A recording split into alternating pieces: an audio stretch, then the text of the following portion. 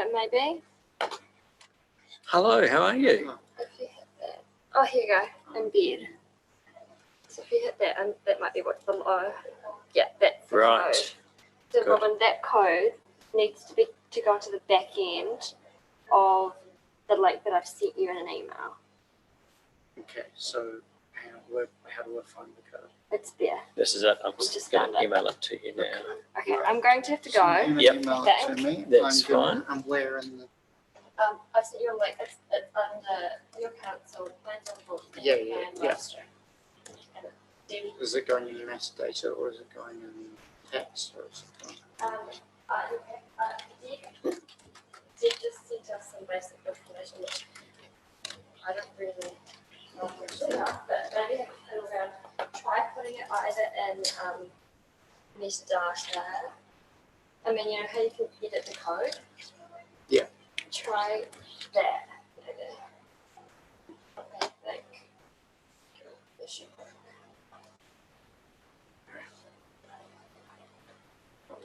Worst comes to worst, you can just put the link on there and say to view the live stream, go here. And then I'd have to click through to the link to then go to YouTube, watch on YouTube. And that's still, and you can also put the link on Facebook. Yeah. Yeah, I got to put it online and then I'll. That's fine. You're here to wait. Thank you for your help. Will you pop back in Yes, afterwards? Yeah, might be a good idea if you so just whatever works for you. Be great. Just I'll make text sure. you when I'm done. Cool. I think I'm still on the Zoom. Actually, if you've still got the meeting on, just check whether you've got sound now because there should be. On the YouTube. But yeah, Oh, you could use you just yeah, just testing it. Yeah, check 1, 2.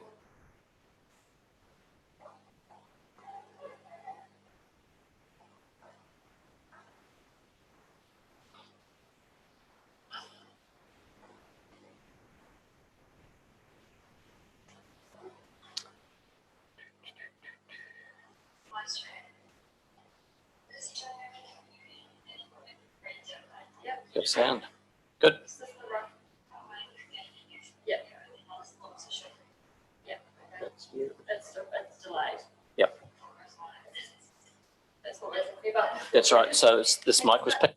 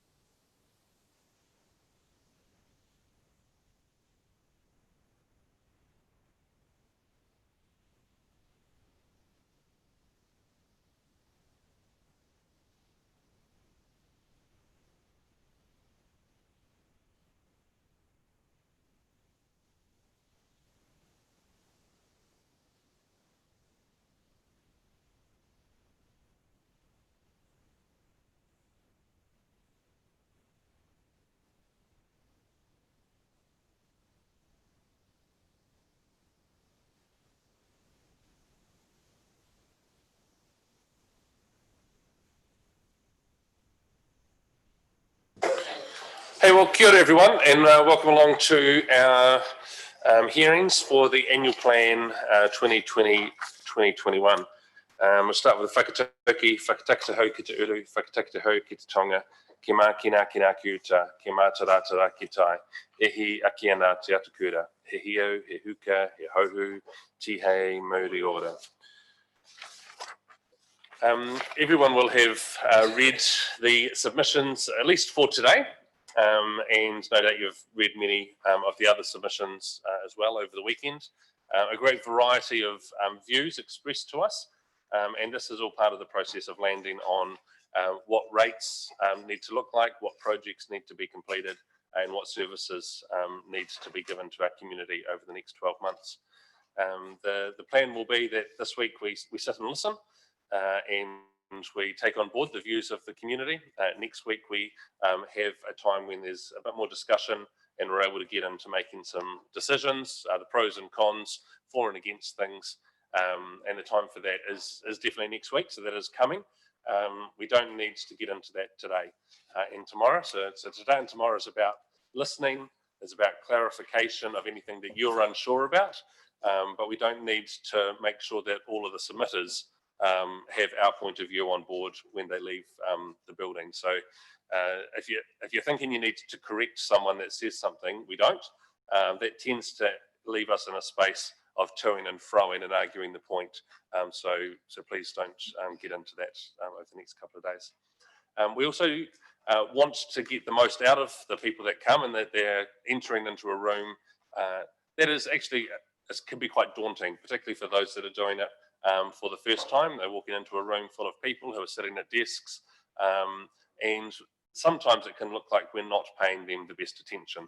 And so I just ask that today and tomorrow, as we are looking at people in the room, I reckon closing our screens could be a good way of doing that. I know some of you will have taken notes on your computers, and so you may need to refer to those, and so I'm not going to enforce that, but just thinking, if you have taken notes on your papers, as I have, as I was reading through them, there's no real need for the screen to be up in front of us, and if we can make as much eye contact with the people that are coming in as possible, let's try and do that.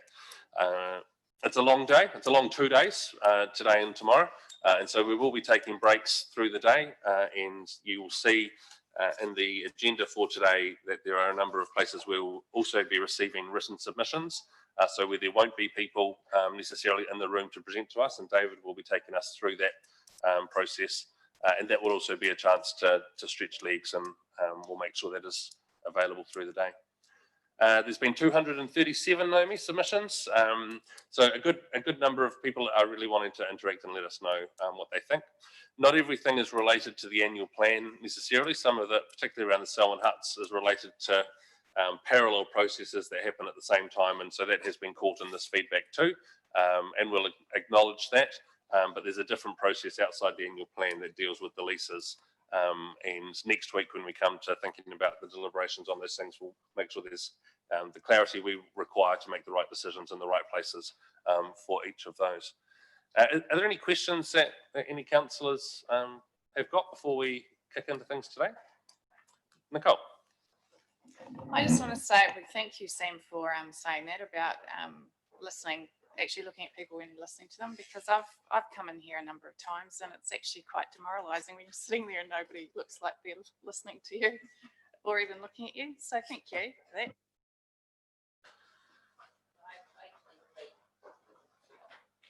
Cool, thank you. Today we have 2 apologies, and maybe a third. Bob may be leaving us soon, Bob. So there's Shane and Deborah, and Bob won't be here. Sorry. So we're going to hand over to Stephen, and he's going to just talk us through some of the initial feedback that we've received, some of the stuff that we've had online, and some of the summary documents that have been circulated to you. Before our first submitter is Ruth Richardson, due to join us at 10.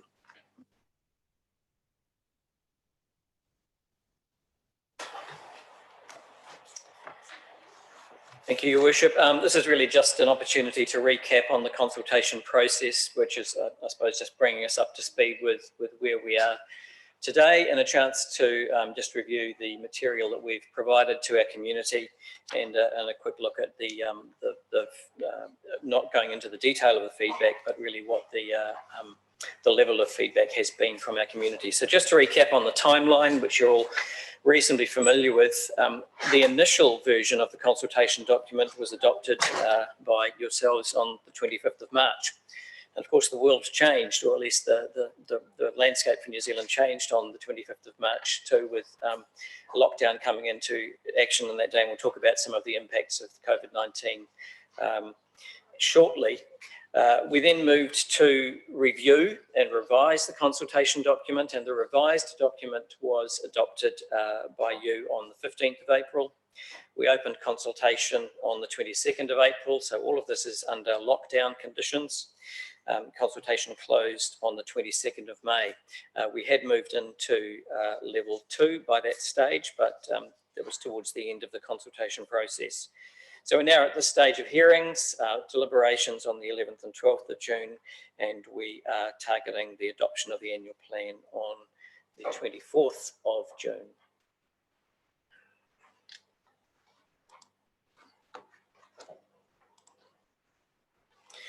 So just really to talk about one or two of the impacts of COVID-19, because we can't ignore the fact that this process, as it was for most councils, or for effectively all councils around New Zealand, took place within the context of a global pandemic and the impacts that that had on our consultation, and also on the focus of the issues that are being consulted on. So clearly it changed the focus of the consultation, and you as a council spent some time thinking about and reviewing and looking at how the shift, the focus of the consultation document might shift. So that was a key part of that process in between the initial document being adopted and the revised document. It also led to some uncertainty around the process for consultation, and again, along with councils all around New Zealand, there were issues of how were we going to engage with our community. And so of course we had impacts like the fact that no printed documents were available. We didn't have those hard copy documents available because printers weren't able to operate under those conditions. That didn't change until the final week of our consultation period, when we were at least able to get some submission forms and flyers out to our libraries. It also meant we weren't able to do the usual level of engagement with our community in terms of meetings, drop-ins, pop-up community engagement events. We've normally gone out to market days and fairs and those kinds of things, and been present and available to our community to talk to them. And so we didn't have that opportunity again this time. It meant that there was a very clear focus on online engagement. So most of our consultation activity and material was available through online and digital channels, and again, along with similar issues for most other councils. We also should just reflect on the fact that there was quite a concerted, or there's been a lot of discussion right across the New Zealand landscape over the last month about the issue of rates freezes, and what is the role of councils in contributing to that aspect of recovery from COVID-19. So that's just part of the context, but clearly one of the impacts that's come through from consultation happening during this COVID-19 period. So just to give you a little bit of a summary, our online engagement was primarily through our Engagement HQ site, which links off the main council website. 2,900 visitors to that site, which is a really good number. We know that we had 110 completed surveys, so that's people who went right through the survey and completed that. A lot of engagement with the material on that site. There were 674 downloads of documents, 498 people downloaded the consultation document, and 144 people downloaded the submission form. A number of the issues were viewed quite quite regularly and consistently by people visiting the site, and while the rates changes was probably the key one, interestingly, probably the other two most viewed issues were the Leaston Community Centre proposal and the issue of water supply charges. But right across the board, there was interest in all of those. And not unsurprisingly, the majority of the sources of people as to how they got to our engagement page. The majority were through Facebook, and second through the council website. So good linkages from the Facebook social media postings that we were doing, and from our council website, taking people to the online engagement site. So we did have a lot of activity in terms of getting information out to our community to point them in the direction of our online engagement site. And so we had stories and information banners on the council website. The homepage banner was up right through the consultation period, and there were news stories running on the front page of our council website. We had articles in Council Call, an example of which is on the screen. They again ran in our council call issues right through the consultation period, along with reminders in the last couple of weeks of the consultation period. We did place a double page feature into the Selwyn Times on the 6th of May.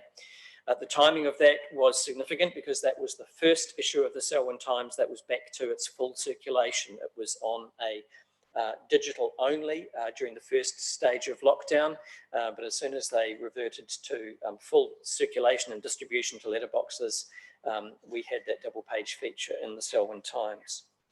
Media releases, which were certainly picked up by local media. And then we were able to get a district-wide letterbox drop of the flyer that we produced, which was a different version of the same material that was in the Selwyn Times. And again, the first possible date that we were able to do that was once some of the restrictions came off of the COVID-19 regulations. And so the weekend of the 9th and 10th of May, recognising that some households didn't actually receive the flyer until sometime after that date, but the majority was during that period of around the 9th and 10th of May. And then during that final week of the consultation period, once libraries were open again, we were able to get the flyer and copies of the submission form out to our libraries and service centres. So we were trying to cover as many bases as possible, and making sure that people had the opportunity to participate and could see and find the information that we wanted them to have a look at. Social media was a key platform for us to get information out. So we had 10 Facebook posts throughout the period of the annual plan consultation, a couple of posts around the launch and the introduction. One of those was a video featuring Mayor Sam. There were posts on all of the key issues, and reminder posts towards the latter stage of the consultation period, again, encouraging people to participate and send us their thoughts and views. Total reach, so that's the people who've seen that material come up on their news feed, 44,055, but encouragingly 2,652 engagements. That's people who have clicked on a link, gone through to some information, hit a like, engaged in some way with those posts. Not surprisingly, the most engaging post was that relating to the level of rate increase, very high reach, and 1,267 engagements on that post. A lot of people clicking through to other information, sharing it, going on to other community pages as well. And important to note that we did boost some of those posts to make sure that they were getting as wide a reach as possible. And we also shared a number of them to local community pages where we are able to do so. There are some local community pages that we're not able to share on, but we were able to, particularly for those that had local issues that were being considered, we shared those to those local pages. But I do know that many of you as well were also sharing the social media posts to those pages where you have membership on. So that's really just the end of that summary of the overview or overview of the consultation activity. Happy to answer any questions if there are any. Thank you, Stephen. Good to see that there was a high level of engagement with what was done electronically. Obviously, there was a huge transition to digital for all households through that time. So great that we had the presence that we did, and well done to the team for getting the printed material out in those last couple of weeks as well. So thank you. David, I wonder whether we start on receiving some of the written submissions now. Councillors, it would be great to be able to get through the full written submissions book today, so we don't have to spend time on that tomorrow. So at the breaks that we have today, I'll be asking David to take us through a high level but individual reading of the submissions in your written submissions book. Sam, before you Yes. start that, just a question of clarification, because we're not deliberating on these, and we're not, your earlier statement would indicate you don't want us to ask questions about these. How are you intending this to work? Because I've been through all the written submissions and I've made notes on all of them. At what point do we discuss them? Are we merely simply visually saying, yes, we've seen it today and move on? Or how is this meant to work? Yeah. Well, we can't ask questions of the people because they're not here. So if there are going to be questions of clarity around what's been requested, Mark, is that the line of questioning you mean? I'm just seeking clarification as to what we're actually doing in receiving them, because yes. So just, are you saying if we have a question that we think staff should clarify before we have our deliberations, we should ask that? Yes. Yep. But if it's a philosophical question, disagree, we should not. Yeah. Yes. Yeah. So, Mr. Mayor, councillors, what I'll do is I will run through at a very high level, and this is to acknowledge receipt of submissions, and I will pause when our first submitter arrives. So, submission number 1, Jonathan Scott, would like rates to remain static for 2021, acknowledges with water charges, some charges are necessary, and makes an observation about the Darfield wastewater scheme. Submission 2, Paul McCosker and Associates have given a very detailed submission. If you go to page 9, they talk about their requests of the council to develop a drainage plan, effective disposal. So it's got A, B, C, D. And this follows a presentation that Paul and a number of the signatories made at a community board meeting about 12 months or so ago. So it's not new, it's reiterating information they've previously given us. Submission 3 is from Federated Farmers, page 12 of the booklet, where they're asking all councils to keep ratepayers in mind when considering draft annual plans, and consider whether some consultation processes need to be extended or delayed to guard citizens and communities against the threat of COVID-19. Submission 6, Ida Latin, requests no rating increases for 2021. Joan, as you were, John and Tina Peters acknowledge that some changes to the rating systems for camping grounds.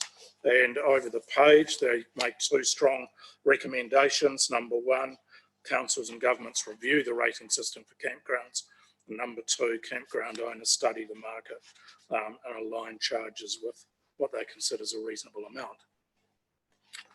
On page 17, submission number 8 is from Kerry Ann Hurd, who would like to see a 0% rate increase, talks about some of the projects we're doing, and suggests we put on hold the Darfield wastewater scheme and no increase to DevCons.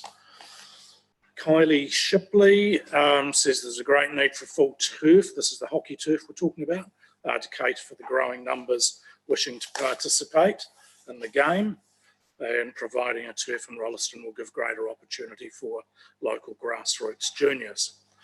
Peter Hunter, page 19, says an increase of less than 3.5 is desirable.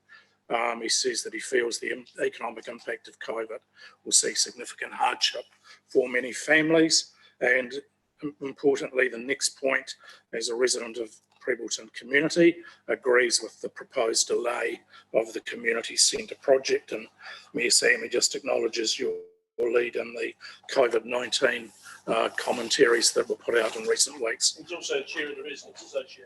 Thank you. Submitter 11, Alex Macagon, increase rates as planned, defer Prebleton and increase the water rates but chlorinate the water supply to provide residential protection.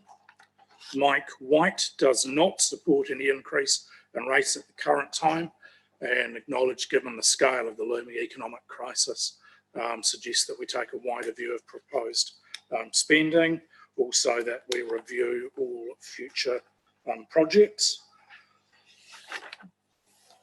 Over the page, Peter Hunter, again, this time from the Prebleton Community Association, and he states, with respect to the Prebleton Community Centre, the proposal to defer is the right decision, and he says it will be critical that the location of this facility is sited close to the heart of the community and not in some obscure corner of the village. Over the page, Harvey Polglaze, with respect to rates, said there should be no rate increases in 2021 and only contemplated once normal economic growth resumes. He does, however, suggest that increasing water charges is acceptable. Excuse me. Yeah, Sophie. I was just wondering, what's the annual wastewater investigation rate charge that he refers to? It's an annual charge that's on Darfield residents to measure wells and understand effects of the current wastewater systems on groundwater. I'm on page 24 and submission 16, Harvey Polglaze says there should be no rate increases. Actually, I've said that, haven't I? Over the next one, Christy Spackman, submitter 18, says considering we had a large rate increase last year, think this increase is unnecessary, and also suggests it's unnecessary to have the Prebbleton Community Centre. And Mark, you have a question. No, I've actually went to staff on this one seeking clarification why there was the claimed large rate increase. I've circulated Pam Stevens' response to councillors this morning. It was an error. The property had been undercharged for some time, and last year they realised the undercharging and caught up, which is why they had a dramatic increase. They'd only been charged half a sewer rate and none of the targeted rates. So I think the council staff had missed completion of the home on the property and therefore increasing the rate. So in fact, had a very good deal for 3 or 4 years, and finally we caught up with it. So that, I hope, will be included in the reply to this submitter that explains that, in fact, you had a good deal. We didn't chase you for the missed rates. Thank you, Mark. Submission 19, David Wilkinson, thinks it's inappropriate to increase rates in this coming year. Frances Harrison would prefer no rate increases. With respect to water, she suggests any water increases must be kept extremely modest. Page 30, Jared Smith said due to COVID-19, rates increases should be frozen and agrees to the delays of the 2 facilities and opposes water charges.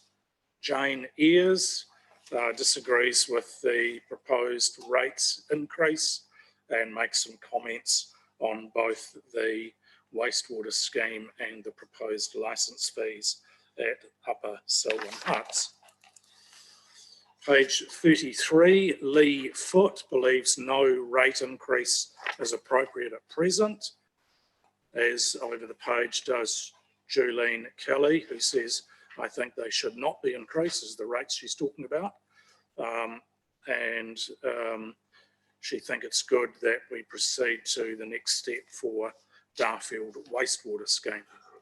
Mark Harnden says do not increase any fees, rates, taxes at this time, suggests water supply should be free, and with respect to the other projects says just be thoughtful and don't make financial situations worse for people.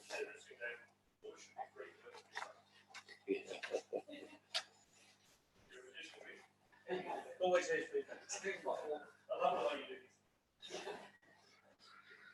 this. On page 36, we have submission number 30 from Valerie Henderson, who opposes the rates increase, defer Prebbleton, defer Leaston, and do not proceed with Darfield. She does, however, want the White Cliffs footpath, does not want the White Cliffs footpath proposal to go ahead.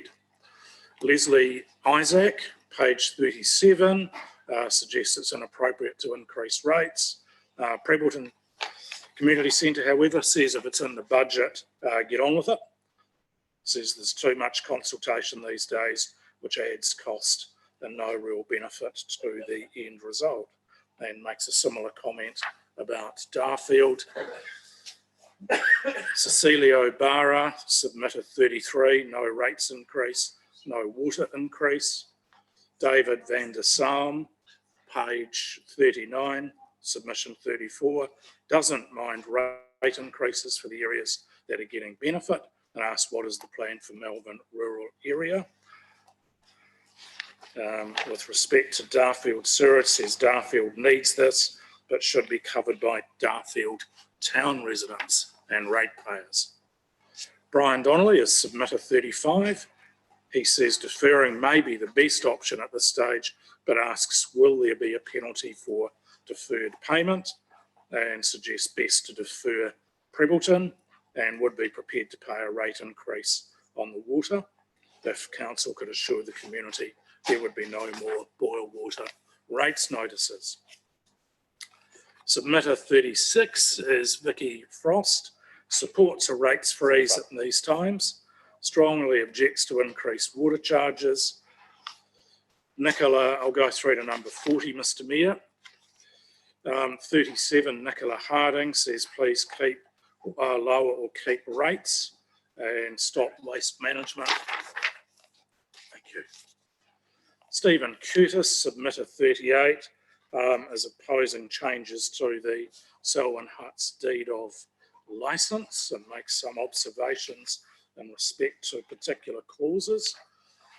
And I have got one more, Mr Mayor, and that is submission 39 on page 50 from Robin Donovan, who would like to vote for a rates freeze operation and would also like to see a refund of some of the charges during COVID-19 periods. Mr Mayor.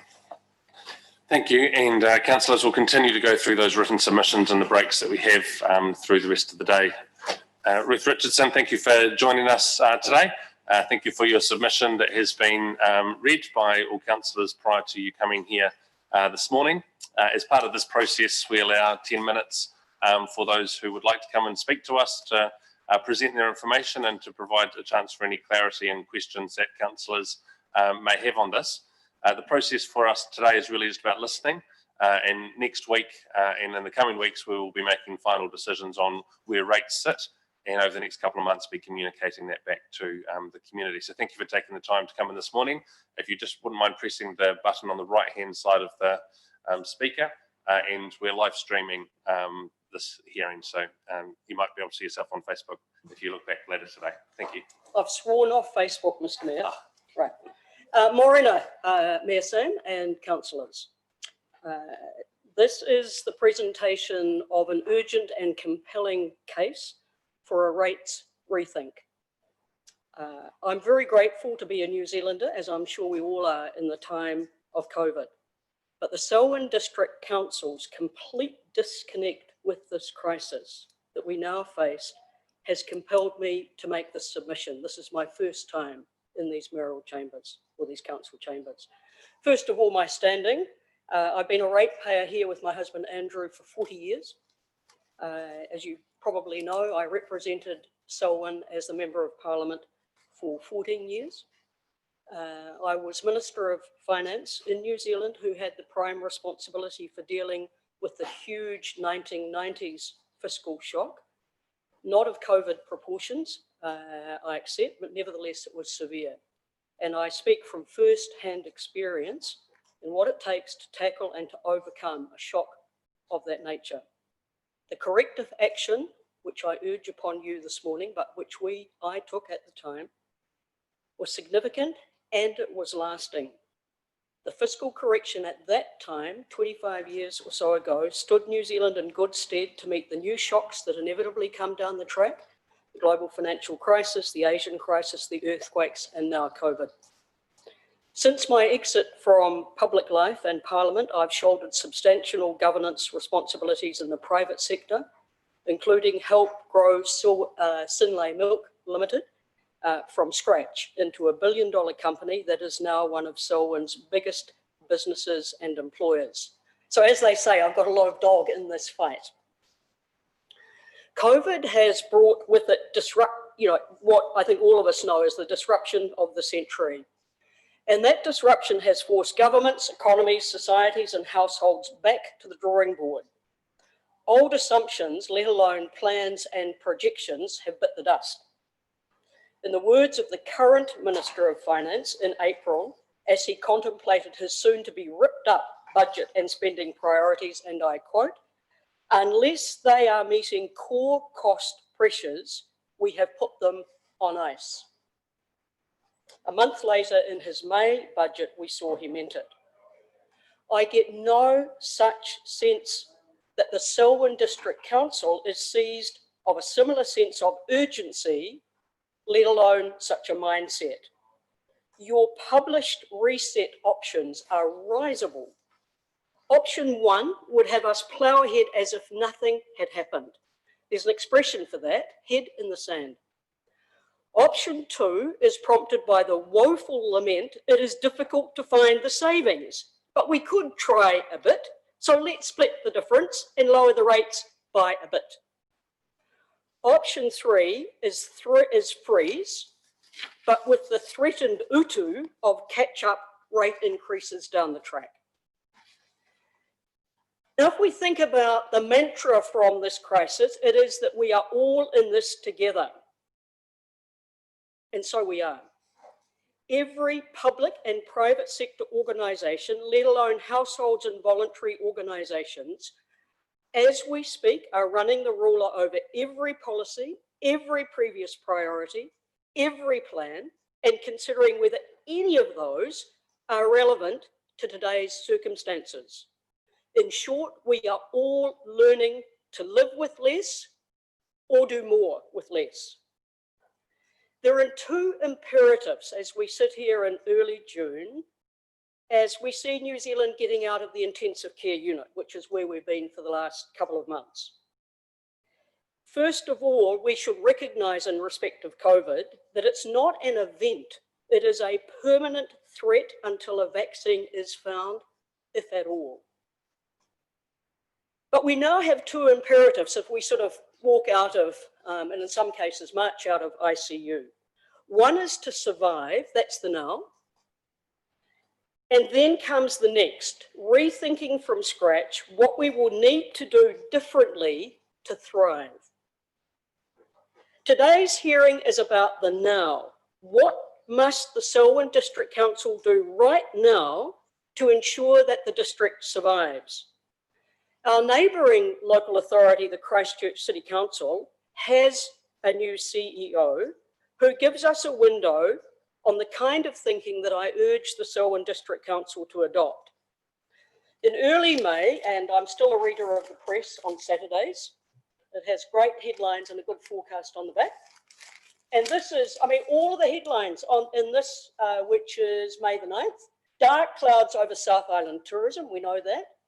Air New Zealand cancels domestic flights are gone, and $34 million hole in finances for council from virus. Those are the only three headlines in that early May edition of the press. But Dawn Baxendale, she had something constructive to say, and it's in great contrast to the approach that I received which was your approach, which I wrote in the Selwyn District Times. So at the same time that I was reading with disbelief your announced minimalist approach to the crisis, Dawn Baxendale was quoted at length under this heading, $34 million hole in finance for council from virus. She spoke of deploying 4 levers, how efficiencies might be found, options for borrowing, re-examining the council's capital program of work, and what savings might need to be brought forward, to which I would add a fifth. What capital can be released from the Selwyn District Council's assets holdings, which I understand are about $1.6 billion. So my submission today is designed as a wake-up call to you, the Selwyn District Council. I urge you to rise to the occasion and not just go through the motions with these hearings, which would be a charade if there is no real intention on your part to properly listen to and then act on what you are being told. A rates freeze would be good, but it's not sustainable while you stick to your stubborn, it's difficult to find the savings mindset. That would just kick the can down the road, not fix anything. A rates reduction would be so much better, as that's the new normal that is demanded on every front. I came from chairing a major agribusiness meeting on Friday, we have a minus 15% reduction in our costs. And another agribusiness that I'm heavily involved with is looking at minus 10%. So here's my submission. Nothing less than a rates reset will do. Now, the Selwyn District Council starts from a very favourable position. We live in one of the fastest growing parts of New Zealand. The rating base is expanding at a great rate of knots as attractive living and working opportunities evolve in Selwyn. Many of these advantages, mark me, will be an important bulwark as the post-COVID shock reality kicks in. And believe me, we ain't seen nothing yet. Tempted and equipped as I am to do for you the hard yards that it will take to plan and execute a rate reset, that's not my responsibility, it's yours. You are the elected council. That is your job and the job of your advisors. And I'm looking at the CEO and his team. But make no mistake, the tone comes from the top. You must take the lead as councillors. Don't take it from me. Take it from the current Minister of Finance, as he has had to grapple with the COVID budgeting issues at the central government level. All bets are off on pre-COVID plans, let alone our dreams and schemes.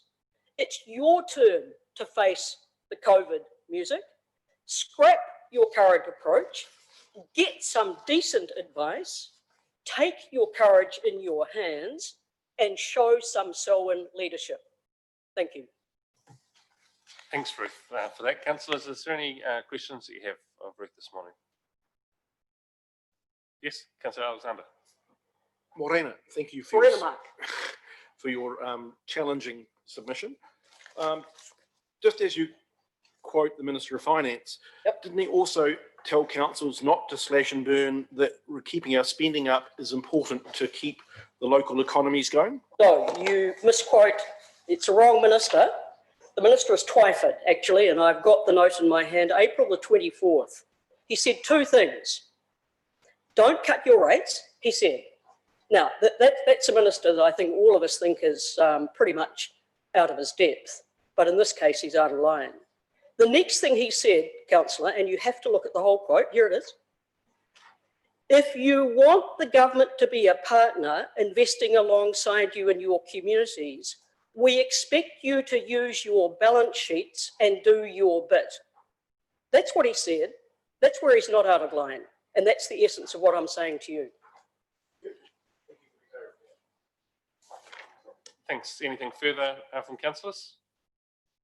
No, Ruth, thank you for your time this morning and for presenting us with that challenge. As I said, next week we'll be reviewing all the submissions that we've received. We're certainly in the middle of decision making. This is not, as you may have suggested, just a process that we're going through to listen. This is active listening, and there will be responses to all the challenges that are put in front of us. It's not a challenge, Mayor Sam, it's a call to arms. This is serious business. Show that you mean it. Thank you. The next presenter is Anne Jaman. Anne, thank you for joining us today. And yeah, feel free to take a seat there at the front. As you've just heard, and you've been in these chambers before presenting to us, we allow 10 minutes for your presentation and also for question and answers. Councillors have read through the submission that has been received, and the floor is yours now to present that or any further information you have for us. Thank you. I really don't have a lot more to add than what Ruth has said. This is new times, and we do have to go back to zero budgeting. Where I might differ slightly from Ruth is that I look at America and I look at those countries where social capital is really important, and I think we have to take people with us. I think that also environmental capital is important, and when I was thinking about the rural rates, which is where I came from initially, I was, because I understand where you're coming from, I thought you're between a rock and a hard place in some ways, because you've actually got a lot of compliance in terms of your general rate, a lot of compliance costs that are shot down to you from central government. And it leaves you between a rock and a hard place. And I was feeling very sorry for you. And then I thought about our own position. And as farmers, we're in exactly the same position. And through all of this, I still think it's really important that we keep on with the environmental things. And I think that we have to have an absolutely clear head. We have to think about what's important to us, and we have to just find out a way of coping with it. And I, like Ruth, remember the 80s and the 90s, and what you had to do was you had to go back and do zero-based budgeting, and you had to work out essentially what was really important to you and then how you would get it. And that's, it's not my job to tell you how to do it, but it's my job to get you to think very carefully and also to think about the human and the environmental parts of your decision making. Thank you. Thanks, Anne, for that. Councillor Alexander. Thank you, Anne. When you talk about social capital in the context of calls for rates, freezes or reductions, what are you meaning that we should keep doing for that social capital? I think there are some things that you do, like libraries and the services that you provide to people, and I think they're actually really quite important. I think representation to central government to make sure that we get our bit is important. I think it's very important, though, that you have a very clear distinction between what is a local council's job and what is central government's job. And for example, you know, lovely as it is to help children and things like that, the government has a role to look after children who are in trouble. The government has a role in education. That's not our job. Thanks, Anne. Murray, did you have a... Yeah, thank you. Welcome, Anne. Thank you for your presentation. I guess that's the nub of the problem, isn't it? We talk about core business, and you've espoused a view on what is core business. As Sam has said, we're here to listen to all views, and what we increasingly find in looking at our submissions is that core business is defined by the people who present to us, and that is the difficulty, of course. So I didn't ask a question of Ruth, but it was more of a statement. So I'll make that now, is that we do intend to take this process very seriously and look at all options that are ahead of us, whilst it may not be in our document, which had to be got out in unusual circumstances. And yes, in a snapshot of time, it may have been better. It is very important for us to view all of those options and get a real understanding from our community, especially now in this crisis, as to where we go. And that does include all the things that Ruth has said and yourselves have said. So just an idea of rating, and rating is an issue for us across particularly rural properties because of the nature of our rating structure. Have you got a preferred option as to how we could redress that balance? Is that some thought? I think Federated Farmers certainly will have and will present to us. Have you given that some thought? My husband's coming to see you tomorrow morning, but just on a personal level, we pay over $30,000 in rates. A third of that about are water races. We don't use the water races. They cost us about that much actually, because we've got to fence them, we've got to clean them, take the fences down to clean them, we've got to plant them, all of that kind of stuff. Now, I do understand there's an environmental component to water races. But I leave it to you to think creatively about how we do it at a less cost. I'm really pleased you're doing this job.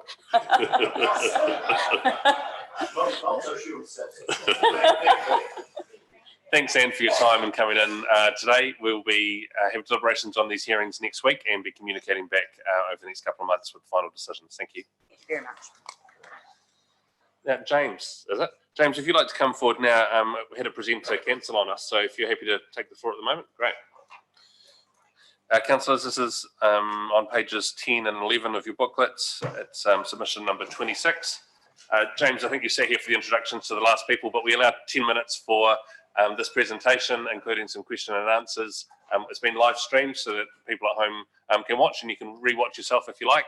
And yeah, thank you for taking the time to not only provide us with the written submission, but to come in this morning and present to us. So the floor's yours. Sure, thank you very much. I'm James Russell. I live in Prebbleton. I'm presenting as a stock standard household ratepayer. I don't own a business or have any other special interests, but I'm presenting as a concerned ratepayer as we go through the greatest economic challenge any of us have ever seen, where many households and businesses are facing vastly decreased revenue and having to decrease their own costs. So I'm sure, having said that, you'll anticipate what I'm presenting, and that's that I'm asking you not to impose any additional costs on households and businesses, which is what rate rises are. So I'll go through the main points of the written submission, sticking to my 10 minutes. First of all, you asked us to let us know our views on the options for rates increases in 2021. You gave us those 3 options which have already been outlined. I'll note that none of the options were a rate decrease. I wish there was, but as there wasn't, my vast preference is for the third option, which is no rates increases, and do whatever you can to defer spending or decrease spending or find cheaper ways of doing things to achieve that, please. I think there is, the situation has been spelled out very eloquently already. Local sale businesses are struggling, households have decreased income, there is no more money. And so whatever we can do to tighten our belt and help businesses and households with their decreased revenue is the best thing that we can do. So I'm very much in favour of no rates increase. I would be in favour of a rates decrease if that were an option, but as you have not presented that as an option, no rates increase is my thing. You asked us to let us know our views on the proposal to defer the Prebbleton Community Centre project. Now I'm a local here, so I'm speaking as someone with a self-interest. Please defer it. If deferring it is a method to stop rates rises, then let's go with that. I'd rather do that than spend money on a community centre. It's a nice to have, not a must have. We're coping with what we've got now. So as a Prebbletonian, if you can defer that and not raise rates, then let's do that. You asked for views on the Leaston community projects. They're as above. I'm not speaking as a local of Leaston, so I can't speak for them, but I think my views are clear. You also asked for some comment on water charges, and you presented some options there for how to proceed with water charges. The option I'm recommending in my submission is the least rise overall, which is not to increase the no increase the general charge and increase the variable charge, which in effect is user pays. I'm very much in favour of user pays. It's a basic of economics, charge for what you use, and then the usage of what people take will be more efficient and will result in a better allocation overall. So let's go with that one. You asked for submissions on the wastewater scheme in Darfield. If we can defer it, do so. I would suggest that wastewater is one of those core council functions that needs to be done. But if it's a gold-plated solution, then perhaps we defer it. If we can cope for now with what there is, I would recommend doing that until the revenue picks up across the council. Some of the other proposals that you asked for feedback on was something like the Prebbleton domain. I note that that's probably of the local projects that appears to be the most expensive one that hasn't yet been started. Now, I'm a football player for Prebbleton Football Club. I would be, again, the first to benefit from a brand new domain with lots of new soccer fields, which is what I think they would be. So I'd be the first to benefit from it on my club mates. Please defer it. If that is an option to decrease rates, I'd rather, to not raise rates, I'd rather you do that. And as a local who would have benefited from it, I'm happy to stick with what we've got, which we are coping with for now. You also asked for comments on how to adjust priorities post-COVID. Let me submit that the first priority for the council should be to enable economic growth. That doesn't mean actively contributing to it, it just means enabling it. So you're building the infrastructure, both physically and conceptually. So you're building the basics without imposing any additional costs, or better yet, decreasing costs. Rates rises are clearly additional costs and should be done only if there is absolutely no other option. And I don't believe that any case has been made that as a council, there is no other option but to increase rates either now or later. So look at your core business. I know it's a throwaway line from heartless Tories like me, but please look at your core business and don't do anything outside of it. I will suggest that community grants are something outside of core business that can and should be ceased. Now, regardless of the economic climate, I think they should be ceased. Spending other people's money on what are essentially charities, or should be charities, I think is morally and fiscally unsustainable. I give my own money to charities, as people should who are in the position where they can. And I think that councils spending other people's money on charitable giving, whilst it's a great nice to have, it actually discourages people from giving money to their own charities, to where the charities, and it increases inefficiency of those charities. If they're not doing a good enough job to warrant giving people out of their own pockets, then perhaps they're an inefficient organisation. So I'd suggest that community grants are something that can be ceased in order to decrease pressure on household rates and business rates. I also made a comment in my submission about cycleways, just to prove to you I'm not a heartless Tory. I'm all in favour of cycleways, and I think you can do them smartly, you can avoid doing them foolishly, and there's a third thing about asking for central government money where I think you can get a good solution for Selwyn. So let me talk about those three things. First of all, doing them properly is doing them between towns in Selwyn, and a good example is between Prebbleton and Lincoln, where the cycleway on Burgess Road, I think, is well used, and because it's good, it's off the road, it's wide, and it's a good cycleway. So doing them properly where they're in one complete stretch, so cyclists don't have to weave in and out of traffic, is a good thing to do. Not do them foolishly. What I'm saying there is don't bother with cycleways inside towns. Between towns is great, inside towns is not so good. Cyclists and motorists should be used to each other in 50 km/h zones, and separating them in those 50 km/h zones is actually bad overall, as cyclists and motorists become less used to each other. And then the third thing is we should be presenting ourselves, Selwyn, as a great test case to central government, warranting funding from central government for cycleways. So you can spend taxpayers' money, but not ratepayers' money on this. If you think about it, we have a number of towns where people would like to cycle between. We are flat, we have lots of cyclists, and there's sufficient land. We are surely the best test case in the country, where if the Labour, Greens, New Zealand First government want to encourage cycling, start in Selwyn. And so therefore they should be starting to spend some of, well, as much as I hate spending other people's money on projects, if they're going to do it, they should do it here. And we can, yeah. It's already been raised about the comments from the Honourable Phil Twyford about refusing to spend money on councils that restrain their own spending.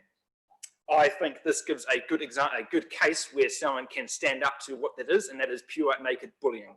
So morally, asking for some central government funding for cycleways presents a chance for someone to stand up to the likes of Phil Twyford. And I will remind you, this is the safest national seat in the country. So if you were to do that, you'll be doing it with an entire constituency on your side. So I encourage you to stand up to any central government bullying and look for clever ways to get some funding from them if they are going to spend it. And my final comment is in the submission plan, there was a comparisons about previous rates rises, and it seems that the case was being made that the proposed rates rises aren't that bad because they're being compared with rates rises over the last 10 years. I'd submit that's not a useful comparison because, frankly, nothing like this COVID lockdown has happened over the last 10 years. So a better comparison for rates rises will be household and business income within the entire district. And if that's decreasing overall, then any proposed increase of rates becomes even more unsustainable, in my opinion. Thank you. That's my submission in a nutshell. Thanks, James. Very articulate, and thank you for taking the time this morning. Councillor Alexander, do you have a question? Yeah, thank you, James. Would you be less opposed to the development of the Burgess Road Reserve if you understood that it was coming from development contribution fundings and not directly from the ratepayer, so that the development of that reserve isn't going to cost you any more in your rates? Well, yeah, this is something I don't quite understand. Surely all the funding from the council, sooner or later, comes from ratepayers. Development contributions are collected from new subdivisions to represent the need for new facilities for those new residents. So that's how we fund new reserves. So it's not you as a ratepayer, it's the new ratepayers moving in on new sections that are funding this.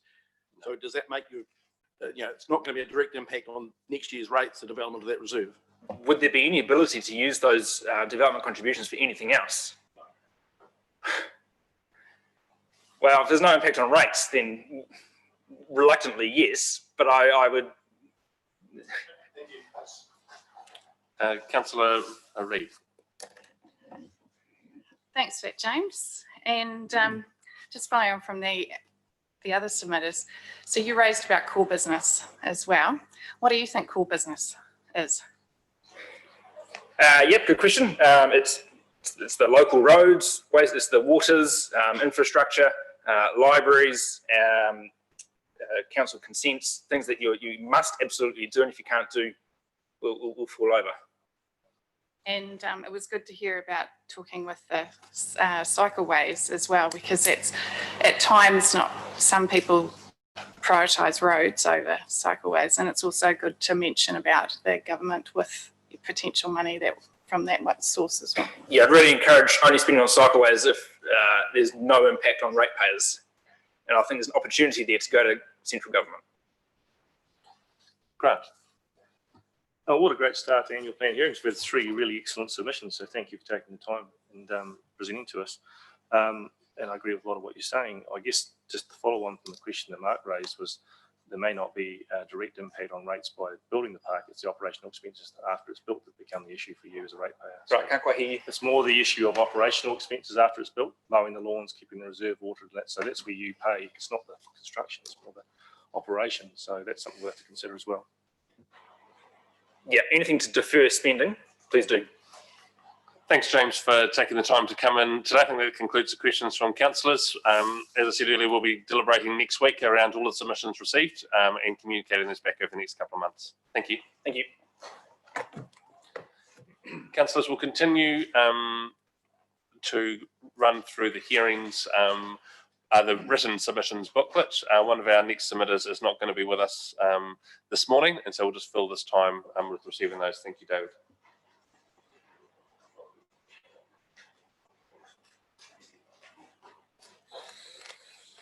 Councillors, if you go to page 51 of the written booklet, and that's submission number 40 from Peter Stoop. He supports the third option of a rates increase between 0 and 5%. Says believes council should be looking at priorities in its core business versus discretionary expenditure. Tim Hodge, submitter number 41, in light of COVID-19, says he'd support cutting expenses to reduce rates rises, not 0 1 year and double the next, but below inflation increases. Agrees deferral of Prebleton is a good idea, and Leaston Community Centre agrees it makes sense for the whole of Selwyn to pay for all facilities. Disagrees with water increases, but supports the proposal to go to the next stage for a wastewater scheme in Darfield.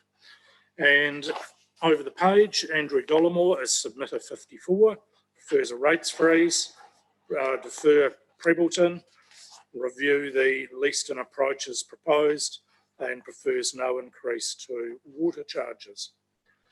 Marion Galloway is happy for a small rate increase up to 3%, depending on what savings can be made. With respect to Prebleton Community Centre, just says to be wary, as she does for Leaston, and suggests that the proposed increase in water charges will make residents more careful about the water that they use, and agrees the wastewater system in Darfield has to be introduced over a period of time. Jack McDonald, with respect to rates, said potentially for the best moving forward. Leaston Skate Park, and this is a submission by a user, a year 13 student at Ellesmere College, who makes some very pertinent comments in support of enhancing or upgrading, should I say, the skate park at Leaston, which he says will be used by him and his colleagues. And also, top of the next page suggests we should be using social media more frequently to get information out to the public. And I think if we go back and consider some of the numbers that Stephen gave us this morning about social media response, there's certainly an outlet that's being accessed quite freely.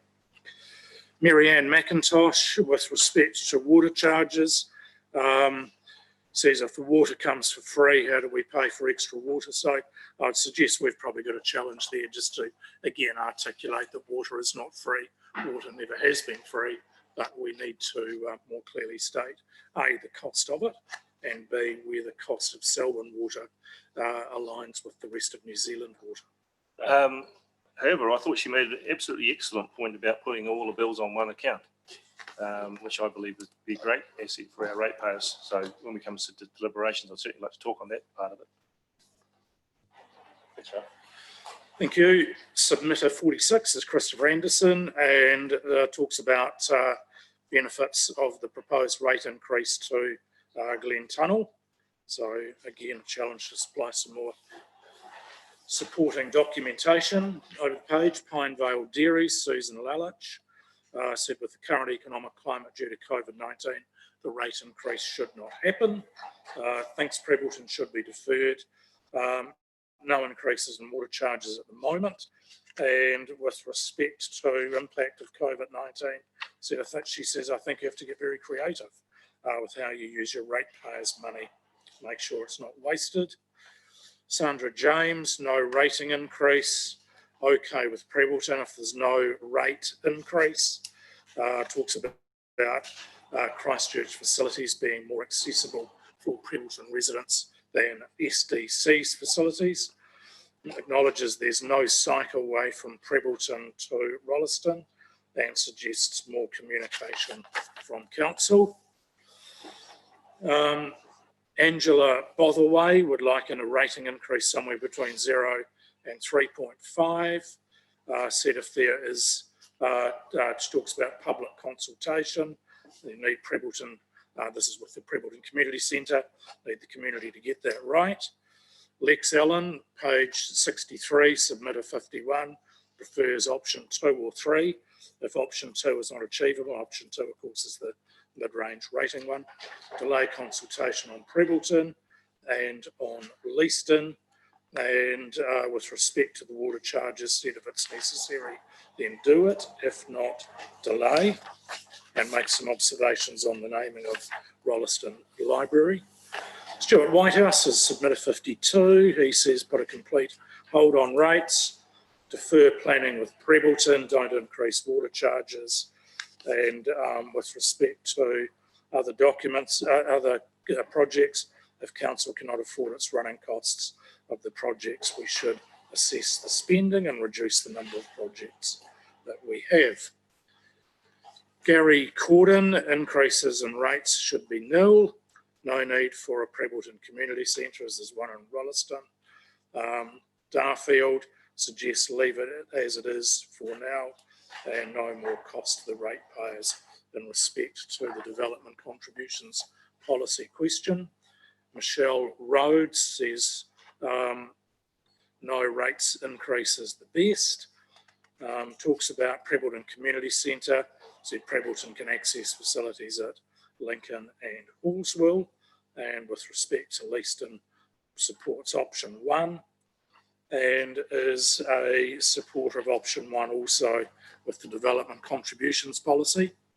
Gordon Waddy is submitter 55. Gordon says, I understand council needs to deliver on communities, projects and services, and I do believe council does this well.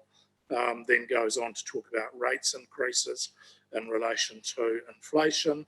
Said we're facing similar hard times again. Bradley McDonald would be in favour of maintaining the proposed 3.5% average rate increase. Catherine McDonald is submitter 58. She also is in favour of some rate increase. With respect to Prebbleton, suggests we should pause and make the right decision for the future, and she agrees with the other proposals. But just at the bottom says be cost conscious to keep projects happening to ensure there are jobs for the local workforce. Brett Leary is submitter 59. His view is that a smaller rate increase should be applied. Said it's good for council to apply savings and scale back projects. At the same time, defer the decision on Prebbleton Community Centre until a clear solution can be found, and agrees with other proposals. Gareth Price opposes the increase. So this is with respect to Selwyn Hutt's deed of licence, opposes the increase for licence fees and the sewerage scheme, and makes some other comments about the proposed lifespan of the wastewater scheme. Kerry Pring, submitter 61, feels if preferred option is option 3, which is a rating freeze, agrees to put Prebbleton on hold, and talks about some options for Darfield wastewater scheme, acknowledging she is a ratepayer in Kerwee and doesn't agree with any of the options at this stage. Nikki Ellens is submitter 62, said we should have a smaller increase so we don't have to add to a higher increase later on, and make some observations about some proposed projects in the Ellesmere ward. Craig Chalmers, with respect to rates, said many of us have had cuts to income, and because of this I think committees, as you were, not committees, communities, also have to make sacrifices on projects that are not essential to ensure the financial strains on households minimised. Prebbleton, if it's not essential, then defer it for 12 months, and talks about just economic overview in respect to COVID-19. Ken Perry is submitter 64 and objects to the raising of licence fees at Selwyn Hutt's. Submitter 66 is Entertainment Technology New Zealand, and right at the bottom of there, so they make a number of observations about community events, entertainment events, the theatre sector, and conclude the submission by saying we implore you not to forget the technical practitioners who make the presentation of arts and cultural events possible. Dave Davies is submitter 67, said council should either have a 0 increase or a significantly reduced increase, say 1.5%. Agrees with deferral of Prebbleton, thinks Leaston also should be abandoned, and water and growth, as you were, water management and growth, he suggests should be provided for under judicious overall management. Dr. Sue Jarvis says increase the rates if necessary, but be flexible for people who are struggling. She then puts in a submission detailing comments on climate change, in which she said this is a priority and should be included in any plans undertaken as part of COVID response for 2020. This could include spending more on cycleways and promoting walking, cycling, etc. She makes observations on community wellbeing. And with respect to the Three Waters review, said yes, it is a priority for council. The important thing is to deal with pollution, should I say, issue at source, not treating it afterwards with chlorine, etc. Eddie and Chris Parker, submission 70, live in Braithwaite subdivision. When deciding to build in Braithwaite subdivision, we had several discussions with officers, and they're told a small playground would be placed for local children, and sure it would happen, but now apparently it's not because it's too close to the playground at Falcons Landing.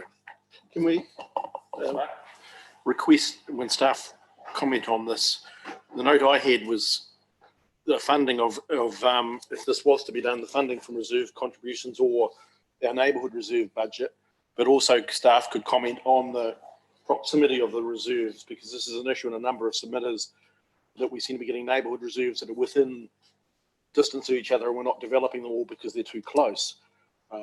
So just questions for the staff when they report back to us on that. Thank you. Thank you. Blair Templeton is submitter 72, says I am in favour of rate increases. If there are no increases, services or projects will be cut. With respect to Leaston Community Facility, said yes, review is required. It should include the medical centre and the library and be based at the domain so that it is a multi-use building. Sean Steadman, with respect to rates, seek to reduce the planned 3.5 increase with no further catch-up increase. Would also like the detail to establish why the income from Whitecliffs is higher than the average, and she would like to see the completion of the Glen Tunnel to Whitecliffs pathway from the start of Whitecliffs Road to the end of the 100-kilometre stretch of road to enable safe walking and cycling between Glen Tunnel and Whitecliffs. Anne Thompson makes some observations around the proposed Upper Selwyn Huts draft deed of licence. Sue Stokes, submitter 75, believes rates should be held at current levels for this year. The increased growth across the district should cover the cost of water. And with respect to development contributions, she says we need jobs and development creates jobs. Chief Executive, going back to Ann Thompson from the Huts, it would appear that there's a large number of submitters from the Huts who have not been brought up to date by their 3 representatives who were involved in meetings with the council, several councillors and myself. Just hoping that in a staff reply to the multiple submissions we have from hut owners that that can be brought to their attention. Very happy to do that and circulate the minutes and resolutions from the discussions that were held together with the dates and attendance of those meetings. Still going? Yes. Submission 76 is Heather Dickey, and Heather supports a rating increase between 0 and 3.5%. Lindsay Robertson is submitter 77 and says maintain the proposed 3.5 increase. Agree with further data gathering and consultation in respect to the Prebbleton Community Centre. And in terms of other projects, makes the observation projects must be suitable for purpose and says how can a community centre not have a commercial kitchen facility built in it. Ken May is submitter 78 and with respect to rates said I expect council to fit to balance the difficulties faced by the ratepayers against the need to progress planned projects and estimated expenditure. Prebbleton, all projects deserve to be carefully and properly planned. And down the bottom, an answer to question 8 about the impact of COVID-19 makes the observations or a number of observations about the Kerwee Hall, which staff are addressing. Susan Jacks is submitter number 80, sir. Yeah, just suggest that this is a number of submitters have raised the issue of rating or the lack of rating support for the Kerwee Community Centre. I wonder if this be a separate topic when we come to our deliberations to address that issue. Yeah, it will be. I've tried to address and make note of each separate issue as it's come through to make sure that through our deliberations, we can do that. I'll circulate that before we get to the deliberations, and if I miss any, then and you want them added to the list, then we can make sure that happens. We'll do 5 more of these, and then ask Mr. Crozier to come to the front. Thank you. Thank you, Mr. Mayor. The first of those 5 is Susan Jacks. Susan is submitter 80. It's on page 93 of the booklet. Her comments are with respect to Darfield wastewater proposal, and she says, will all residents be required to connect to the new connection? She said she's not prepared to spend another 20k plus to connect to a system when I don't need to. Bianca Ellen is submitter 82, said I don't believe you need an increase in the rates. You need to work with the budget of recent years and stick with it.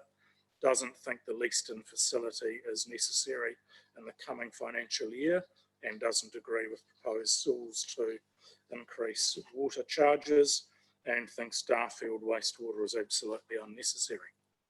Anthony and Kay Wilson say that they're opposed to rating increases and make a number of points that they want council to consider and suggest we should consider should ensure all expenditure is warranted and necessary to ensure base legal responsibilities of council are met. Submitter 86 is Caroline Burnett. Says this is a chance for councils to consider a more balanced plan for rating models and consider if continual annual rate increases are a good way into the future. Supports deferral of the Prebleton project. Makes some observations about the Leaston proposal. She says access to multiple services is not far away in larger centres such as Rolleston, Lincoln or Christchurch. Supports the proposal for the Darfield wastewater, disagrees with the DevCons, and I'll do two more, Mr Mayor. 89 is from Hamish Whelans, and he concludes the submission. He talks about DevCons policy. I seek an acknowledgement that the proposed change to the DevCon policy shall not apply to existing consents within the catchment. And submitted 90 is Julie Smith, and Julie suggests an increase in rates between 0 and 3.5% and asks us to identify cutbacks in services. Thanks for that, David. Councillors, now if we move back to the page for today, the submit is to be heard on Tuesday the 2nd of June. It's on pages 12, 13 and beyond, and I invite Mr. Roger Crozier to come to the front, and Rob going to join 2 seats down the front there, gentlemen.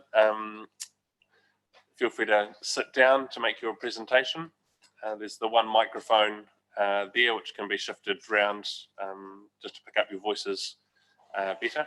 Thank you very much for the submissions that you've already sent in. Councillors have read all of those, and we've allowed 20 minutes this morning for your presentation and for some question and answers from councillors. This morning has been live streamed, so just so that you're aware, and we'll be looking to enter into any discussion today around questions, but any decision making is not part of the hearings process at this time. So today's about information sharing. I'll hand the floor to you and allow you to take up your time. Thanks, Ian. I've got a handout. Shall I pass that around? Yeah, pass it around. Thank you.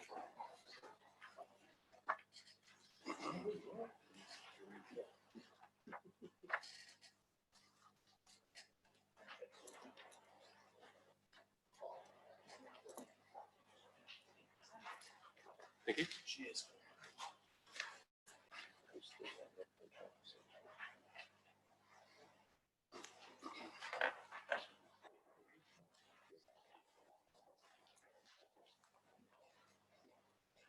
We have opposed the sewage treatment plant at Darfield because of the proposed location. I'll talk to this, and then Rob Potts will cover the more technical side. You should have 2 pages in front of you. The first is the timeline, and on the back is the consented subdivision plan. On the second page is from the Darfield public meeting presentation, and on the back of that page is a map further showing the proximity of the proposed sewage treatment plant. So I'll go through the timeline. This is very similar to what I presented at the last meeting. In 1997, Southern District Council commissioned Lincoln Environmental to provide a preliminary assessment of Rayburn Farm for the land treatment and disposal of an effluent for Darfield. In this summary, the unfavourable features of the property are its close proximity to dwellings and the water races running through the property. In 1997, there was very few houses, and as far as I know, definitely no plans for 172 sections opposite. In 1998, the Southern District Council purchased Rayburn Farm for a sewage treatment plant. And then quite a few years later, in 2014, Duncan Cottrell checked the LIM report for some land we were looking to buy on Craig Road, and there was no mention of the sewage treatment plant. In 2014, Ascot Park, which my brother and I purchased 3283 Craig Road, lot DP 434486, which consists of 58 hectares on Craig Road. We purchased the land from Silverstream Properties, who had already got consents for a large subdivision there. In 2016 and 2017, we did the development of the subdivision and sealed the whole of Craig Road. In 2018, in January, titles were released for stage 1 on Craig Road, which is on the back of this page, which is the consented subdivision, shows stage 1. In March 2018, a potential buyer notified Ascot Park's real estate agent of the potential sewage treatment plant that was opposite the sections we are selling. It's raised concerns, obviously, and I phoned Rob Potts from Low Environmental. He suggested I phone Murray England, which I did. And on that same day, on March the 28th, Murray informed me that it was going on the limb of our stage one that night. We commissioned Duncan Cottrell to put the Southern District Council on notice and request information under the Local Government Official Information Act, which is how we found out about the Lincoln Environmental Report in 1997. In 2018 until today, sales have been signed and then they're fallen through when purchasers find out about the proposed scheme. And even if they're not put off, once it gets to their lawyer, they are advised not to proceed. We've put significant additional roading, significant additional roading costs have been incurred, and legal and other consultant costs have also been incurred. Ascot Park Limited has put significant resources into ensuring the subdivision asset to Darfield and the sections are desirable to purchasers, i.e. the sealing of Craik Road from West Coast to Telegraph Road, and that's approximately 2 kilometres, even though we only own 1 kilometre of that land. So we did the whole of Craik Road. Post and rail fencing along the entire frontage of the Craik Road subdivision for approximately 1 kilometre. This has been negated by the close proximity of the proposed sewage treatment plant, and that shows on attachments 2 and 3 how close we are. Thank you very much. We'll pass over to Rob to do the more technical part.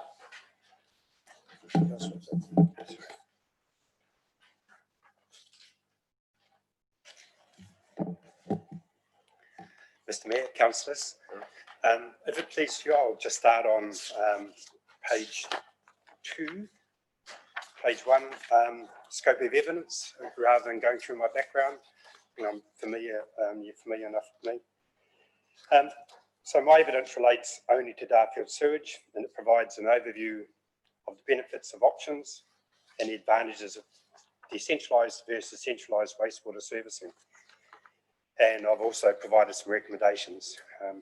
Won't read paragraph 7 out. It just basically says that I'm complying with the code of practice, but I will acknowledge that I am a Darfield resident and my wife has made a submission on the annual plan in support of a sewage scheme for Darfield in some form. Clause 9, overview of options.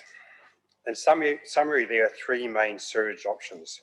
Do nothing and continue with on-site systems. Reticulate part of Darfield, with preference being a central commercial area initially, and then reticulate all of Darfield. And there are a number of wastewater treatment plant options in the 3 possible locations, which are the wastewater treatment plant at the current farm site that's been bought, pipe it to the Pines, and a different site at Darfield. So my evidence relates or concentrates on the 3 location options. So we look at centralised versus decentralised wastewater treatment plant and land treatment area. There are basically 2 kinds of systems for wastewater treatment and reuse, namely a centralised system characterised by large-scale treatment plant and large-scale wastewater transfer and distribution network. And then there's a decentralised wastewater treatment and reuse system, which is characterised by a combination of on-site systems and smaller cluster treatment systems.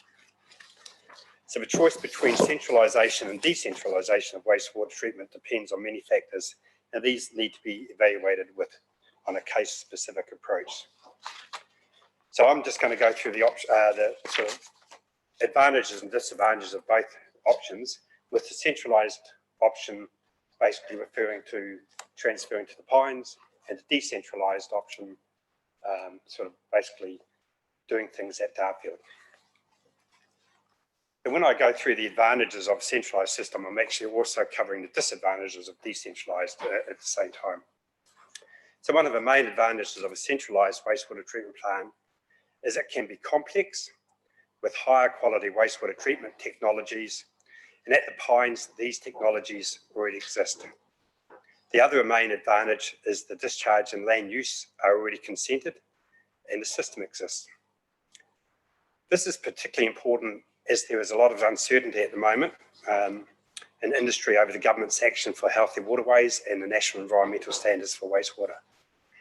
We've been told that this will involve setting minimum standards for wastewater discharges, and interim reports have indicated very high quality discharges that can only be achieved with a high or very high technology wastewater treatment plant.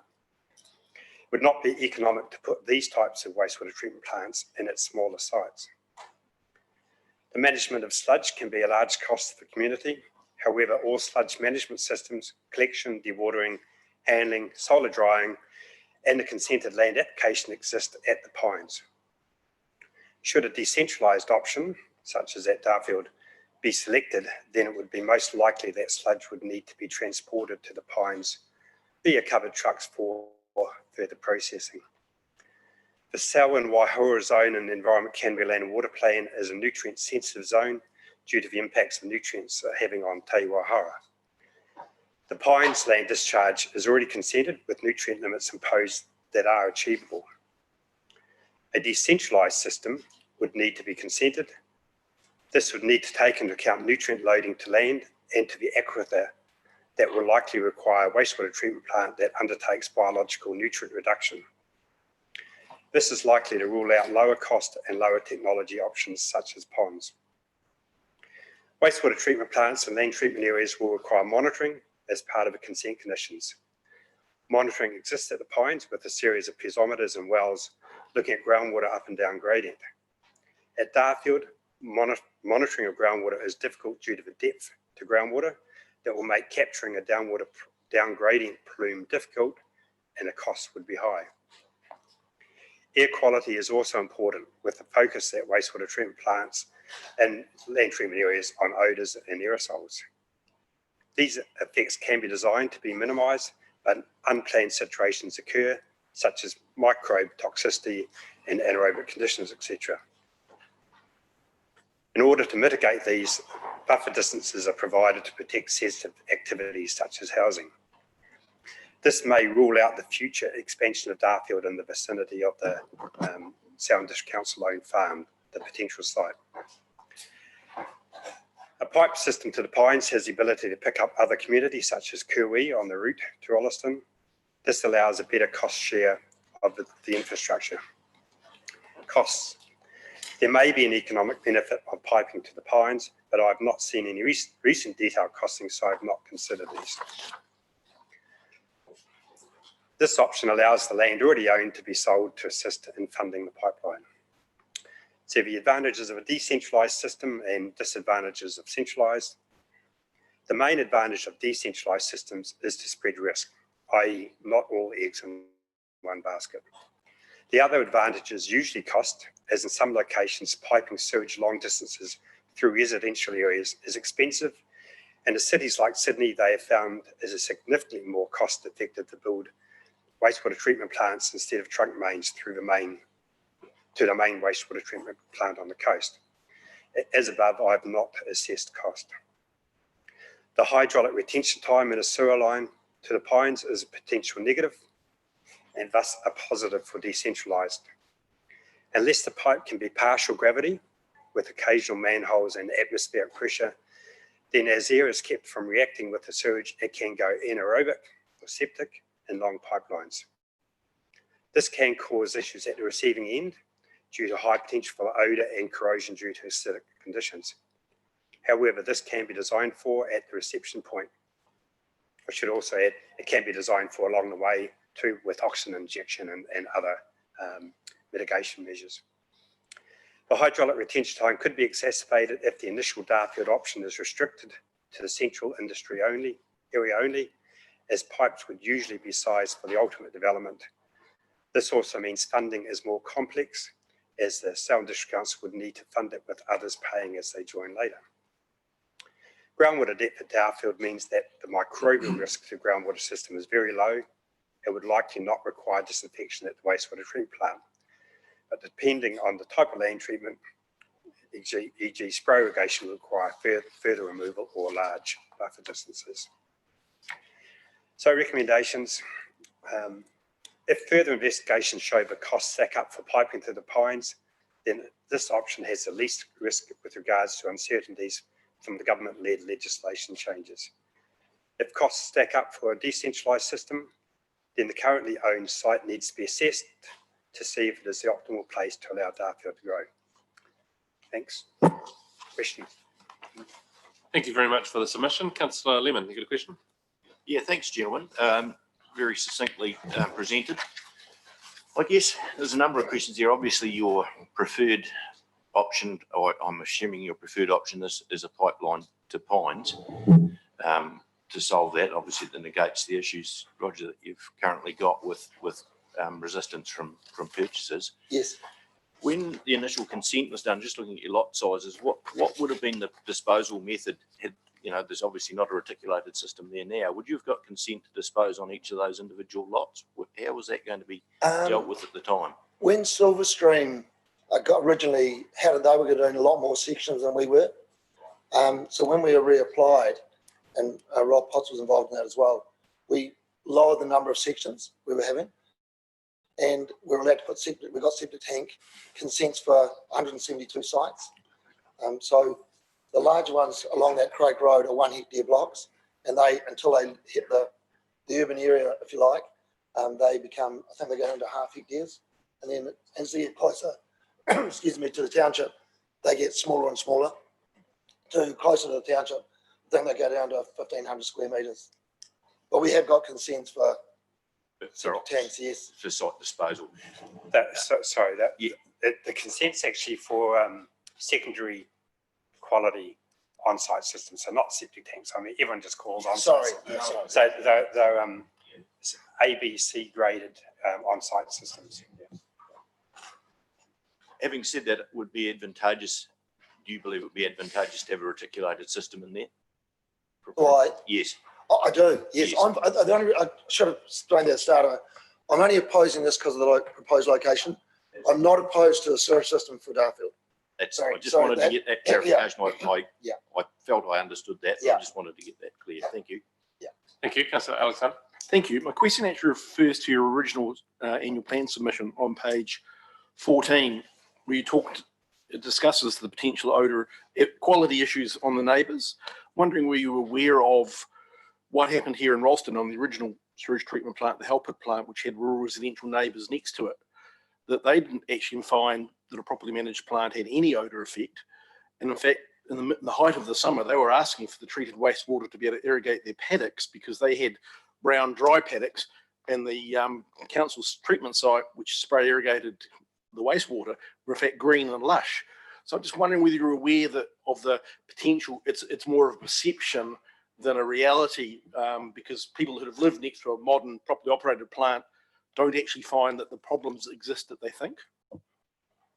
Yes, that is correct. I mean, I did mention in my evidence here that it's only when you have some issues go wrong, like some toxic chemicals come through that kill the bacteria, or you get some anaerobic conditions. So a well-run plant does not have odours, and you have to go up very, very close to actually even smell anything, and you get a musty earth smell. But no, a well-run plant, but it is a perception, and that's why the buffer distances are generally there to keep people away from sensitive areas, away from potential odours.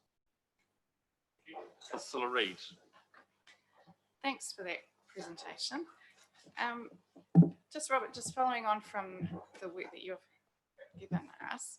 So you're talking about any disadvantages, and you've highlighted piping the sewage long distances. What do you say is a long distance when you're talking generally? Ooh, 10 k's is getting long, but you can get septicity issues within a few kilometres depending on the hydraulic retention time. The previous company I was involved in, we designed the pipeline from West Melton to go through. Yep. And I haven't gone back to see if there's been any issues with that, but that was a quasi-pumped and gravity pipeline, which this one would need to be very similar, which does create design issues, but it can be done. I was involved in the Te Anau, or the Te Anau to Manapuri pipeline down south. I was the commissioner at the hearing there. It was 19 kilometres, so very similar to here. That was going to be a rising main the whole way, so it's a full pipe, so no access for oxygen or air. So when that arrived at the land treatment area, that was then going to be put through a trickling filter, a roughing trickling filter, so not a full treatment system, just to aerate it and take the basically get rid of the nasties. No, cool, thank you. So no real answer for you. No, it depends on the system, basically saying there are a few different options. Thank you. Thanks for coming in and presenting today. Roger, you've given us your position. Obviously, Rob, you've got a wealth of experience, and there's probably two questions that we're looking at is, and number one is, should we go ahead and build a sewage system? And number two, as you discussed today, is where should that be? And there are two distinct issues, and I guess I'm interested in hearing your professional opinion whether there is a need for a sewage plant in Darfield, acknowledging that you live there and have a vested interest. But yeah, if you wouldn't mind telling us that. Well, I'm here as an independent expert, so I have to take my personal hat on. But the personal hat on, I want to see a scheme because I think Darfield won't grow without it. But I'm president of a tennis club where I want to see more tennis players. We see West Melton just growing and their tennis club getting stronger and stronger. So that's personal hat on, which I've got to take off when I answer the question. Okay, but I thought I just need to get that out there. So environmentally, there's probably no big push for it because the investigations that have been done to date, you can't see any point source pollution in the aquifers, even though there's trending nitrates going up since they started looking at it in 2006 in detail. It doesn't appear to be driven by sewage. It looks more agricultural and land use. So it's soil mineralization that they're seeing. The 100 metres to groundwater means there's very, very low risk from microbial. But in looking at the reports that have been done to date and knowing what I've had to look at for Fonterra and everything, the groundwater is very, very complex through here. There seems to be a big glacial mound somewhere between Fonterra and Darfield, Racecourse Hill. I mean, there's where did it come from? So the groundwater's shallow up there, sort of 60 to 80 metres, and all of a sudden it's down to 100, 120 at Darfield. So there doesn't seem to be a lot of easy connection and an easy way to actually track what's happening in groundwater. And the studies that were done that the District Health Board had carried out in the early 2014, 16, I think, 12 might have been, the spatial distribution of wells, I mean, where they're located, wasn't ideal. And they also, because it's so deep, the screening of the wells wasn't in the right place to know if they're actually picking up the plume that's from Darfield. So there's all these investigations, but no one can actually put their hand on the heart and say, yes, we're picking it up. Because you get these alluvial layers down there, and any tracking will come down preferential paths, follow a lower permeability layer, drop down another preferential path. And what's happening here, you might not see for 15 k's downstream for it to go down 100 metres. And all the wells I looked at have been relatively close, as they need to be. Otherwise, you have to take into account all the other land uses that are happening. So studies have shown there's no or low risk, but the studies aren't definitive. That's a long answer.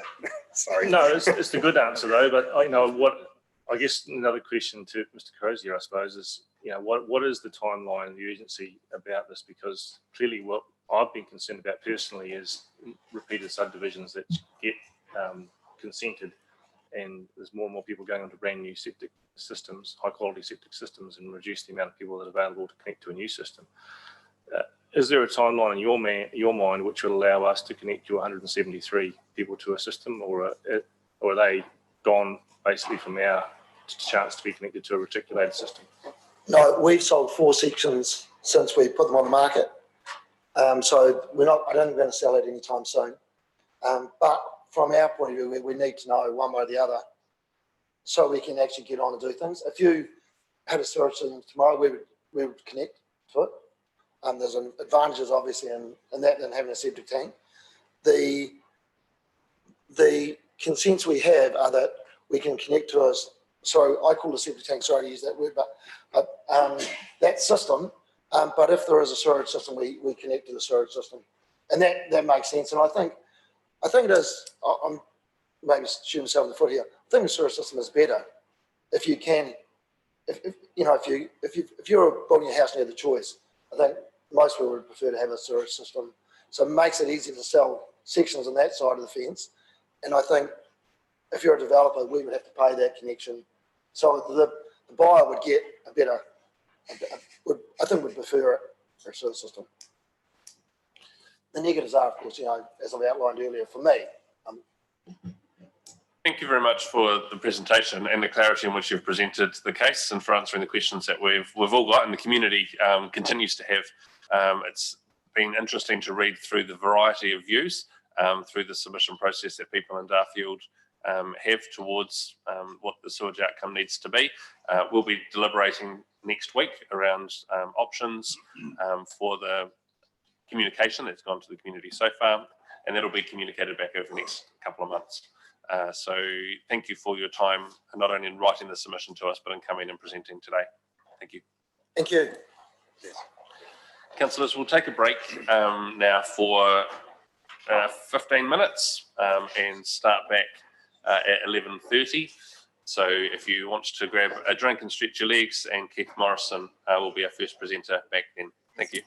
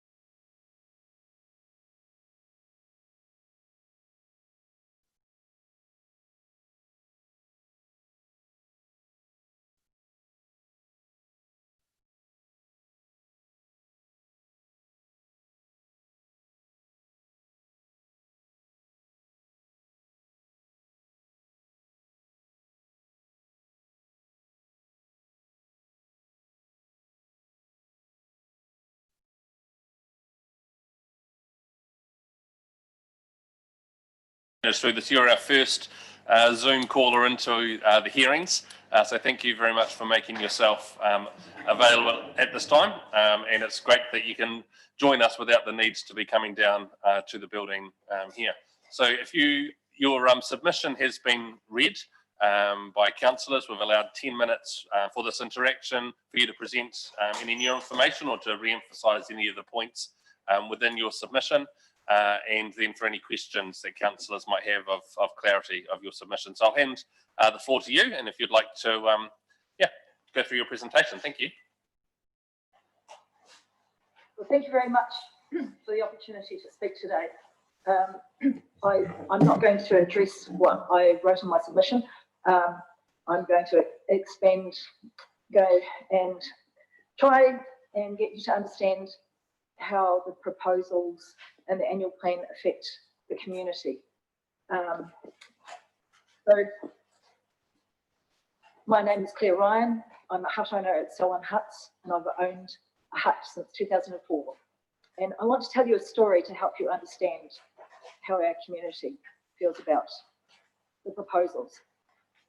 In 1991, I was in the Otago University Students Association Hall when Felix Geiringer asked Bill Birch, who was Treasury Minister and there to defend the 25% benefit cuts. Felix asked, Mr. Birch, have you ever had a death threat? And everyone in the hall went, oh, and looked at the security guys to see what they would do, and just waited. Felix went on to explain that when people have their homes threatened, their ability to feed and support their families threatened, their ability to participate in their community and live their lives as they're accustomed threatened. It feels like a death threat. Now, most people experience a death threat like this at sometimes in their lives, perhaps being made redundant, getting a terrible diagnosis from the doctor, an unexpected relationship breakup. And I'd like to ask each of you if you have had an experience like that. From my Zoom thing, I can't see you nod your head or anything, and the sound is not great. So I'd just like you to think and reflect on a situation where you had a death threat like that. And, or maybe you've watched someone you love experience a threat like that. Now imagine you've had some suggestion that things were a little uncertain, maybe a funny health niggle, or work was quiet, or your partner seemed a little distant and distracted. And maybe you did check things out. You know, the doctor said it was just your age, and the boss said that they were optimistic about new orders coming in. Your partner said they were fine. And then came COVID-19. And on Monday, 23rd March, the government announced we would go into lockdown on a Wednesday. Gosh, that's shocking. So you were locked up at home, watching the news, checking on online news feeds. It feels like a holiday, a bit weird, but kind of an adventure. But suddenly on the Friday, you get a semi-official Zoom vote that's terrifying. The nurse at your GP asks how you're feeling about your urgent treatment being delayed by COVID. What urgent treatment? Your work colleagues tell you the boss has cleaned out the office and taken down signage at work. Someone tells you your partner is not at the appearance place, that is shacked up with your best mate in the next town. I read a story on Stuff that said Selwyn District Council was increasing charges at Selwyn Huts by 700%. But you haven't heard officially. So you wait a few days and you don't hear anything. So you contact someone for the true story. Your GP, the boss, your partner. I emailed Tanya Malin at the council and get a reply. Look, there's a lot going on. We'll have something for you this week. So this is worrying. But maybe okay. A week goes by. Another week goes by. You start thinking, this is okay, I've been unnecessarily worried. And you're on your own. You're in the house, your bubble, you're on your own, not easy. And then on 30th of April, big envelope arrives, and there is a lot to read. Your GP says your life is never going to be the same again, and there are a huge number of decisions for you to make about your treatment, and you need to let them know as soon as possible, and they are available to talk to you anytime from 22nd April. Yep, that's right, a week before you receive that file document. But you're still in lockdown. No one's giving you a hug. You've options a redundancy notice. Please let them know as soon as possible any questions, as they will be unavailable after the 22nd of May. And there's no redundancy payment. You do not qualify for a wage subsidy if the business is closing. What way you've got no holiday pay left. The partner sends you lawyer's documents for a legal separation. And you're in lockdown. And you can't know what to do. I received a pile of documents that said the council were going to increase charges to $4,000 a year, that the drug police wanted to terminate the community in 15 years' time, my ability to live at my hut all year round was removed, and they wanted to permanently chlorinate our water. And I had 3 weeks to submit on most of that, and I'm in lockdown, 7.5 hours drive from Selwyn Hut. That's what a death would feels like. And our nation has been working so hard at being kind. Lockdown has been hard, but people have been putting toys out to keep their homes, shopping for vulnerable neighbours and family members, phoning around to check on each other, Zoom yoga groups. What is the district council thinking? Because I did everything I could. I went to public meetings. I engaged with the process. I took the minutes at 2 community trust meetings where Deborah Hassan and Douglas Marshall said that the recommendations to council from the subcommittee on the future of the hut, Deborah was a member, and from the council staff, Douglas's role, was that the charges to upgrade the infrastructure at the hut to go on the general rates scheme, and that the tenure be renewed for 30 years. So this horrendously stressful experience doesn't feel like the inevitable outcome of unavoidable circumstances. It feels like thoughtless collateral damage caused by 12 elected councillors who didn't bother to be informed on the effects of their decision. Your decision to not put out infrastructure upgrade on the general rate scheme is a death threat. Your decision to terminate a community in 15 years' time is a death threat. Your decision to end permanent leases is a death threat. Hut owners, human beings, we deserve respect and consideration. It's reasonable that we can live in our homes all year round. It's reasonable that if the termination of the community is a possibility, that there is sufficient notice for the owners to retrieve that investment. 30 years is long enough for that. 15 years is too short. It is reasonable that our community is an agent in its own future, not ignored and dictated to. The way to be kind, the honourable, is to veto the plan for the Selwyn Hut in this year's annual plan, to return to the original written of the subcommittee and council, that investigate funding via the government COVID-19 rebuild funding, and to reinstate community administration and budget control. Further, I object to the chlorination of water supply, but still speaking to Murray England, we both realised that the proposal was based on out-of-date matrix, which Murray said would be updated before being presented to council. So in addition to the latest infrastructure upgrades that water legislation being included in the new matrix, I am hoping additional risks such as the age of the water, and Darren's apology, as our artesian water a mean age of 180 years and comes from confined aquifers, whereas all the Colton transgressions and the documentation provided were from west of Highway 1. Clear. I just thought I'll just let you know now, and if you can hear me, We're nearing the end of your 10 minutes, and so if there's any concluding remarks that you'd like to make, we'd love to hear those from you, and there may be some questions from councillors as well. I've finished now. Thank you. Thank you. Well, thank you for that submission, Claire. Councillors, are there any questions that you have of Claire this morning? Councillor McInnes. Thank you very much for your submission. We were listening as well as we could, but the sound did dip and out. So I was just wondering, it looked like you might be reading from some notes, and I'd very much appreciate it if there was anything else, if there was a written copy of what you were saying, it would be awesome to have that emailed through so we can help fill in the gaps that in the audio. I'm sorry, I missed nearly all of that. Yeah. Claire, we'll flick you an email, and hopefully there may be some notes that you've taken of the presentation you've given, and we'll circulate those as part of your submission today. So thank you very much for your time and working with us on the Zoom call, and for the passion that you've brought to your submission this morning.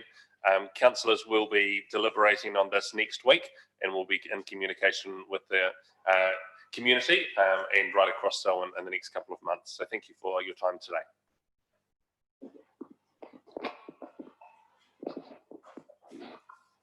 The next submitter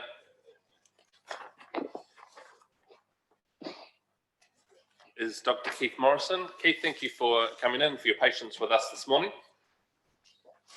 Councillors, this is on page 17 and 18 of today's submission booklet. Keith, you've been in and presented before. We allow 10 minutes for this presentation. Today's a little different in that we are streaming today on Zoom, so people at home can be watching the presenters and also our discussions today, so that you're aware of that, and welcome you just to now use your 10 minutes to present any further information or to go over any points in your original submission to us. So thank you. Thank you. I've really just got making 2 points, and the second point is just three parts to it. The first point is I want to give some background into why there seems to be the debate and conflict at Selwyn Huts, because we've been there for 20 years and we bought in knowing that we could be there for 9 months of the year as a batch. It was very useful for us because for us it was an opportunity for the kids to go to good schools for their education, because we've got our home overseas. Right back there 20 years ago, we heard people saying things like, oh, we own this reserve and one day we'll get it all privatised.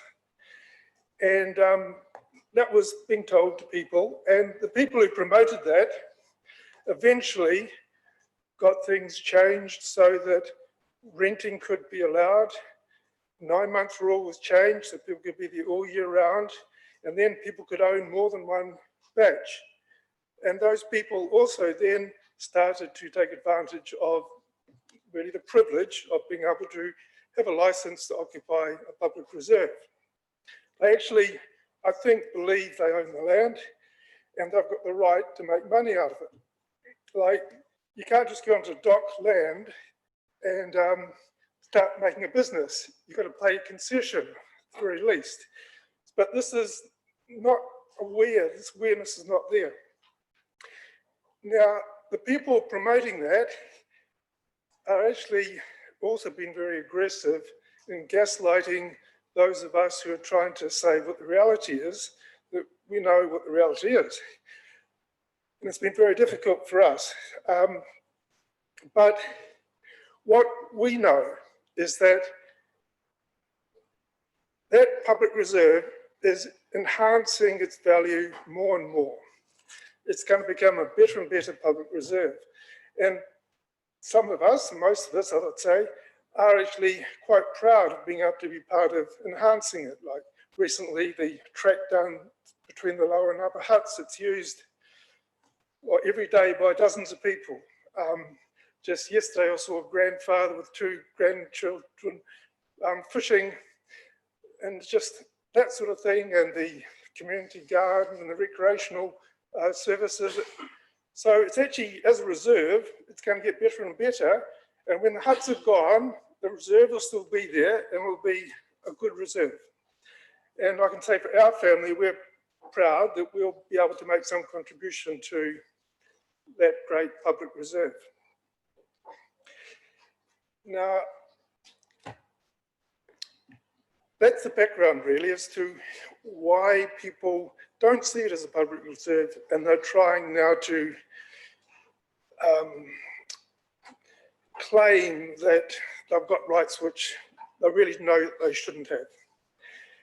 Now, the second point I want to make is that even though it started off as a badge community, with those changes which occurred by people who willingly or ignorantly thought they owned the land, it's now become social housing. And that's its function. People live there all year round. And it's actually now an asset for the council, and that it does provide low cost, cost-effective housing for people. So there's 3 points I want to make. One is that the renters who now there, who really appreciate it, I think it would be appropriate to allow them to stay for as long as they want to stay there, though it is entirely appropriate that the council not allow people to rent, because that is a hut owner making money out of the public reserve, and it should never have been allowed. But there are renters now who I think should be allowed to stay until they decide to leave. Also, we're going to be putting in a sewage system, and it's a good sewage system, and ECAN will only allow 15 years, and that's the maximum. Now, very likely or possibly the lifespan of that system could be more than 15 years before it needs to be decommissioned. So I think it would be appropriate just to extend the social housing function of the community to the license to say that if the sewage system has some life left after it, if the ECAN will allow the consent to be continued for longer, that the license will continue until it needs to be decommissioned, because it can't be, it's no longer consentable.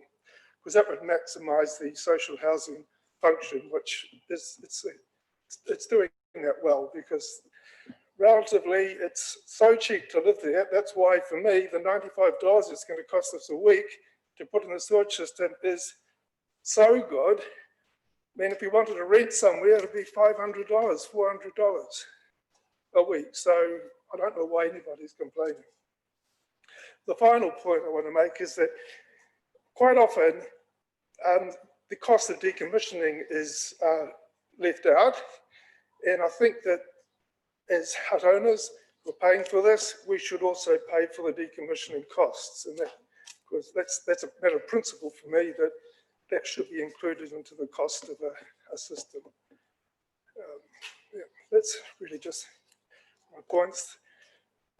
Actually, the main reason I came was that if there'd be to answer questions, if there are any questions. Thank you, Keith, for that submission. There has been, we've received a number of different views on this from members of Selwyn Huts.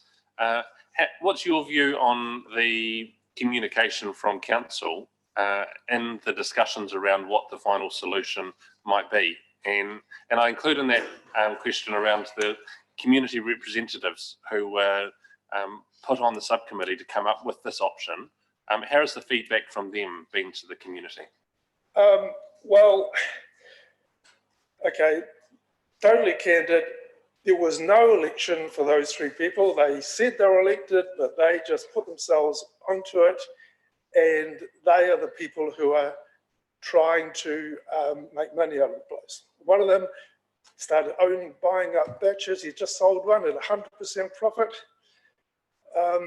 And so they've never said anything to us, because they gaslighting us and treat us, in fact, are very abusive to us. So we have relied on direct contact with the council, and we found that fine. In fact, we appreciated when Douglas Marshall and I can't remember the person who were with, came along to our trust meeting and heard our concerns. And also when Deborah Hassan came along to about 3 meetings.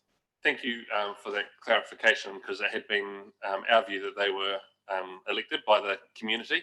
They were your representatives of Selwyn Huts, and that communication back to the Huts was happening right through that process back to the community. So it has come as a bit of a surprise to us, the feedback that we received around the lack of communication. Thank you for that. Councillor, is there any further questions you have? Councillor Lyle. Yeah, thank you, Dr. Morrison, for coming along and speaking today. You have confirmed some of my suspicions, unfortunately. When you talk about factions within the hut owners down there, would you give a percentage of who's in what faction? Can we get a handle on? Well, there's probably only half a dozen people who are probably consciously, actively trying to take advantage of the situation. But they are, obviously gaslighting too often, but they're manipulating people who are vulnerable, basically just telling them lies. And so they've probably got 80% just tagging along. And the sort of things that are happening, even when we're in lockdown, now we're having meetings and so on, and I tried to call a stop to that, and I got abused. So there is about, but that's the situation. I don't know what, but to me, what overrides that is a sense that the vast majority of vulnerable people for whom it's social housing, and they would see reason. All you need to say is, look, $95 a week is so much less than $500 somewhere else. But that's those sorts of rational things are not being communicated to them because of the small group who are doing what they're doing. Thank you very much. Thank you, Councillor Lemon. Thanks, Keith. Always enjoy your presentations. I remember the first time I sat around this table when you presented to us on the same matter. It seems both a long time ago and a short time ago. Very similar comments, and I appreciate the lucidity of which you bring these to our deliberation.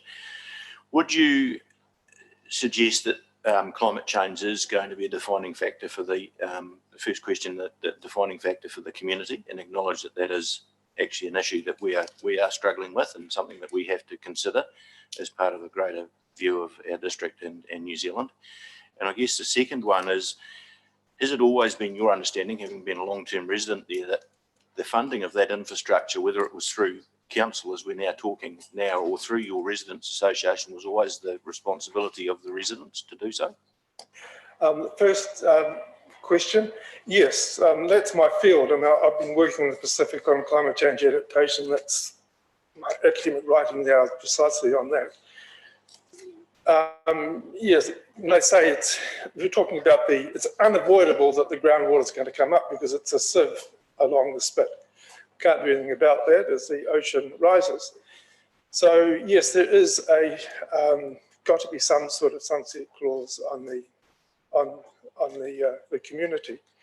What associated with that though is that, and that links into the second question, is that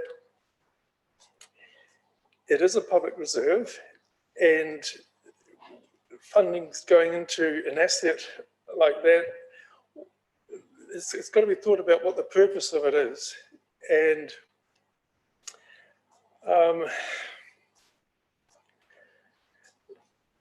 a decision was made somewhere along the line to put in a system which required a consent.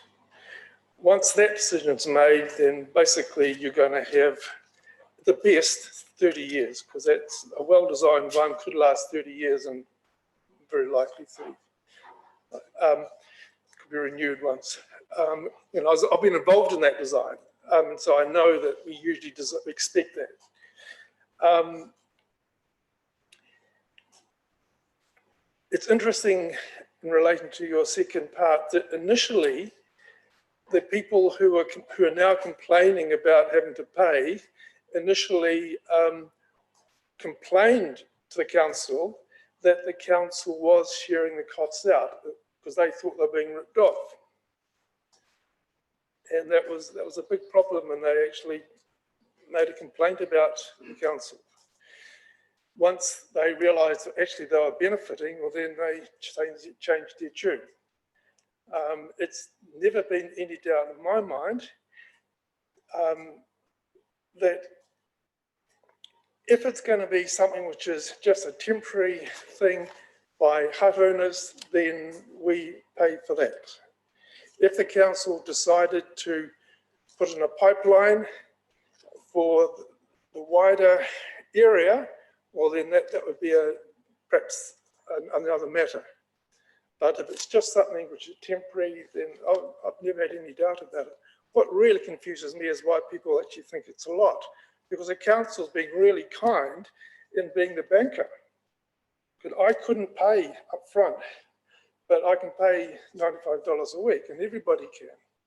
Even the people on the benefit, they'll be subsidised by working income, and that they'll pay for that, most of it. So, yeah, I hope that answers your question. Yes, it does. Thank you very much. That's very good clarification. Thank you.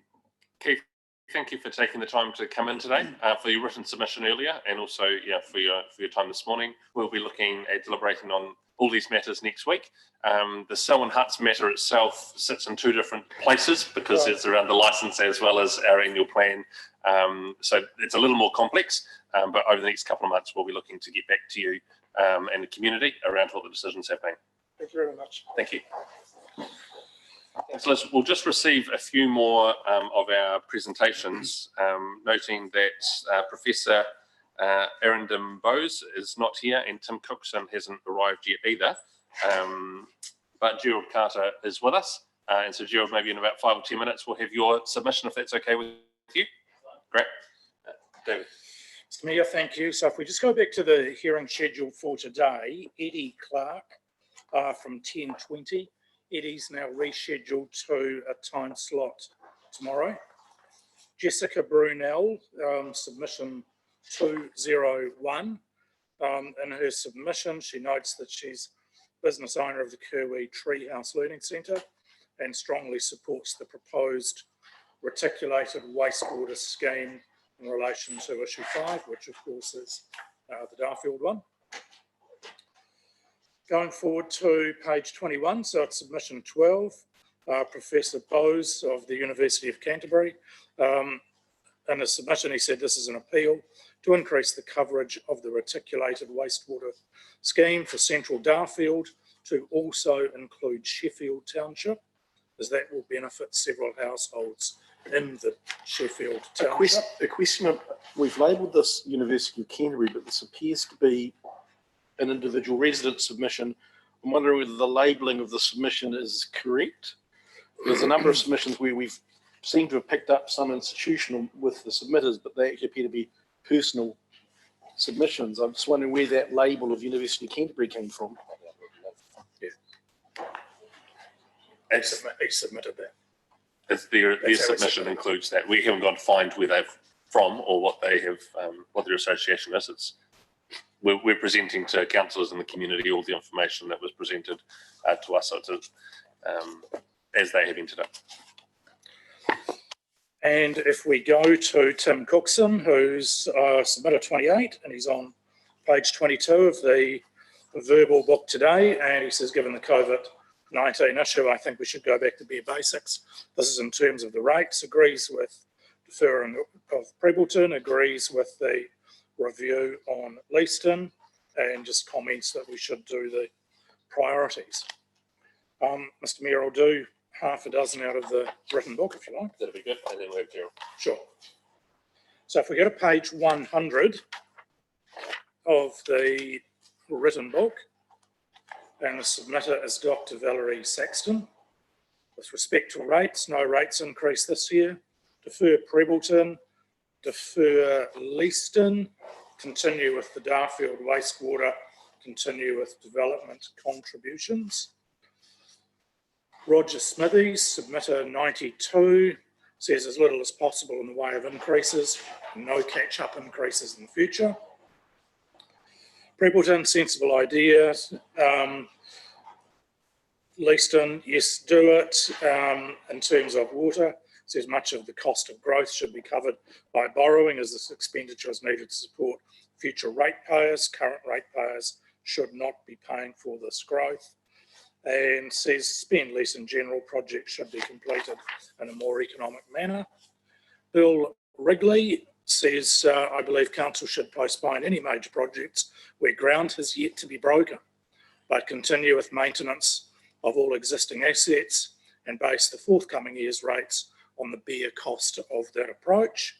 Defer Prebleton with respect to other observations.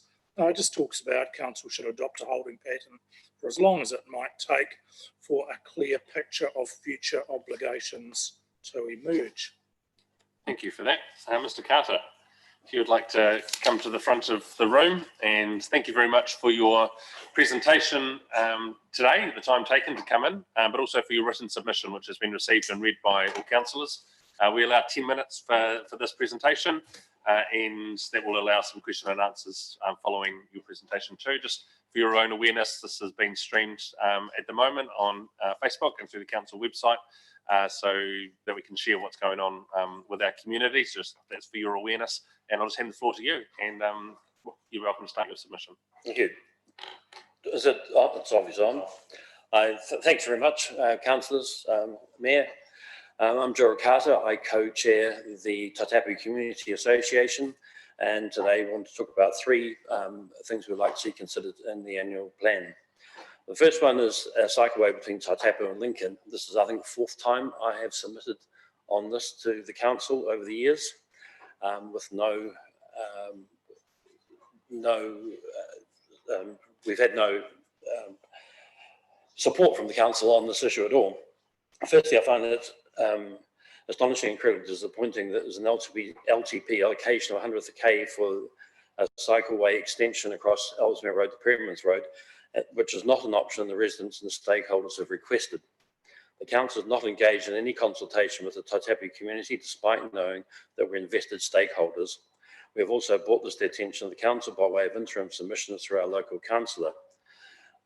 We've heard anecdotally that the council proposing to create a cycleway down Perryman's Road, but despite asking the council to engage with the community, they have not done so at all.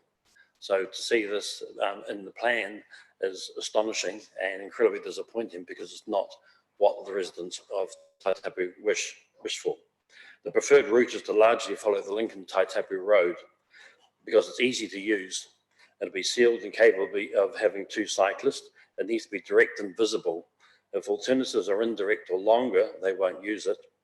And it needs particularly to connect to the Little River Rail Trail as a direct linkage. It's an economic, just as much as an accessible means of transport, it's an economic program for allow people to come through the district and spend money.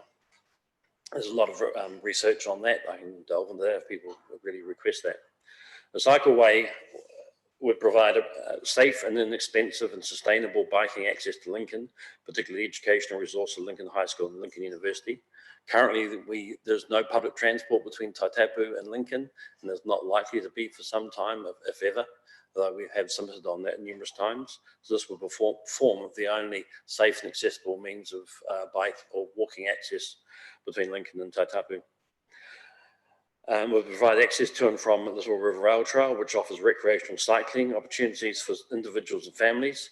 It will give people of all ages the opportunity to share adventures together in a safe and leisurely manner, and enjoy the fresh air and exercise without having to travel too far from the home base. The downturn in tourism and retail sectors, recreational cyclists will bring welcome patronage to existing businesses located in Taitapu and allow people from other locations to enjoy what our village has to offer.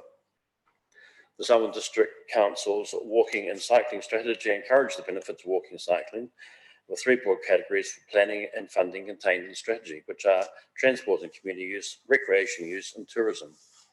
The cycleway between Taitapu and Lincoln meets these guidelines, and the Community Association again requests funding be allocated in the annual plan, and a consultation by the Southern District Council this proposal be initiated so that we can provide sufficient immediate funding to ascertain the proposed route, which will generally follow the main road, to obtain any any required agreements, consents and land purchases along that route, and provide for sufficient funding in that future annual plans to provide for the construction of the cycleway.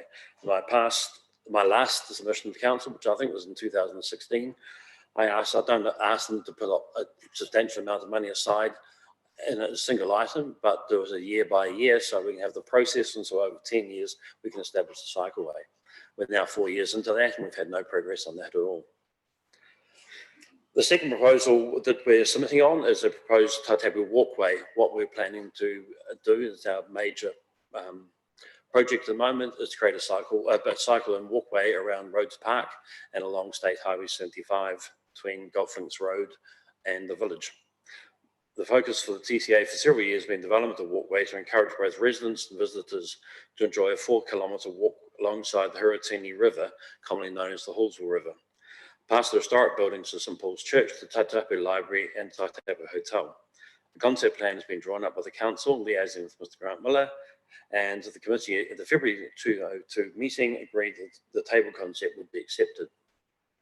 The Tautapu Community Association requests the council allocate funding for the maintenance program to clean riverbanks along the proposed route to enable work to begin as soon as possible in the first stage of the pathway.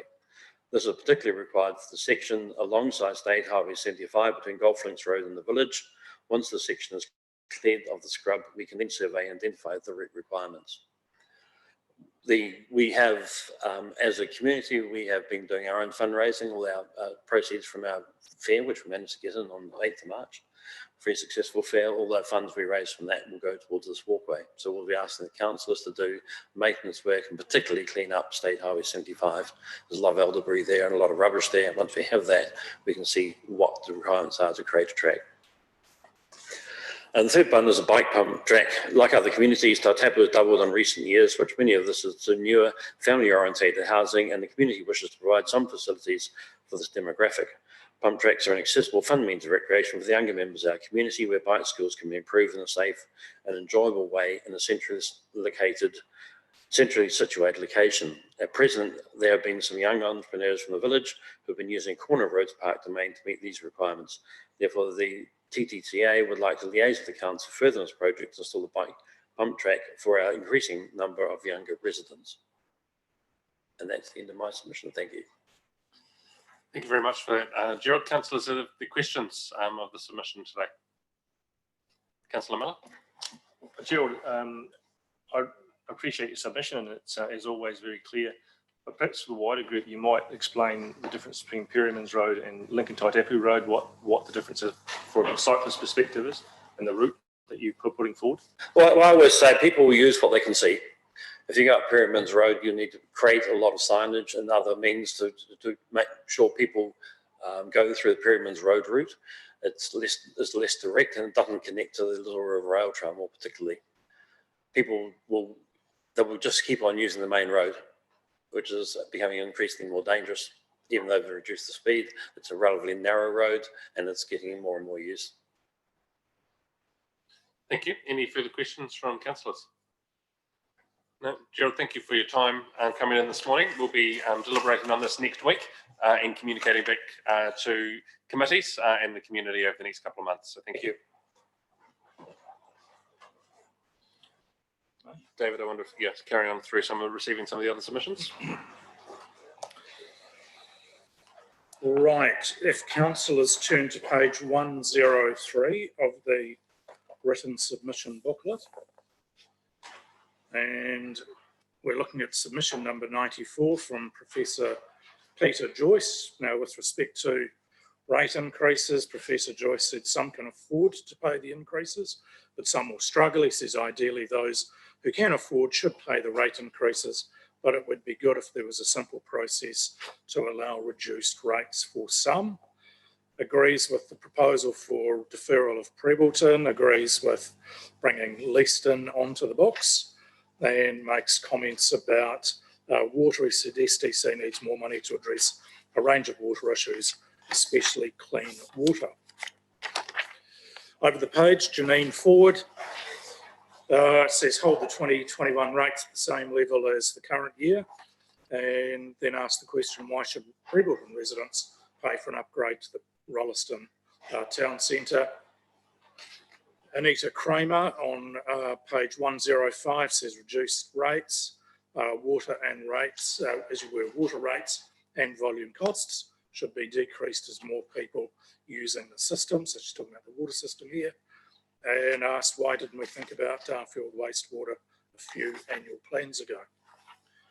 Jodie Thompson over the page strongly objects to the rate increase in Whitecliffs, and she makes comments about services received in that area, and she makes a plug for making the completion of the Glen Tunnel to Whitecliff Cycleway a priority for 2020-21. Mr Hamlin has submitted 98 and rates, says no increase given the current economic conditions. Council should be cutting OPEX costs, deferral of Prebbleton, deferral of Leaston, and he says residents shouldn't be paying for water. Richard Friedman promotes option 2 for rating, so that's somewhere between 0 and 3.5%. Says council, with respect to water charges, council should enforce penalties for restrictor removal and the bylaw rewritten so council can force landowners to repair their water reticulation beyond the restrictor to reduce leaks and wastage. With respect to Darfield, says a reticulated wastewater scheme for central Darfield is long overdue. Lillian Anderson, submittal 100. In view of the impact COVID-19 is having on many of our residents, I do not support the proposed 3.5% rates increase. I would support a smaller increase to take inflation into account and provide for maintenance of existing services. Agrees with the Prebbleton proposal and the Leaston one. With respect to the water charges, I do not support the proposed water charges increase. Agrees with the proposed Darfield wastewater proposal. Melanie Pokahal-Rogers makes comments about the proposed rate increase in Colgate Township, and she says stop putting so much funding into Rolleston and share the resources and money across the wider rural communities. Karina McCulloch is submittal 102.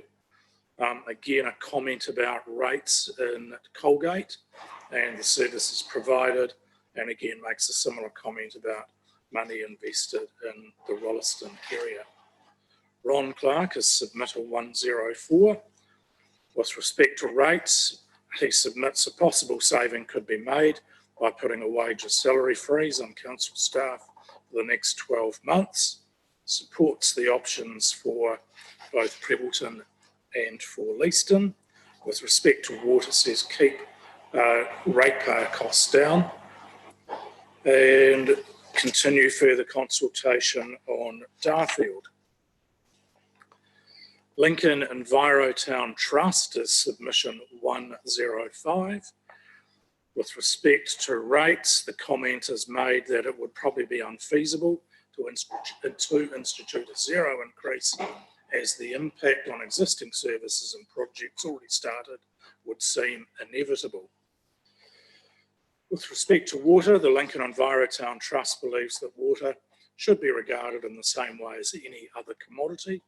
Consumers need to be made aware that it is scarce and that each litre consumed comes at a price. Just stop you there, David. Mr. Bain is due to join us at 12:10. It's now 12:10. If he doesn't come, I suggest we continue to receive these through to submission number 150 before we break for lunch. So David will just carry on for that time. See how much talking I've got to do.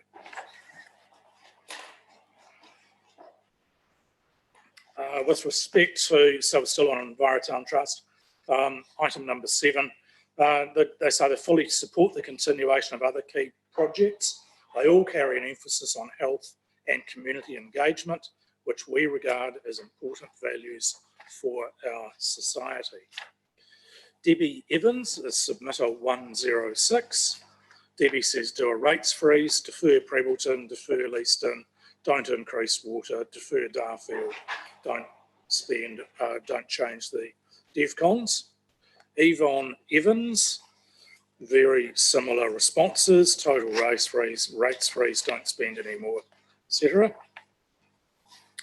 Over the page, Brian Knopp is submitter 108, says rates increases should be lower in the context of economic recession, says the rural areas are particularly hard hit, defer Prebbleton, review Leaston, variable water charges, he says keep those low, and with respect to Darfield, said it's good to have it limited to the mapped areas shown if it must happen.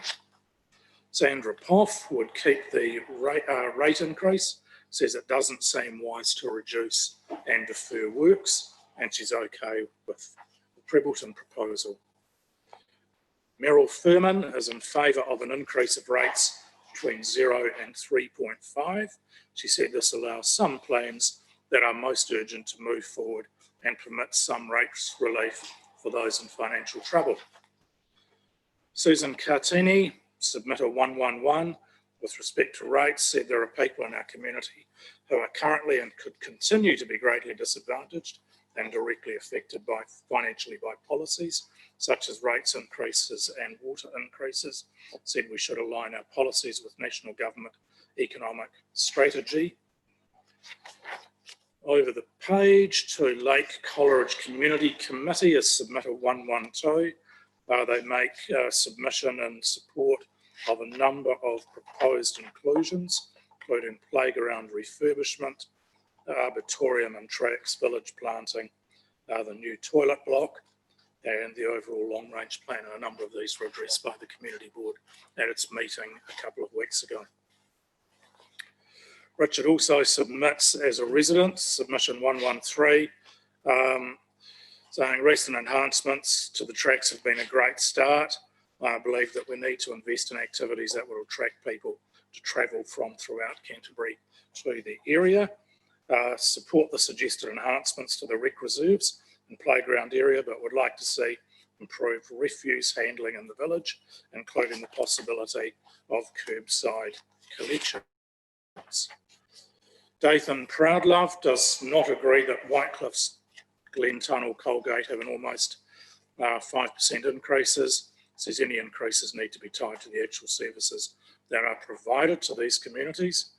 Good idea to defer Prebbleton, no issue with what we're doing with Leaston. And with respect to Darfield, seems like a great cost or little gain. Jared Gallagher is submitter 115, strongly opposes any rates increase this year. Thinks council needs to find other ways to fund essential services. He's referring to water rather than increasing the charges, and requests that council completes the Glen Tunnel to Whitecliffe's cycleway this next financial year.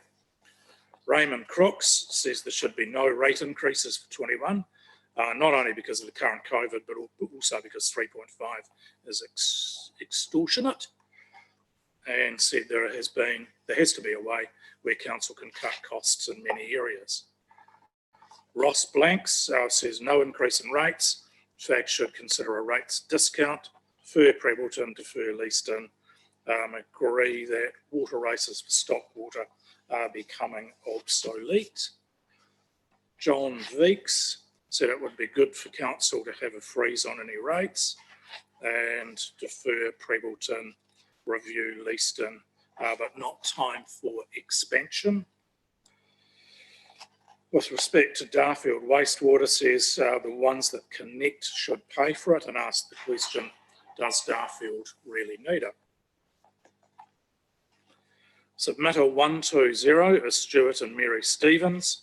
With respect to rates, so the council should have the ability to access very reasonable interest rates through central government, and just like central government is doing, now is the time to increase the borrowing to get on with some much needed infrastructure projects to keep the country running and allow money to flow back into the business.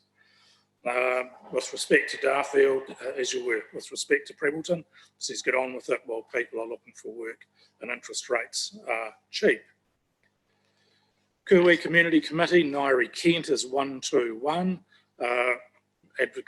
submits the widening of Courtney Road, saying there's significant need for it to be widened in view of increasing traffic combined with biannual field days, which are now a permanent fixture on the calendar. Graham Tiltman, 122, increase the rates by 3.5, review the needs for Prebleton and Leaston, and agrees with the water charges. CDHB, a submittal 125, CDHB has emphasised the importance of developing a reticulated wastewater network in Darfield. Good to see progress is being made in this area, and the council has approved a business case for inner Darfield as a step in the right direction. Goes on to say council should also look to include and collaborate with developers that plan to reticulate their developments in order to look for efficiencies and avoid duplication. Debbie Lang says a 0 rates increase to Fur Prebleton. Don't think we need to increase water charges right now, and the funding of the Darfield wastewater system should not be a district-wide rate, but should be on targeted rate. Gavin Eastwick maintain the proposed 3.5 rating increase. Margaret Tangiti hold the rates at the same level as the current year, concur with deferring Prebleton, review of Leaston, and concurs with option 3 to maintain the water rates as they are. Sheila Neal objects to the proposed licence fees at Selwyn Huts. 134, Maggie Wright supports the pathway to be completed from Glen Tunnel to Whitecliffs. John Boyd is 134. He would favour an increase in rates as suggested between 0 and 3.5 with less focus on sporting projects. It says work on the health hub could be delayed. Helen Johnson is 135, no increase to the rates, hold to the current year and water as you were maintaining the fixed charge at the current level for water, and notes that council does an excellent job of informing ratepayers across the district. Deb Chowdhury says please consider a rates freeze carefully. Susan Rogers talks about, this is the, with respect to Upper Selwyn Huts, and says the increase to 4K per year is based on a sewer system that has not yet been chosen. Peter Bayliss, with respect to rates, talks of option 1, as he does for Leaston as well. Leo Donkers is submittal 140, submits on the closing of Ellesmere Water Race in Te Parita, and he submits that that is closed on the grounds that it's no longer used due to development of irrigation in the area, and they don't require a water race. Murray Waters says rates must be cut from the 1st of July for 2 years, then ongoing indexed to inflation, cut expenses, bureaucracy and inefficiency, hire independent parties. Council must not become a job creation centre. Adele Budd makes reference to the proposed rate increase in Glen Tunnel. Talks about services that are provided. She says Glen Tunnel has water restrictions and doesn't believe the community should be faced with further increases, but submits that we should proceed with the proposal for the wastewater scheme at Darfield. Dr. Peter Armand is submittal 144, prefers option 3 for the rates, supports the Prebleton and Leaston proposals, along with water, says supports the option, noting water quality must be secured for the health of our population.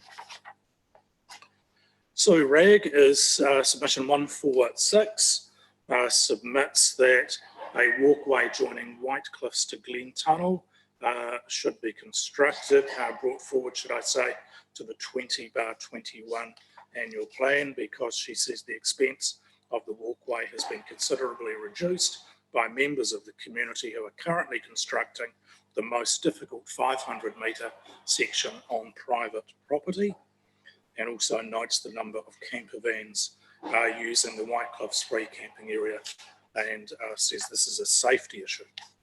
Mike Bowie I would like to see more intensive plant restoration work to enhance local biodiversity. It says planting along corridors such as drains, roads, rivers and railways would provide active habit, reduce nutrient runoff while making the vista more pleasing on the eye. Ruth Warren is submitter 148. Ruth says 3.9% doesn't sound bad, but Darfield Rural is 6.4. She makes some references to services received for rates. And submitter 149 is Alison Donnelly.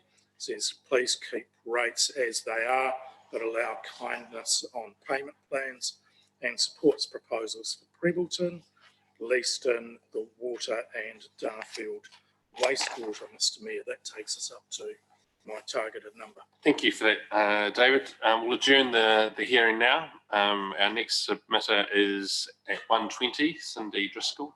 So we'll take a lunch break and be back ready to go at 1:15 for that 1:20 time. Thank you.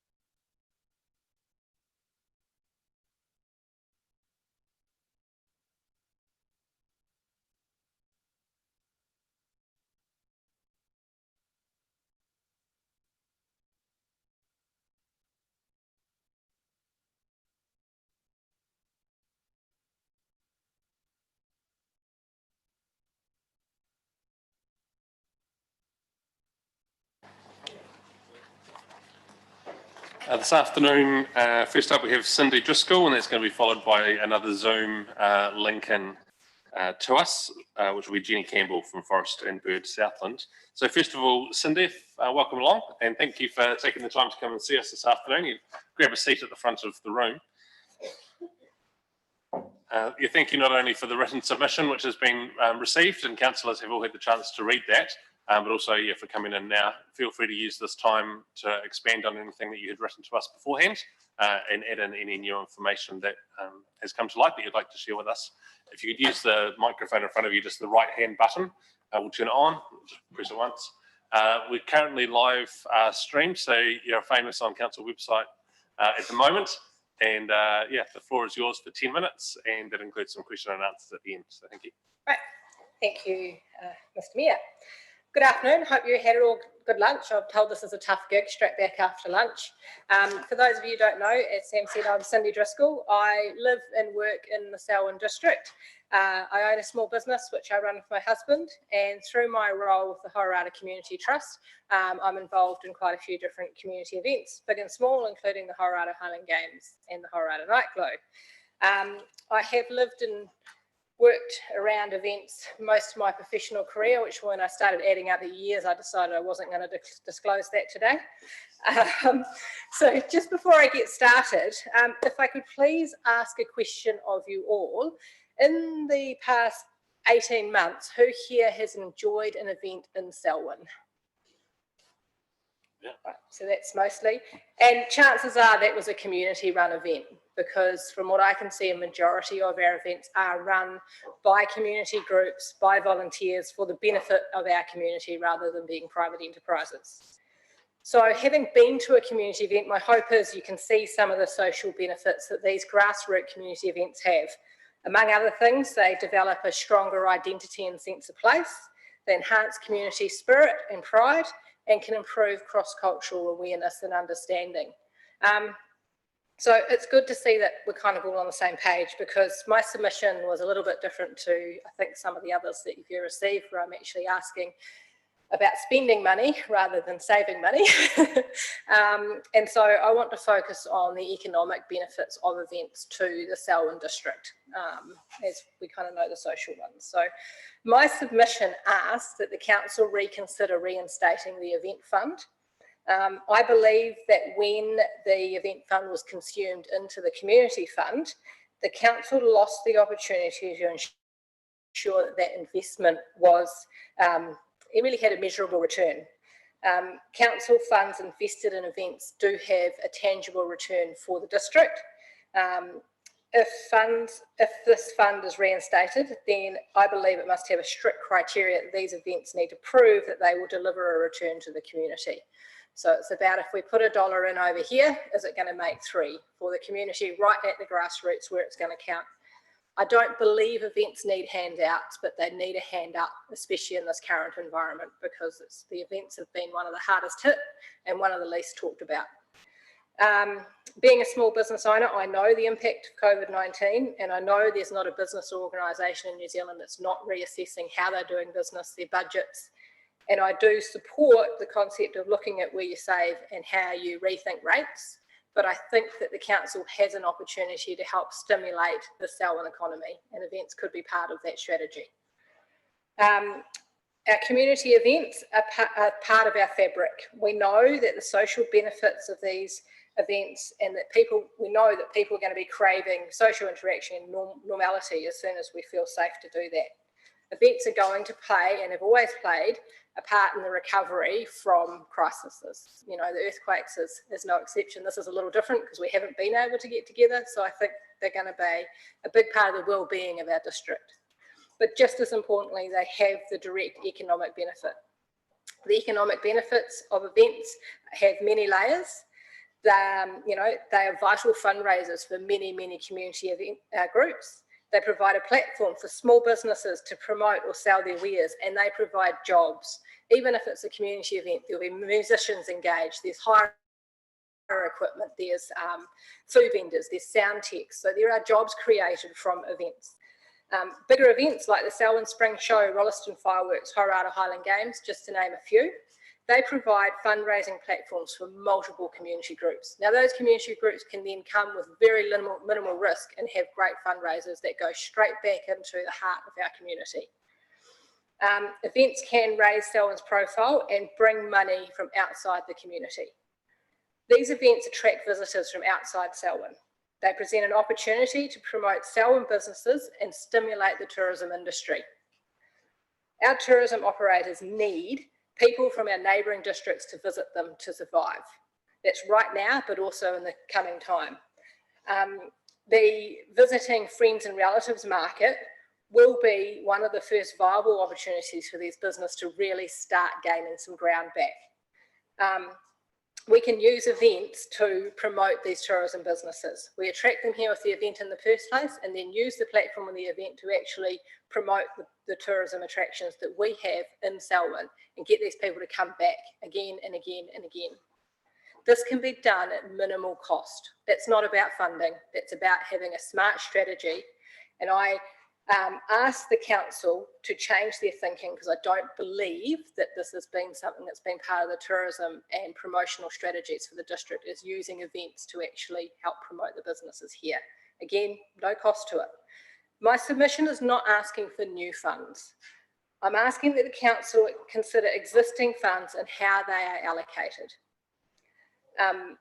If they are to be spent, then they must have a return for the ratepayer. Any contestable fund the council administers must have a return. It can't just be a feel good and a handout. We're not in that current climate that we've got the luxury to do that.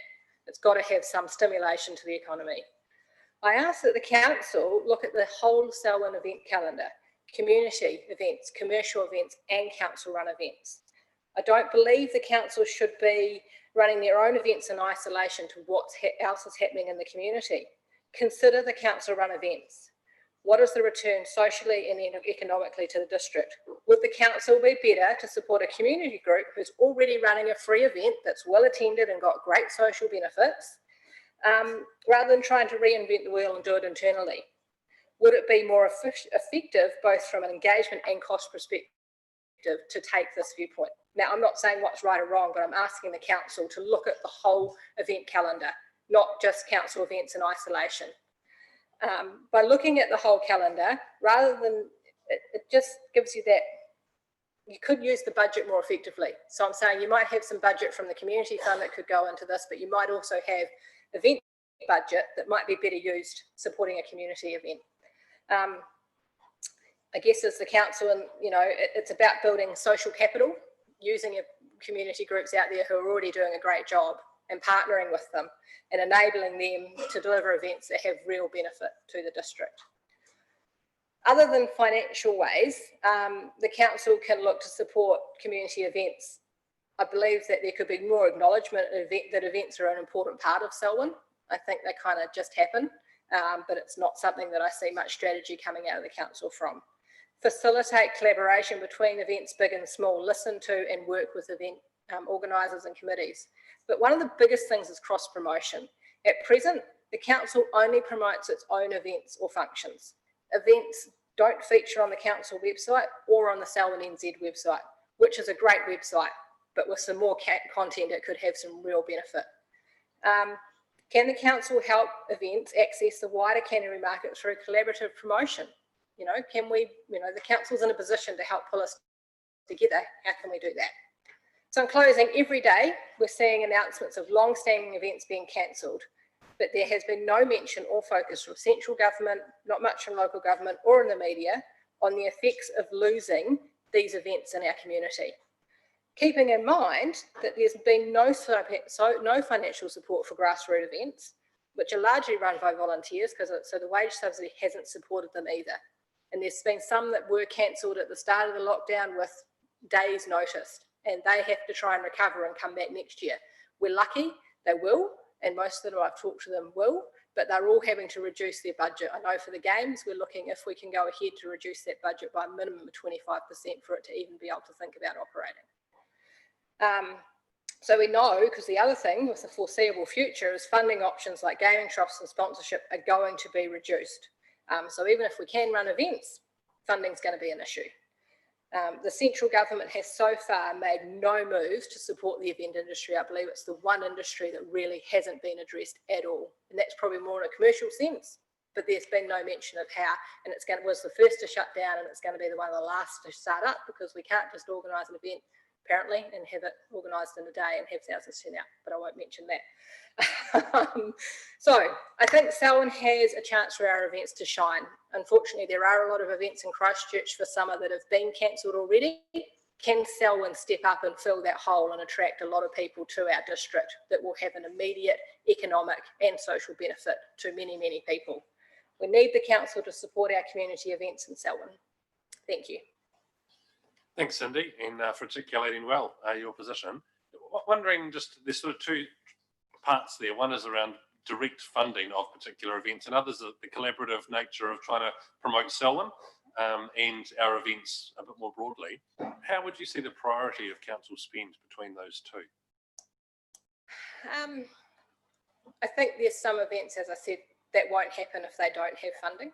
So I think, is there a hole there that the council can help with those events that we know that they are actually financially viable? Because I don't think the council should be bailing anyone out.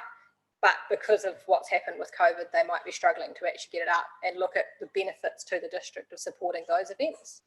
And I think the priority in actually looking at the events as a whole and actually the cross promotion, everything like that, to me, there's not a lot of budget involved in that. And it's a strategy rethink. And I think it could be easily done and with some priority put onto it. So I think there is two models, and it's a matter of actually looking at the whole event industry. When I say industry, most of the community events in Selwyn, and actually having a strategic think about it. Oh, thank you. And I know you're obviously running the Hororata Highland Games, but you're interested in events across Selwyn. But just for your event, how confident are you that you'll be able to run the games this year? We're going through a decision-making process at the moment. We will make a decision by the end of June. That decision is broken up in three parts. What level one's actually going to look like for events, because I don't think the government's really told us that yet. Secondly, will be the economic impact of whether it's actually possible. The trust is very aware, the Hororata Community Trust is very aware we're dealing with community money, so we need to be responsible with that. But the third one, and one of the big ones, is actually our community wellbeing. So we need to make sure that if we run the games, our community are actually going to benefit from it. They're in the right mind space, the right mindset to be able to do that, and it's actually going to add to the wellbeing. So we're going through quite a decision-making process, and I know other events that I've mentioned are going through the same thing and taking on the same discussions, because we've been talking, because I think it's really important we support each other through this. How likely? I don't know at this point. Thank you. Councillor Alexander. Thank you, and thank you for your submission. It is a change to have somebody actually asking for some spending, not some cuts, which actually supports those of us who might believe that we need to invest in our community rather than withdraw. The question I really have is the support, your final sentence where you say the support with fees and rates release for those events that need it. Is just to tease that out quite what you mean by that.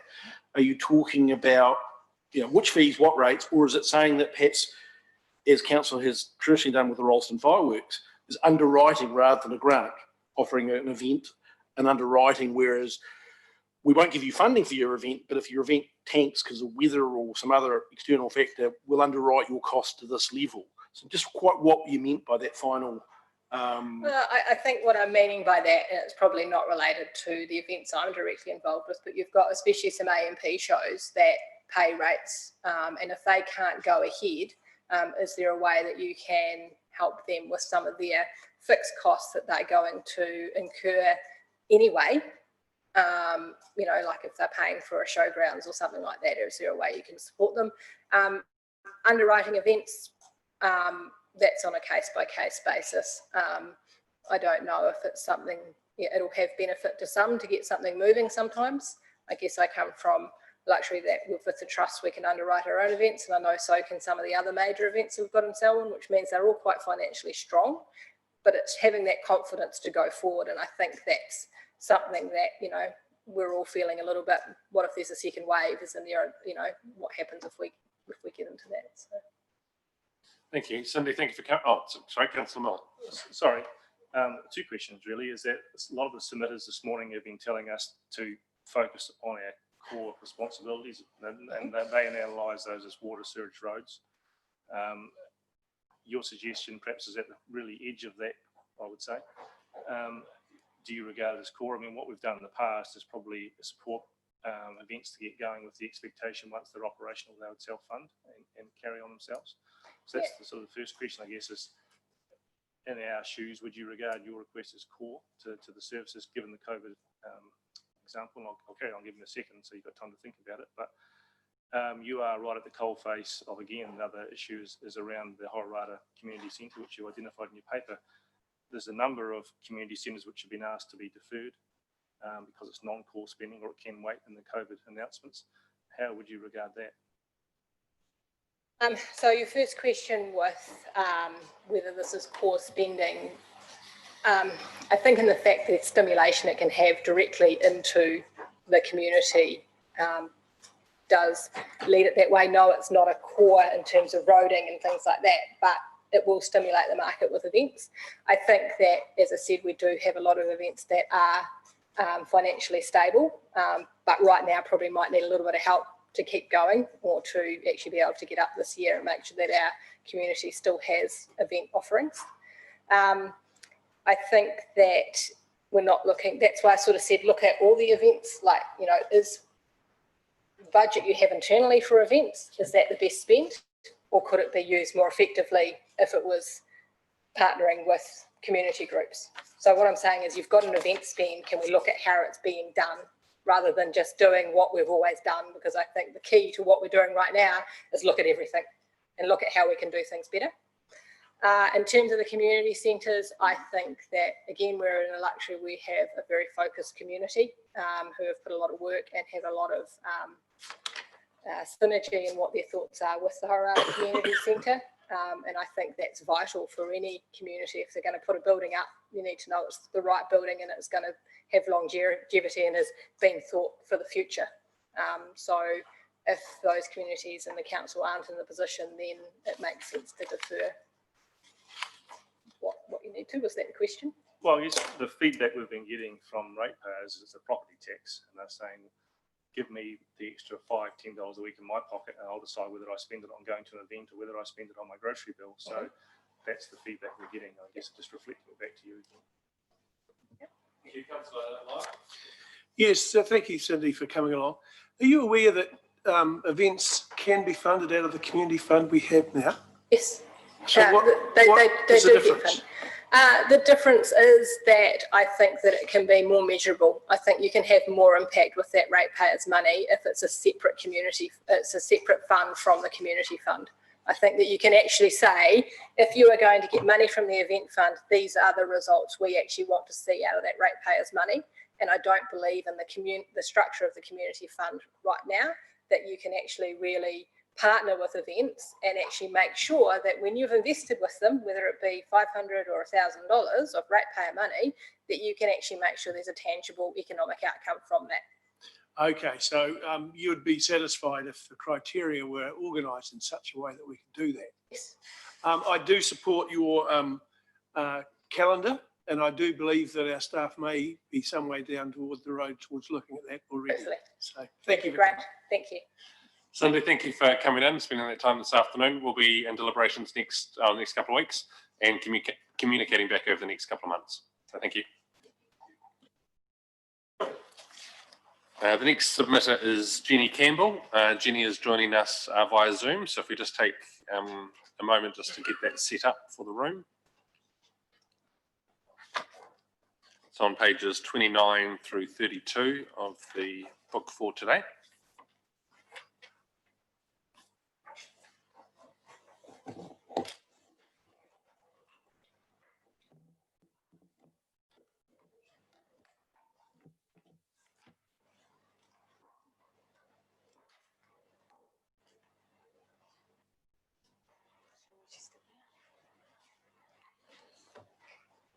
Kia ora, Jenny, and I trust you're able to hear us. You're now live on a Zoom call into Council Chambers here at Selwyn District Council.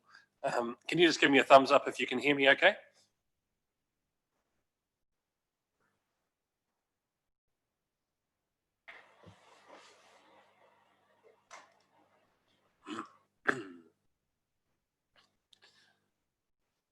Jenny, are you able to hear us at the moment? I couldn't hear what you said.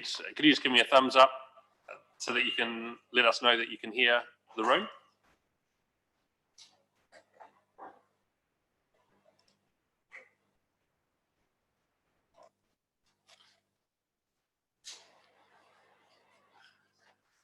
Can you unmute? Oh, she is. Oh, good.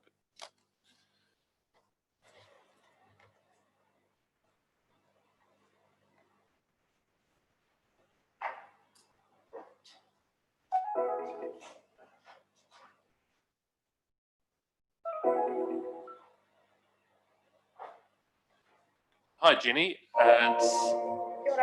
Kia ora. It's great to be able to hear you, and we can see you fine here in council chambers in Rolleston. I want to say thank you very much for your submission to us, the written submission. Councillors have read that, and thank you for taking the time today to talk with us in person about your feelings on our plans for the next 12 months. We allow 10 minutes for this exercise, and there will be a chance for question and answers from councillors after your presentation. So I'll hand over to you, and if you'd like to talk us through any highlights you have from your initial submission and anything else you'd like to add this afternoon. Thank you. Kia ora koutou, no Mospina Hau, ko Takatima Takumonga, ko Takatima Takuwaka, ko Reki Takuawa, ko Naitahu Takuiwi, ko Turo Akaha Aroha Takumarai, no Mospina Hau, ko Jenny Campbell Hau. I have responded to your call for submissions, because I think it's really powerful, ordinary people, when they see injustices, being able to submit and talk about their feelings about some of these things. And my friend had alerted me to the fact of your plans for expecting the Selwyn Huts community to pay for the sewerage scheme that you're planning.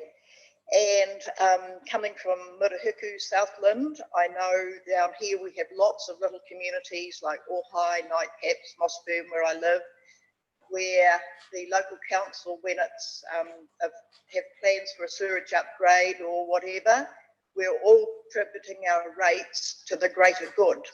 So I'd like the Selwyn Council to re-look at the plans they have for expecting this small community of Selwyn Huts to have the support of the other small communities, which they've obviously supported in paying their rates over many years. And I understand that they actually put in a sewerage scheme themselves, the community, a while ago, which now is obviously obsolete or needs upgrading or whatever you're going to do to it. So that's my reason for speaking to you, saying that the model that the Selwyn District Council seems to have at the moment is quite an unjust one, and I'm very conscious of what we're doing to people in this, particularly in this time when we're supposed to be caring for each other, and as the Prime Minister reminds us, be kind. So I'm imploring you to be kind. I can't understand why you didn't use the recommendations of your own council staff when they've done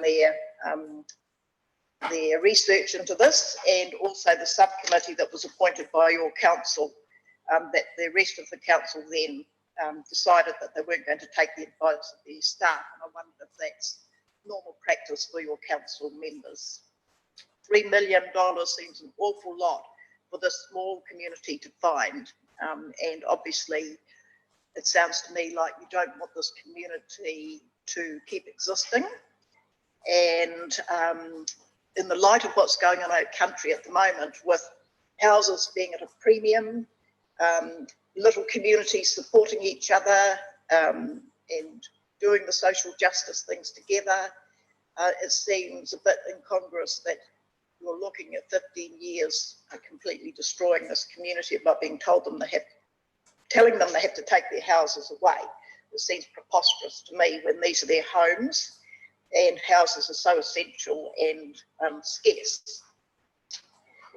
One of the suggestions I've made is that maybe you could, if money's a priority, obviously with it is, we've had to do a scheme like this, and we are, with the Water Forum project that's been announced by the government just recently, we're all responsible for keeping our water clean. So yes, sewerage systems are really significant for these small communities, and I suggest that you apply to the government for funding to support this project.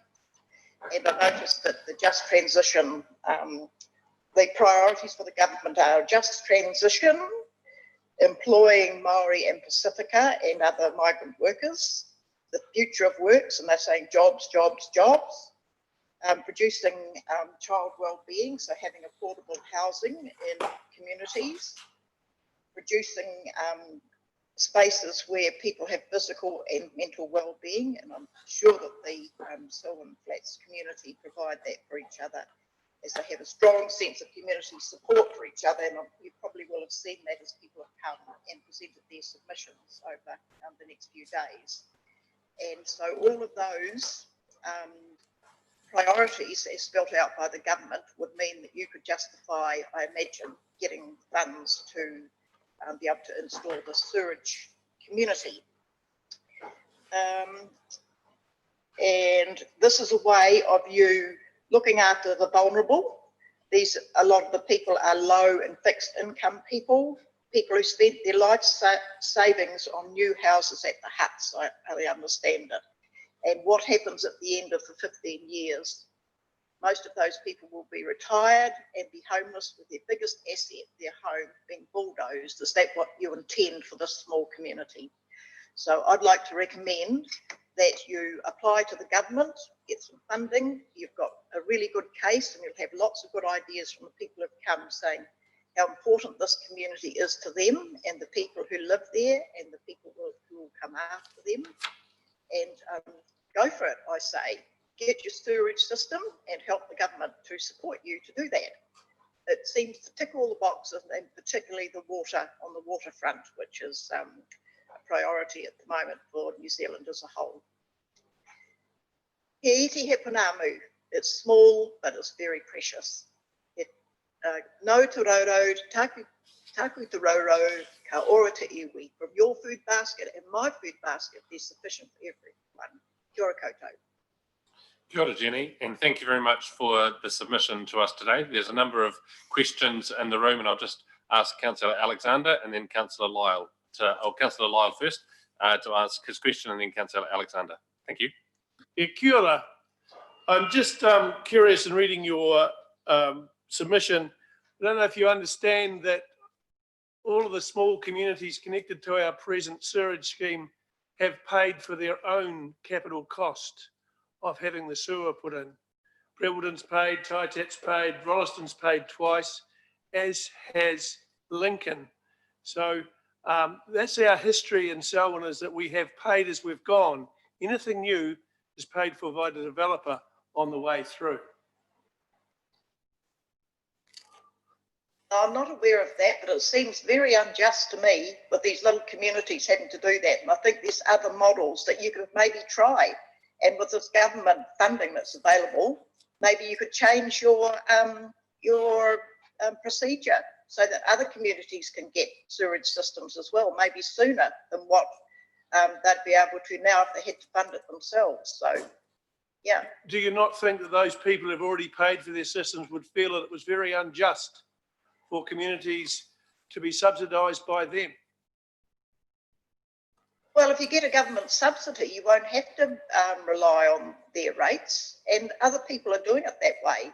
What are we doing? We're all pulling together in this country. We've got a bubble of 5 million people, you know. We're being kind to each other. Thank you. And Councillor Alexander. Good afternoon. Thank you for your presentation. My first question is really a clarification. In our papers, your submission is listed as from Forest and Bird Southland. Is it a Forest and Bird submission, or is it your personal submission? It's my personal submission, but it's I've spoken to a lot of people on our Southland committee, and they agree with these ideas that I've put forward as well, because this is our experience down here. Yeah, but it's not an official, as in we haven't been able to have meetings, you see. So we've been doing everything on emails. So we haven't actually met and discussed it as a whole committee as such. Our AGM's next week. So that will be our first opportunity to discuss a lot of these issues. Yeah, Thank that you. I've raised. And Councillor Lyle asked essentially the question I was going to ask in my second question. So thank you very much for your submission. Thank you. The next question is from Councillor Miller. Good afternoon. I think it's worthwhile asking you this question because you have the advantage of perhaps being a bit further away and being objective, and especially being your role in forest and bird. What do you see the risks around climate change, particularly for these coastal type communities, and how would you like to see these communities deal with climate change when the possibility of water inundation is on the horizon? Well, yeah, well, I know that lots of communities near the coast are very vulnerable, and we're aware of that. But I think it's the way maybe that you're proposing to do this that's the issue. And if that community is so vulnerable from sea level rise, then there must be some compromises or something you can do, as opposed to making them install this sewerage system and then whip their houses away from them. It doesn't seem right to me. So yeah, I think maybe doing some more investigation might be very helpful. Thank you. And Councillor McInnes.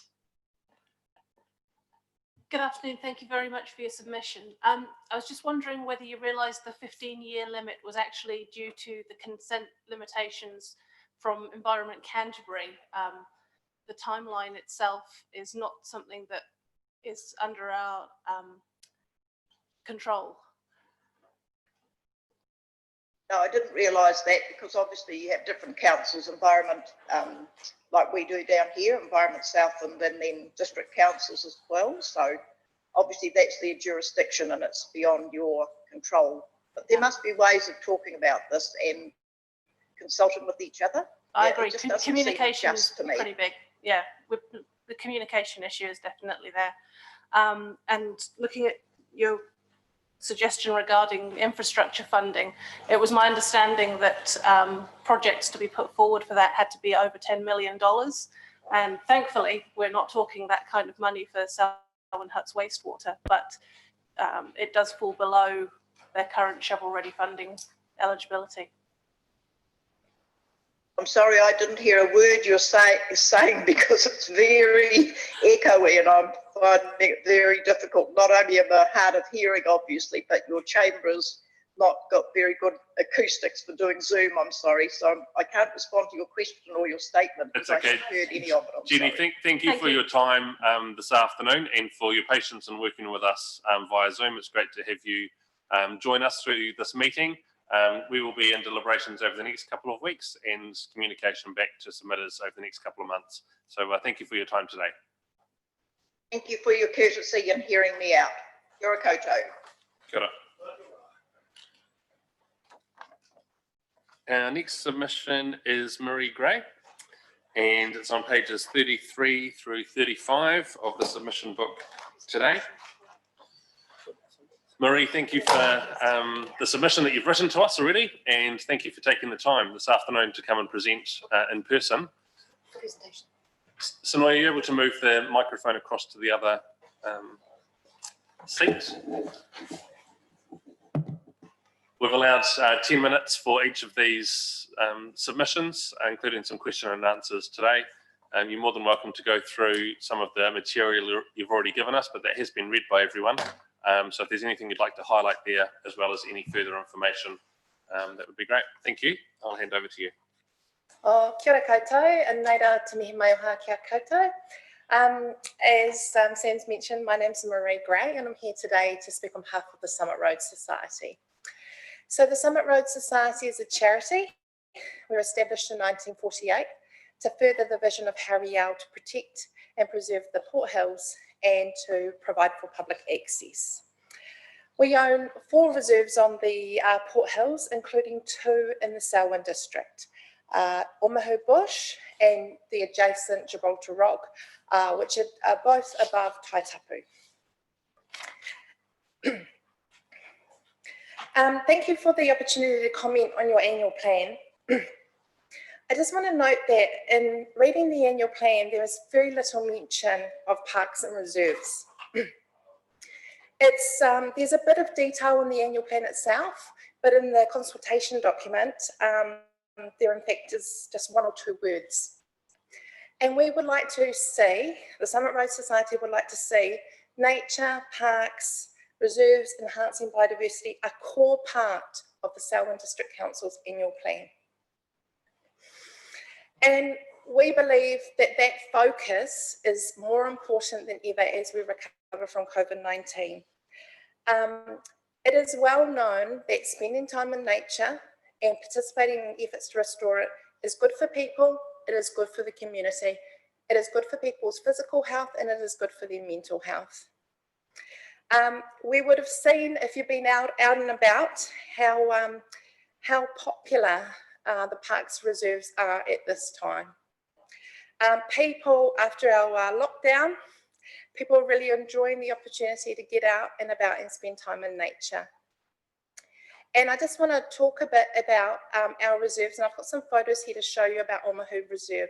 So many of the bush reserves within the Selwyn District are actually quite some distance from the populated areas of Rolleston, Lincoln and Taitapu. But Omahu Bush is 40 minutes drive from these offices. So it's very accessible. Probably the largest piece of native bush accessible to these populated areas within this Selwyn district. Otherwise, you've got to go further afield up to Arthur's Pass. So I'll just show you some photos of Omahu. So this, of course, is a mighty tōtara, kahikatea, matai of the tree ferns. And here's some kānuka. And you can see it's like a west coast bush up on the hills. It is an amazing place, a magical bush, and it is somewhere you go for solace, for peace in times of crisis. There's also a waterfall up there, a waterfall walk, and it's again one of the most accessible waterfall walks to the populated areas of Selwyn. The Selwyn District Council provides a small annual grant to support our work at Omahu Bush and Gibraltar Rock, which we're very grateful for. However, I do need to mention that it is indeed quite a burden to constantly be applying to different places for the funding we need to maintain Omahu Bush. And as you can imagine, in the months ahead, that's going to be even more difficult with constraints upon many kinds of community funds. For example, for our predator control. Feral pigs and deer are an issue up at Omahu Bush and indeed the southern end of the Port Hills. We are in the process of putting deer fencing around Omahu and around the adjacent Otahuna. So Otahuna is managed by the Christchurch City Council, but it is a third owned by the Selwyn District Council, a third by City Council and a third by DOC. And where that is being funded on our side, it's being funded by grants and donations, including 2 grants from the Selwyn District Council last year from the Selwyn Natural Environment Fund. So that was much appreciated towards the deer fencing and towards pig control in the interim. I also want to tell you a bit about our project Predator Free Port Hills. So this is a community project launched in November 2016. So we launched this project because we were undertaking predator control in our reserves, but reserves are only part of the picture. If you don't also have saturation of coverage of traps throughout farmlands, urban areas, schools, reserves everywhere, you create safe havens for predators to hide. So we launched this project, and this is our area. So we go from the harbour, from Littleton to Pudo, and from Taylor's Mistake up to Gebby's Pass. So it includes the areas within the Selwyn district of sort of Taitapu, the wider Taitapu area, including Motukarara. The key thing about predator-free Port Hills, it is about people taking action themselves to help with our biodiversity crisis. It's about them having a trap in their own backyard. You cannot underestimate how important this is in normal terms, and more important than ever as we recover from COVID-19. Indeed, studies, I referenced it in my submission, the Zealandia study found that trappers had the lowest, that they had the lowest levels of anxiety and stress. And they attributed that to spending time in nature and feeling that they're contributing towards this wider picture of environmental protection. Which brings me to some big projects that Selwyn District Council is already part of, Pest-Free Banks Peninsula, which is an ambitious program to eradicate pests and predators from the peninsula by 2050. And of course it includes Selwyn in the Southern Port Hills area of the Selwyn District Council, and it's working with a range of different organisations, the Christchurch City Council, DOC, iwi, community organisations. A number of players are in this ambitious program, and we congratulate Selwyn for being part of that project. And we also lend our support to the Pest-Free Banks Peninsula's submission where they've requested $10,000 towards predator control in the Southern Port Hills. So one of the things that is happening alongside Pest-Free Banks Peninsula is another project called Te Kākahu Kahukura, which is a project to restore and connect 10,000 hectares of bush on the Southern Port Hills. So the key thing about bringing back our native species is you need both predator control and you need habitat restoration. And the Port Hills are some of the most modified environment, especially through farming. And so it's a big effort to connect it all up. And we're not talking about the whole of the Southern Port Hills covered in bush. What we're talking about is corridors for birds to move along bush. With some core existing bush, such as Omahu, such as Kennedy's bush, being the kind of the foundation for that project. And so one of the strategies of Pest-Free Banks Peninsula is to eradicate predators to low levels within that Southern Port Hills project area, which is the Te Kākahu Kahukura. So that's a really ambitious project, 1,000 hectares of native bush on the Southern Port Hills. And so we support the Pest-Free Banks Peninsula submission. I want to say that this is a movement that we're creating here. This is just the start. And you see this in Wellington.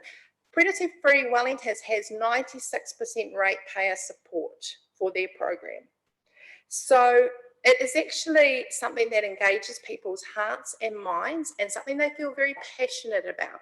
So it is not just about Pest-Free Banks Peninsula, it is also about predator-free Selwyn. This is just the start and it's going to grow from here. I'd like to now talk about recreational access, which the Society has been talking about a number of years. At the moment, the only access to the Summit Road from Selwyn is you have to drive to Geddes Pass or you have to drive to Dyers Pass. And we see recreational access from Taitapu is something that's needed and asked for by the community.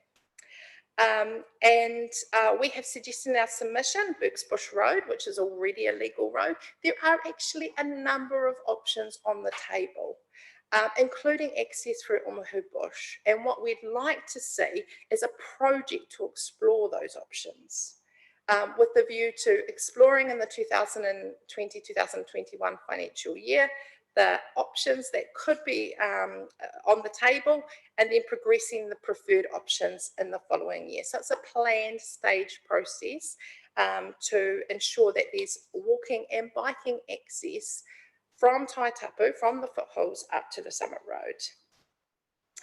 And also, I'm another one who wants to ask for more money in the Selwyn Natural Environment Fund.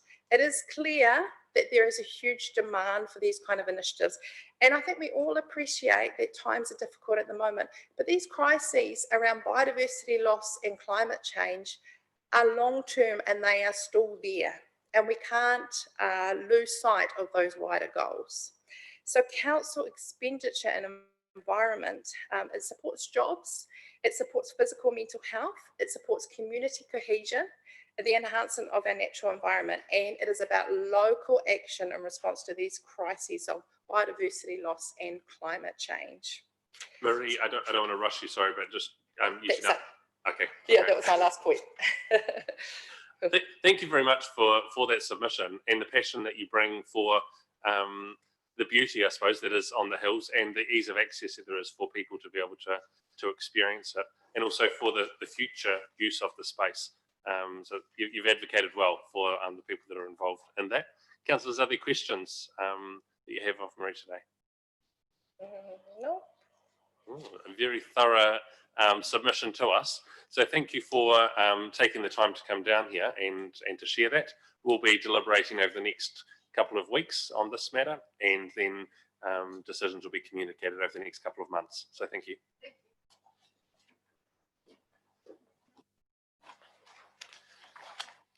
The next speaker is Trevor Tague, and it's on page 36 of your books today, councillors. Trevor, thank you for visiting us today with your submission.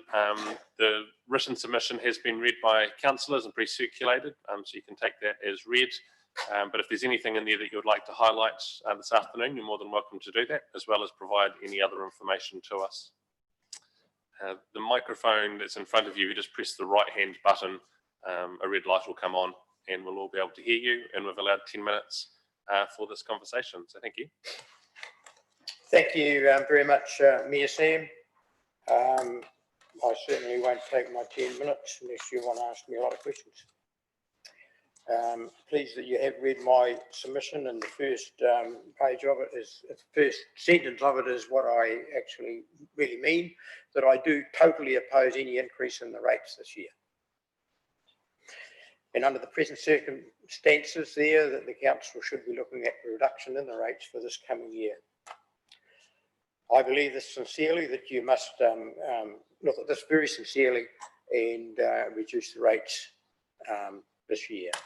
And I can't tell you exactly how to do it, but I can give you one or two ideas. I think that staff salaries must be cut. Restructure the whole council and employ the necessary staff and be like any other business under the present circumstances of COVID-19. And only employ the staff that is needed, not what you want. And this is my theme, what you need, not what you want. Improve your productivity. You should carry out the essential projects, what is needed, and not just what you want. New Zealand is going through a very hard time at the moment, and everybody has to tighten their belts. There are a lot of ratepayers out there on fixed incomes, and many have lost their jobs and will not be able to afford rate rises, and will be looking forward to a reduction in their rates. Also, there are many suffering from cuts in their wages right now. I just have one little question. Why is it necessary for the Mayor to have a personal advisor at the cost of approximately $90,000 per year? Is the Mayor not capable of doing the job that he stood for at the election? Your job is just not talking at election time, it's delivering afterwards. What is wrong with sharing your duties with your deputy and other councillors? Thank you very much. Thanks, Trevor, for the submission. Are there any questions that councillors have? Councillor Lemon. Yeah, thanks, Trevor. You've talked about cutting back to essentials, and we've had a range of views here today about what essentials are. So to add to that, I'll get your view of what you think essential services are. If we're going to reduce, what do you see as those core? Yeah, well, I don't think that you need to be throwing or putting money at other projects, perhaps such as the last one that the speaker was talking about. I think they can be deferred until we get back up on our feet. So specifically in what areas? Oh, I don't really want to go into the details or I'll be here all day, but I'm sure that you, sir, as a councillor, would know what is really needed this particular coming year and what projects can be deferred until we get back up on our feet. It's going to be a long time from the suffering from this here probably a lot more than what a lot of people realise. So we respond, I guess we respond to what people who come and submit say to us is necessary. So I'm trying to get a view as to what you think is necessary. We've had a view from the previous speaker on what they see is necessary. I want to get your view as to what is core service. Okay, well, just if you stick to your knitting, do your roads and your infrastructure, that's important. We've all got to get around the council. We've got to have businesses performing, freight and all the rest of it. But I think that, you know, the likes of, you know, swimming pools and parks and that sort of thing, that could be deferred. That's my opinion. That's what you've asked for. Thank you. Any further questions? No, Trevor will be deliberating on all the submissions, including yours today, over the next couple of weeks and communicating back over the next couple of months. And in regards to the specific questions you've asked today, we'll have to answer those for you as well through that process. So thank you for taking the time to be here. Yeah, thank you very much. And I hope that you can deliver in a common sense way. Thank you very much, sir. Thank you. Our next presenter is Nancy Ori. It's on pages 37 and 38 of the agendas for today. Nancy, thank you for taking the time to write your submission in the first place and then to also travel and be here in person today. Our councillors have read your original submission and you're welcome to take this time to be able to expound on anything there or add any new information that you would like to place before us. You've been here before and so understand the process, and thank you for coming back to us. And we are here to listen to what you and all the other submitters have to say to us. Thank you. Thank you, Mr. Chairman, and thank you, councillors, for giving us an opportunity to give you feedback. Well, we're living in an interesting time, and I was listening to Adrian Orr, the Reserve Bank Governor, talking on national radio the other morning, Thursday morning, and it was interesting. He was being quizzed very hard about the future, and basically nobody's got a crystal ball, we don't know, so we're in uncharted times. And his comment was, there's been a global economic shock and there is economic uncertainty, and we'd all say amen to that one. And he sees us facing a harder time for a while as the economy adjusts to this change, but none of us know the time frame. So you as councillors have a very challenging task ahead of you to somehow navigate your way through positively and in the best interests of the communities that you're serving. And I'm sure you've had many requests for money. And I'm equally sure you're aware that Selwyn residents, some of them are doing it really hard. There's been wage cuts, there's been contracts cut that people are anticipating would come through. There's been people asked to reduce their hours. There's been people asked to take a 5, 10, 15, 20% cut in their wages. So there are some people that are doing it hard already, and I suspect a lot more of us are going to find it a lot more challenging in the future. And just this morning, the comment on national news was about how young people are now deciding it's a bit expensive to go and live in your own property. You go back home to mum and dad. And so that's going to make it interesting for landlords, and particularly when some of the subdivisions in New Zealand, and I've heard rumours of what's in Selwyn, some of them are 80% of them are rental properties. So we are in uncharted times, and we don't know what this is going to do for land values, which affects your rating base and everything else. Anyway, so I've even seen a person rummaging through a rubbish tin on the side of on a street on a town in Canterbury. So some people, I know it could be a professional dumpster, but I sincerely hope that we don't see a lot more of that going on. So life has changed significantly since you set this budget. And so I asked the council to look closely at the level of rate increases.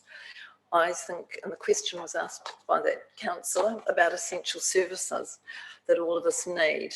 And I can only speak for those of us living in larger towns and villages in Selwyn, but we need safe drinking water and safe disposal of waste water and refuse, because by law we can't necessarily do it on our own properties. We're not allowed to sink wells. ECAN probably wouldn't let everybody do it, and they wouldn't let us all have septic tanks. It's different in rural areas, but for some of us, we're very dependent on the council to provide those services. And unless you want to have us all going out and dumping waste, you know, our rubbish in the drains, because it's down where I live, down Eastern Selwyn, there's quite a few drains that end up being people's rubbish dumps, but we don't want to see that either. That's not a good look. So we need safe drinking water, safe disposal of wastewater and refuse.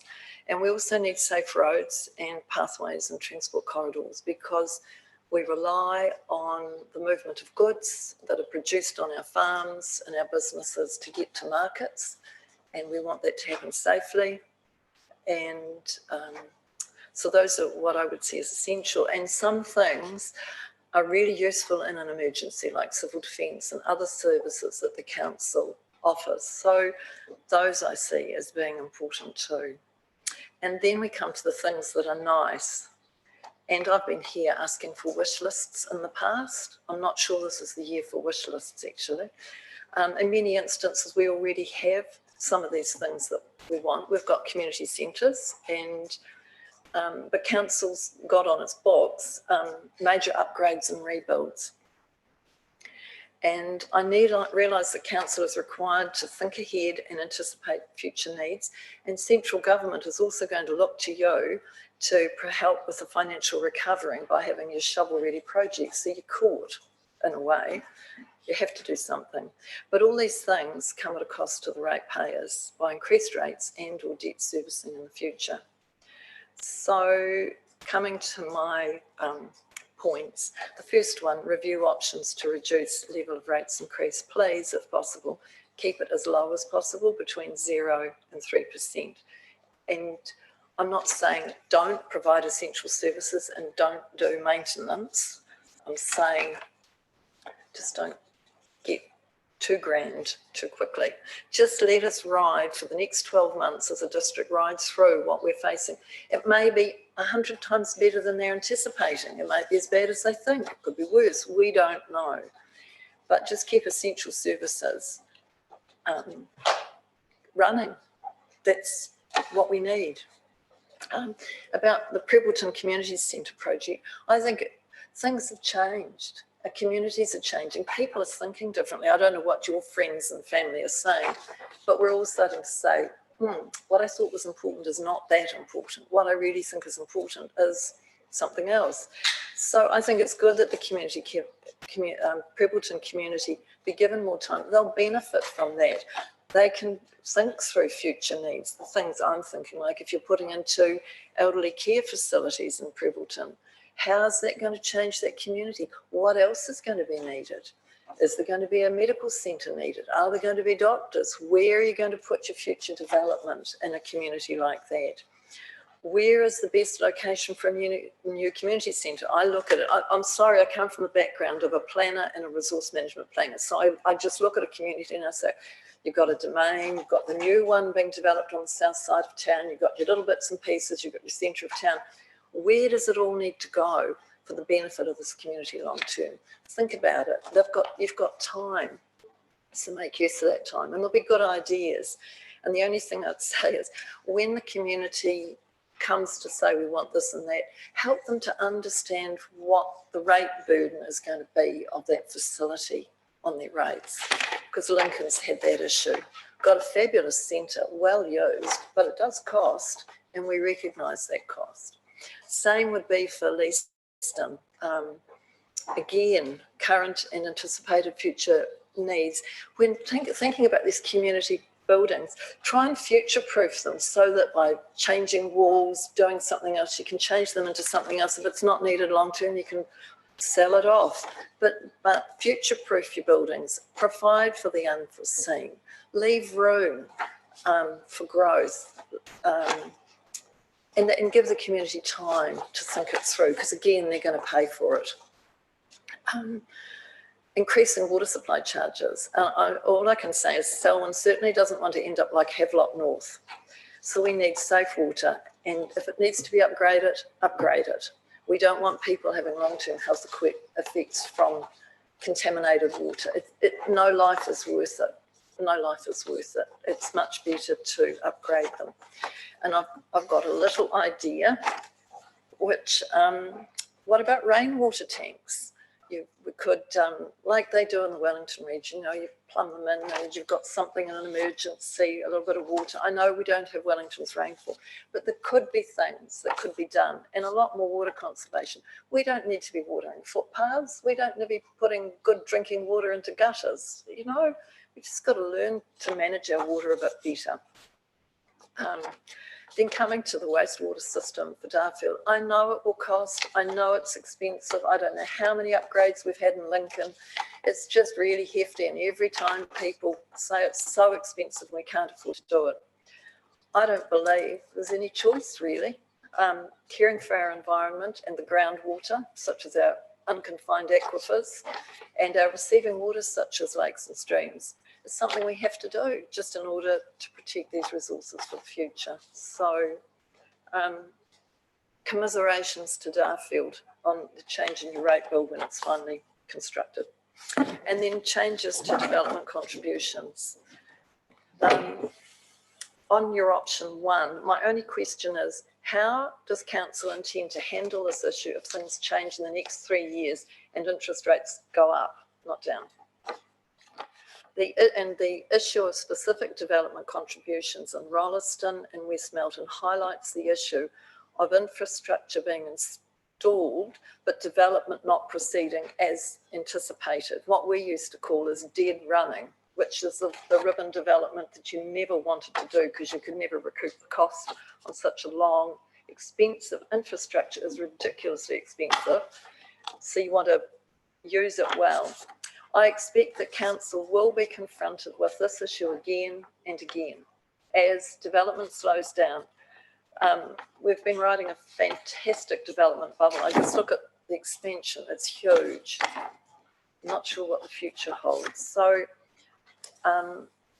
if it's unaddressed, it will mean that council, and that is ratepayers, will have to pay the cost for unutilised and underutilised infrastructure. I believe that council needs to ensure that development contributions are set at a level and in a way that any costs borne by the council in providing infrastructure for a proposed development can be recouped so that the cost does not fall on existing ratepayers. Any change in policy needs to be drafted in such a way that it can be applied across the district when these situations arise. So thank you for your time, councillors.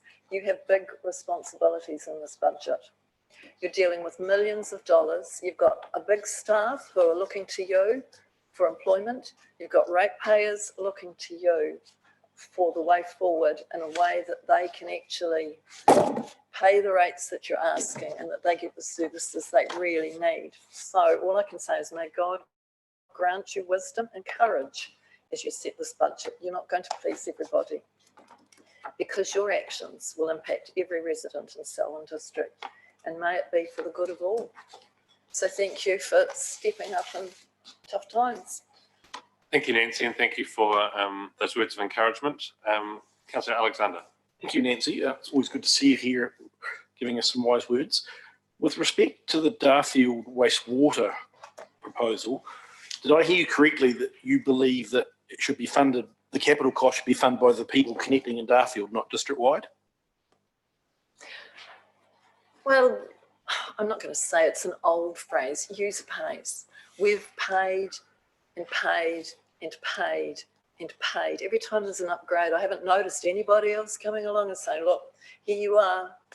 It's all on us. I think if we, it's just one of those responsibilities. I think on safe water and getting rid of your rubbish, wastewater disposal, are two biggies from a public health point of view. And I think we all have to take our turn at biting the bullet and paying. Thank you. And your suggestion regarding rainwater harvesting tanks, that it's, again, user pays, perhaps council could organise a discount from a supplier rather than council subsidising them. Yeah, the situation in Wellington, and we've actually gone and bought rainwater tanks from the tank man who supplies Wellington region. And the council's a facilitator. Well, the group, the councils are facilitators. They're not providers. Again, some people would not be interested, but others would. So, I mean, I think it'd be fantastic if there was that option to just harvest even a little bit. I mean, I admit I know people that are installing them. They're happy to do it at their cost. So it's just an option. Thanks, Nancy, and for those thoughts. Next week and the week after will be in deliberations on all the submissions that we've received, and we'll be communicating that back over the next couple of months. So thank you. Our next submitter is Graham Evans. Submission number 39 through pages 39 through 41, submission 103 in today's booklet.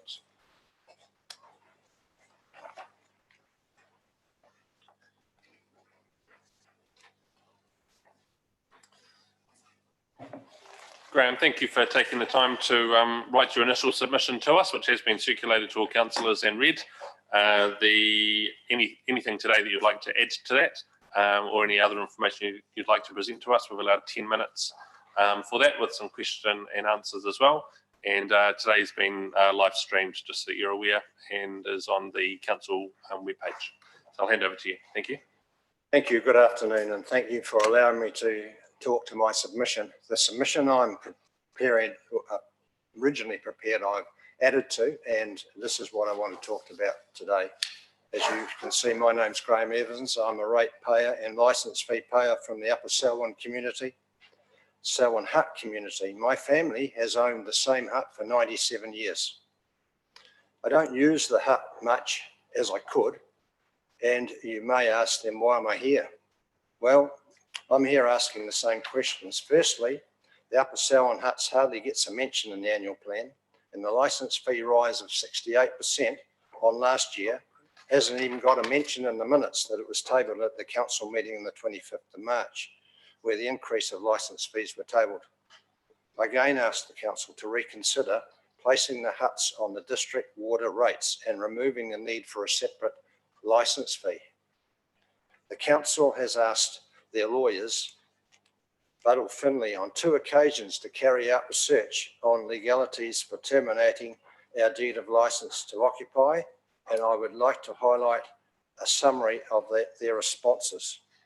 The first one was asked and requested for and provided in March of 2018. The conclusion that the council cannot withdraw water services from the huts community without going through the procedure in Part 7, Subpart 2 of the LGA. This would require the community support and the council to work to ensure that acceptable alternatives are in place. There's 2 more statements there, B and C, but I'll read the D, which reads, overall, we think that the council needs to proceed extremely cautiously and consistently in this context. All reasonable practical alternatives should be considered and necessary consultation undertaken in accordance with the requirements and principles of LGA.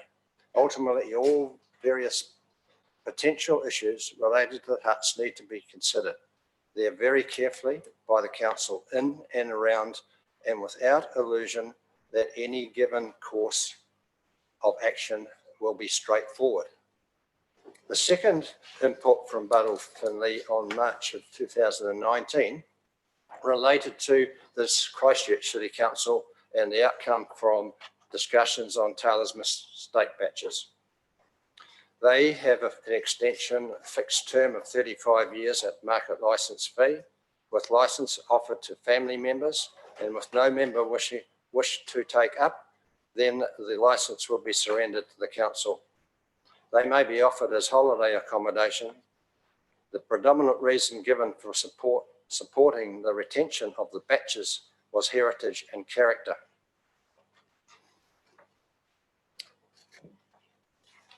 I would argue that the Upper Selwyn huts has heritage and character, being firstly established in 1895. Perhaps a more pressing question to ask Buttle Finley may be, does the council have a legal power to exclude the Upper Selwyn huts from being included on the district water rates? While the huts were self-governed by the Spraxton South Domains Board, lately known as the Upper Selwyn Huts Committee, the licence fee expenditure was managed by this elected body, who managed to install at the cost of the hut owners 2 sewer schemes, one in 1927 and a replacement in 1986. Up until June 2011, this had been operating effectively. Post 2011, under the administration of the Selwyn District Council, the council fee, the licence fee does not cover the following. We have no caretaker, no secretary, no tractor, no ride-on mower, and potentially a massive increase of 68% on our licence fee. We didn't have the ability to manage our finances over those previous 114 years. The Selwyn District Council could have been faced with a much larger water and sewer cost over that period. The main concern was the lack of progress pending the expiry of the sewerage consent post June of this year.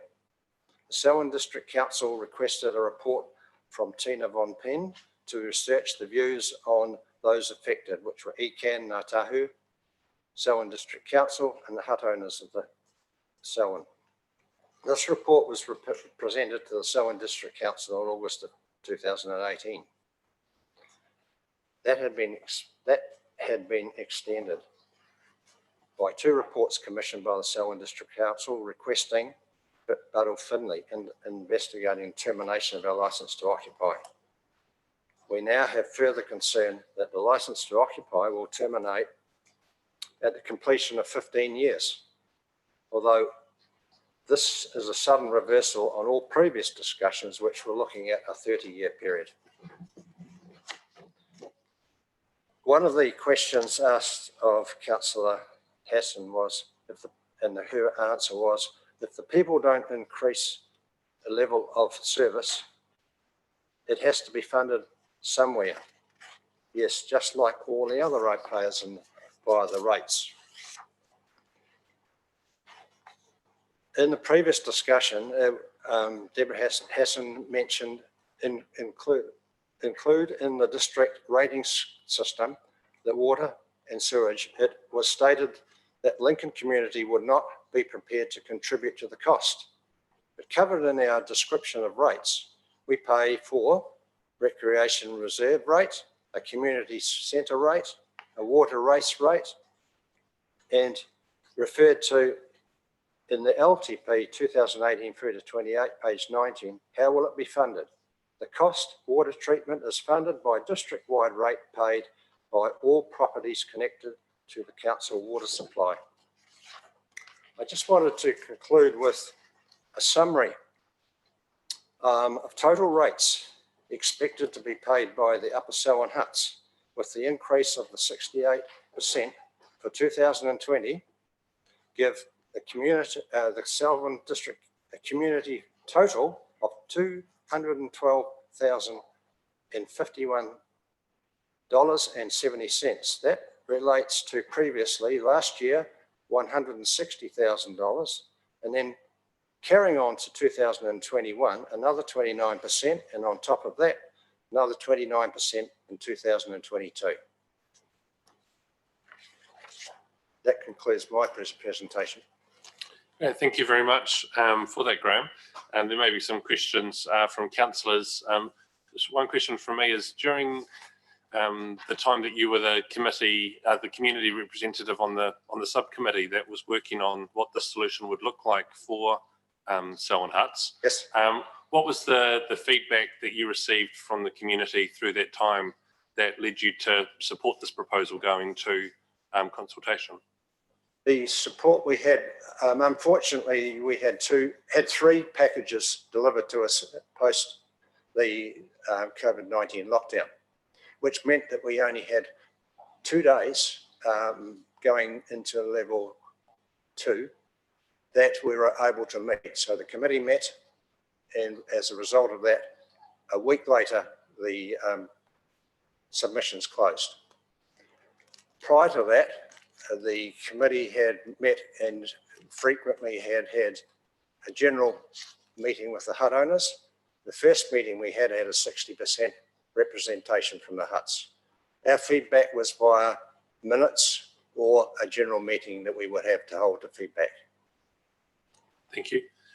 Councillors, are there other questions that you have? No? Graham, thank you for taking the time to come in and present the case to us. We'll be going through deliberations over the next couple of weeks, receiving all of the submissions, both in person and those that have been written to us, and we'll be communicating that back over the next couple of months. So thank you for taking the time. Thank you. The next presenter is Kevin Harmer. It's on pages 42 through 46 of today's agenda for councillors. Kevin, thank you for joining us. Thank you for the written submission that you've given and also taking the time this afternoon to present to us in person. You've seen the last few presenters. We allowed 10 minutes for this time, including some question and answers, and it has been live streamed to the videos cameras in front of you on this middle table. So thank you, and I'll hand over to you. Worship councillors, thank you for the opportunity to come today. In completing the consultation submission form, I made some comments there in particular about the rates for the coming year, and I think that things have changed, as Nancy Borry put very articulately, that we are facing a really difficult and uncertain time.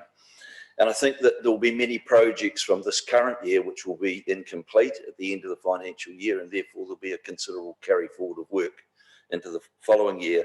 So therefore, some of the projects that you may have been looking at carrying on in the next year could well be deferred another 12 months.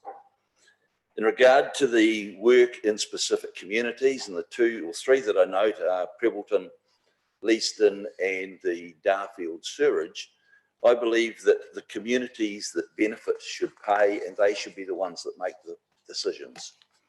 So if Darfield is going to have a sewerage scheme, as she well put, I know that Lincoln had many changes and so does Leaston and Southbridge, that the people who benefit and will connect to those should be the ones that pay. In regard to water supplies, there are going to be massive changes come in water supplies, and I know that there will be perhaps a tendency for general rates to be put into the upgrade and treatment of those. But you need to think very carefully about those of us that have our own personal supplies on our properties, and we have our own requirements to provide all of the maintenance and upkeep on those. So I don't believe that people that are not connected should be required to pay. I won't comment on the development contributions. I think Nancy covered that very well as well. My principal submission today is in regard to issues to do with charging for services that people don't use. And in particular, our case is that of a water race that runs along the front of our property and other properties. And in fact, from the corner of the Leaston, Dunsandel and Southbridge Dunsandel roads until it goes into a soak hole in the property of the Baines, nobody uses the water race for stock water. In fact, it runs on the roadside for about 70% of that length. And in the instance where it goes through the groundwaters property, it's fully fenced both sides so that dairy cows can't get into it. And the groundwaters had to put considerable number of culverts in to allow the centre pivot irrigators to be able to work. I know that we have a population of mudfish in the point where the water race goes across the Leaston Dunsandel Road. And in my submissions to the Water Race Committee way back in November 2018, it was indicated then that perhaps that portion of rates, if it was to be kept open, should be funded from some ecological fund rather than paid for by the ratepayers that are fronting it. To give you an indication of how rates have changed, on our property, we have 11.28 hectare property. And since 2017, our rates have increased from $2,078 to $2,870. Now, that increase has been largely brought about by increases in charges on community centre, which has come in, and recreation reserve charges that have come in. But in our instance, $520 of our rates bill is for the water races that we don't use, neither do our neighbours downstream. And therefore I ask that not only, whereas you're looking at increasing the charge this year on the uniform basis, but also on an area basis, that you seriously consider not increasing them, and also look at the ability to be able to refund people back the rates where a race is unused. Our water race has been dry again for the last 5 days. Through the summer period, it ran perhaps 3 out of the 7 days. So from even a stock water point of view, if you were going to be reliant on that, it would have been absolutely no use. I'm quite happy to answer any questions. Thank you. And Councillor Lemon, and then Councillor Alexander. Yeah, g'day, Kevin. Thanks for presenting. This is an enormously frustrating subject, and it's I've only been around the table for a bit over 3 years, and I've had lots of conversations with people. I know all of the properties that you're talking about. I certainly know the water race you're talking about. The decision we came to in the LTP with consultation with the water race committee was to recognise a public good rate, to try and shift that burden away from landowners. It's a slow and frustratingly slow process, but that public good rate's increasing at 10% per annum, whereas the water race, I won't say users because that'll offend you, but supply outside of your property increasing at 6%. So we've tried to get that differential. I wonder whether it's a time to review that again. Also, the difficulty of closing, we tried to make that an easier process, which doesn't necessarily seem to be working particularly well, but that's a comment from me, not a question. Are you aware, though, that there's a potential on the groundwaters to put in what's known as a TSA, so targeted stream augmentation for the mudfish? And if we could do that, that would hasten the ability to close that race that you're talking about on its length and maintain that mudfish population. So what I guess I'm asking from you, finally getting around to my question, is would you support us actively pursuing that with ECAN to get that over the line so we can close that portion of water race? Yes. Thank you. Good, that's pretty clear. There was a question eventually. If you add the question and answer time together, though, the answer, the average time's a little longer. Councillor Alexander. Thank you, and thank you for submission, Kevin. I note that you have spoken to the water race subcommittee in 2018 about this section of race. Were you seeking to have the section after the mudfish closed at that time?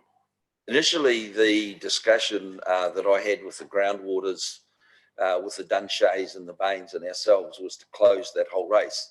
However, the portion that is just on the north side or west side of me, through the Richards property, they have it in their front lawn as a water feature, and therefore weren't prepared to sign the document that's required to close the particular race. So we have one abstention. It's not used for stock water purposes. It's solely used as a water feature on their front lawn. So do you see that as a flaw in our system, that one person using it for an amenity value can hold up what would otherwise be a closure? Yes, I do. Thank you. Thanks, Kevin, for coming in today. I think you've highlighted something that we know is going to need to be a work stream over the next 12 months to actually focus on, because you're not the only person affected in the way that you've expressed to us today. And it's numbers dollar-wise that aren't just in the tens, hundreds, but it's in the thousands of dollars for many people paying for something that they don't use. So thank you for taking the time. We will be looking over the next 2 weeks to run through deliberations on everything that's been presented to us, and reporting that back over the next couple of months. So thank you.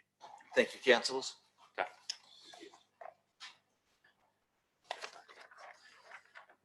Our next presenter is Mark Christensen, Banks Peninsula Conservation Trust submission. It's on pages 47 through 52.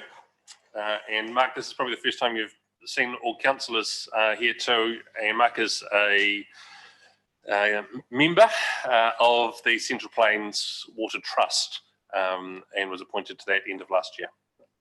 Thanks, Mark. Good afternoon, Your Worship and councillors. So I'm appearing here on behalf of the Banks Peninsula Conservation Trust. I'm the Chair of Trustees. Marie Burnett, who's the General Manager, in whose name the submission was made, is unable to make today, unfortunately. I think you've already heard from the Summit Road Society this morning, and this afternoon you'll hear from the collaborative Pest Free Banks Peninsula Initiative, and tomorrow from the Rod Donald Trust. And I think we're all saying the same thing around the Pest Free Initiative and the ecological vision. And I think it's the first time that the Banks Peninsula Conservation Trust has appeared as a submitter on before this council. So I thought I might spend just a couple of minutes giving you a little bit of a background to the Conservation Trust, and then I'd like to give you a little bit of background to the Banks Peninsula Ecological Vision, and specifically a project which is called Te Kākehu Kahukura. So the Banks Peninsula Conservation Trust was set up as a charitable trust in 2001. It's very much community and landowner driven, and it is the only body in New Zealand, the only NGO at a local level which is able to covenant land. Of course, QE2 does that nationally, but the Conservation Trust on the Peninsula is the only local organisation that has those powers under the Reserves Act. We operate right across the Banks Peninsula, including the Port Hills, Kaiteriti Spit, and right out to the 12-mile limit. While our focus in the Conservation Trust to date over the last 20 years has been around biodiversity, that's not all that's in our objects. We have in our objects the protection of natural features, geology and recreation as well. And we've been acting as what's known as a conservation hub, for a community hub. So not only do we do our own thing, but we're also helping to facilitate projects and collaborations across the peninsula, and also to assist some of the other organisations with their work. So that's the Conservation Trust.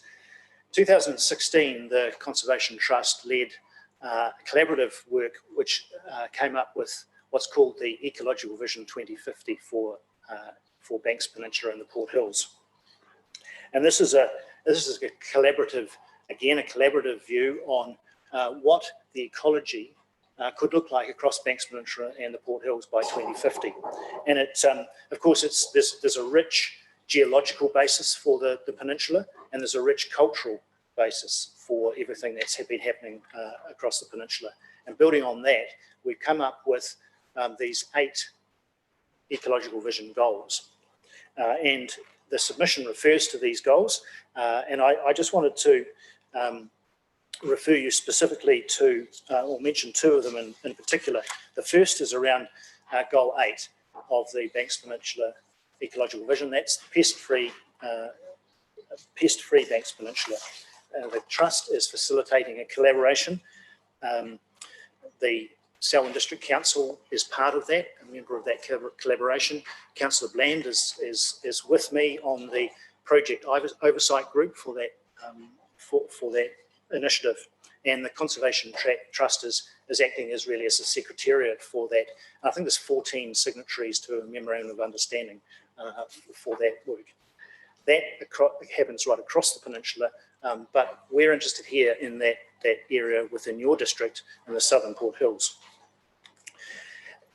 Another initiative you'll see in this submission is this project which is called Te Kākehu Kahukura. Kahukura is an important local deity that was responsible for cloaking the wreckage of Te Waka to Aoraki, which is the South Island, clothing it with forests and with wetlands, and with that area of I think it's about 6,000 hectares for the communities and the landowners to be supporting that by doing their own thing on their own land in terms of pest control and revegetation. Completely voluntary, no regulation involved. We're working with those who want to work with us. I want to come back to the council and explain a lot more about that and what we're thinking in ways in which the council, we might be able to partner more closely with the council. A part of that, of course, is not just an ecological outcome. We see it very much as an interplay with recreation and recreational opportunities back at Taitapu, opportunities to access the Port Hills from this part of the district. So that's the ecological vision. That's Te Kākahu, Kahukura, and pest-free, and we're really seeking what I would suggest is a modest contribution for the pest-free initiative within that part of the Southern Port Hills, within that Te Kākahu area. That's what we're looking for at this stage. We'd love to come back. We hope to come back and tell you more about I think this exciting opportunities for the community in this part of the Buckley district. Thank you very much. Thanks, Mark, for that. And Councillor Alexander, question? Kia ora. Thank you for your submission. The $10,000 you're requesting for the next financial year and subsequent years, that's new funding? It is new funding, yes. In the light of many budget submissions that are calling for council to stick to core business, would you consider this to be council core business? I think it is core business, yes. I think the council has responsibilities under the Resource Management Act for a start around biodiversity management, but it goes beyond that. The biodiversity is part of a larger story around community well-being and prosperity. Thank you. Councillor Miller. Hi, thanks for coming and presenting today. I guess I'm presenting from a rural viewpoint. Are you aware that rural ratepayers are already paying a rate through ECAN for this? So there's an element of double dipping if you ask us to pay again on the same rating document. I'm just looking at my rates bill, for instance. I'm already paying $102.55 a year for pest-free Banks Peninsula. Yes. So if you were to come and get another 10,000 and so on, I'd ultimately be paying some more money for that. So I would regard that from a personal level as giving two cracks at me on the same rating statement. The overall project is multi-million dollars. So we need the funding to support the development of the program from as many places as we can. I think it's a matter of mixing and matching. Yes. From my perspective, and I'm not speaking for the council, wouldn't it be better to devote our efforts from one agency like ECAN to collect one rate rather than having multiple rates? I think for instance, the city council is contributing towards the cost of the pest-free initiative, and I think there are a number of other funders as well. So I wouldn't see it as double dipping. I think there's more than enough opportunity out there. Thank you. Any further questions? Mark, appreciate you taking the time this afternoon to come in and talk to us on that. We will be deliberating on these submissions, yours included, over the next couple of weeks and confirming back to you in the next couple of months where we've landed. Thank you very much. Thank you. Our next presenter is Vanessa Murray.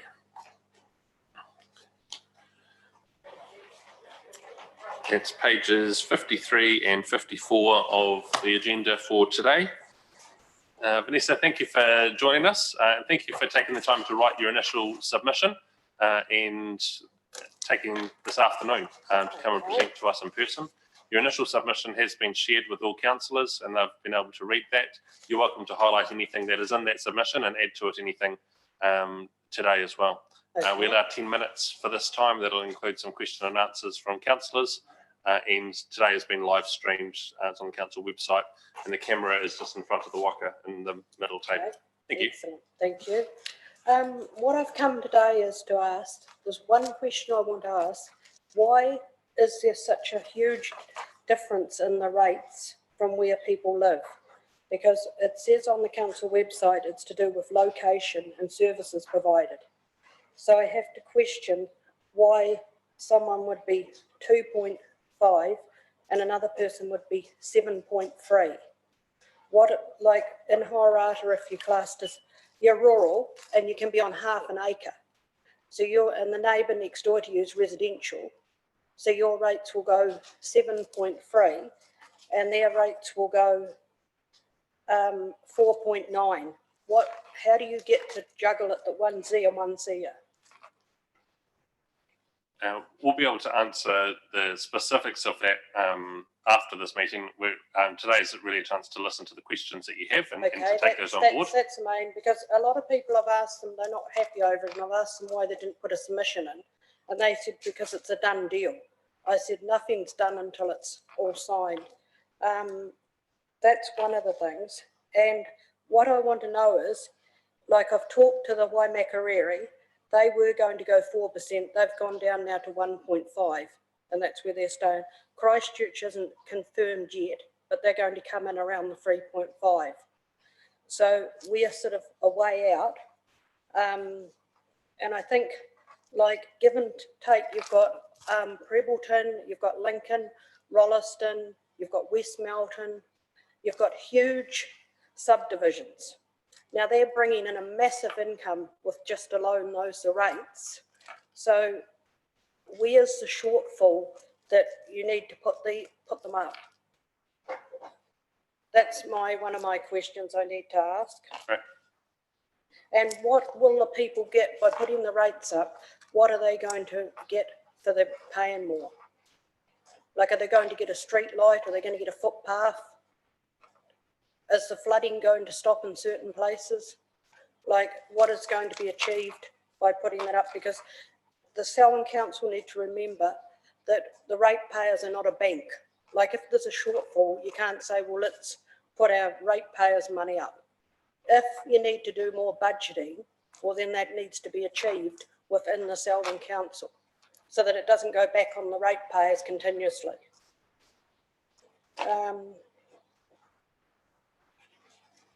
Because, you know, like these country areas that are going to be affected, they have absolutely, in the way of services, they might have the road, but everyone in New Zealand's entitled to use the road.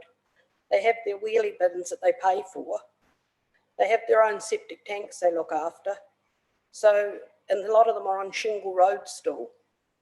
So, you know, it's really important that we play fair.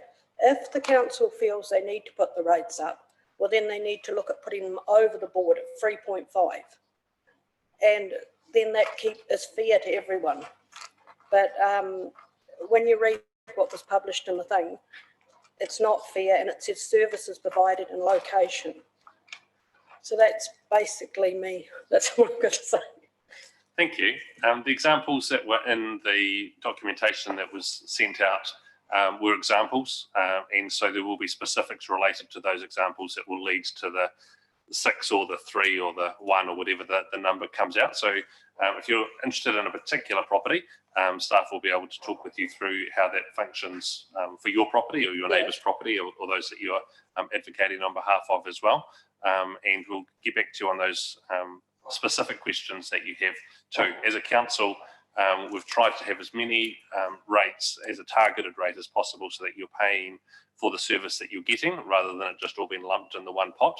But when it comes to trying to equalise rates increases, that makes it a lot more difficult, because the cost increases for perhaps water might be different than wastewater and is different than refuse. And if you're only receiving one of those services, that will increase your rates percentage more than it will for someone receiving 3 of those services. So it's certainly a complicated matter, but more than happy for staff to be able to sit with you and help you understand the specifics.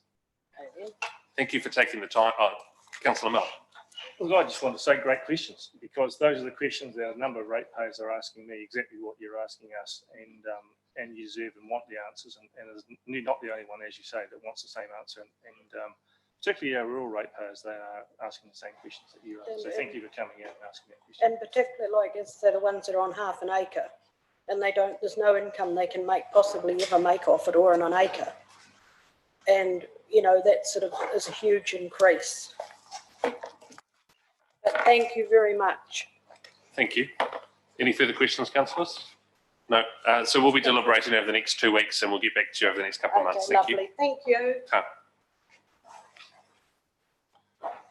Councillors, we're scheduled for a break now, which we will take, and we'll resume the hearing again at 3:30. Thank you.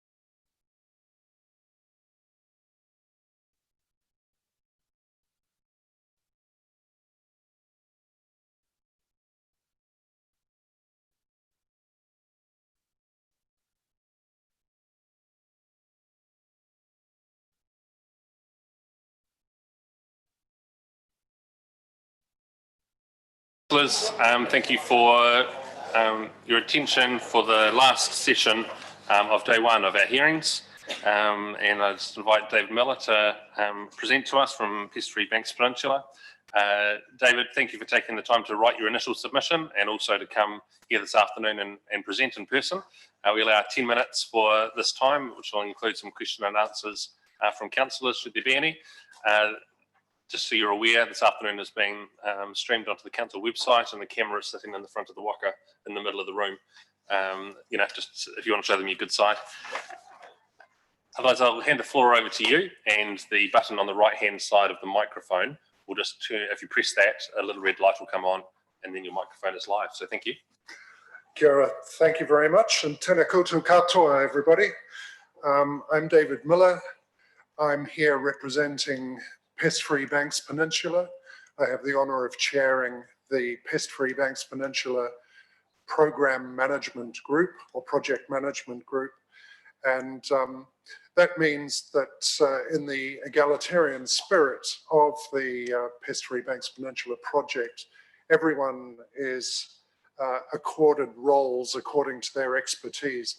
My technical expertise, such as it is in running meetings of the 14 partners. So I'm afraid I won't be the last word on any particular technical subjects relating to the subject of my submission.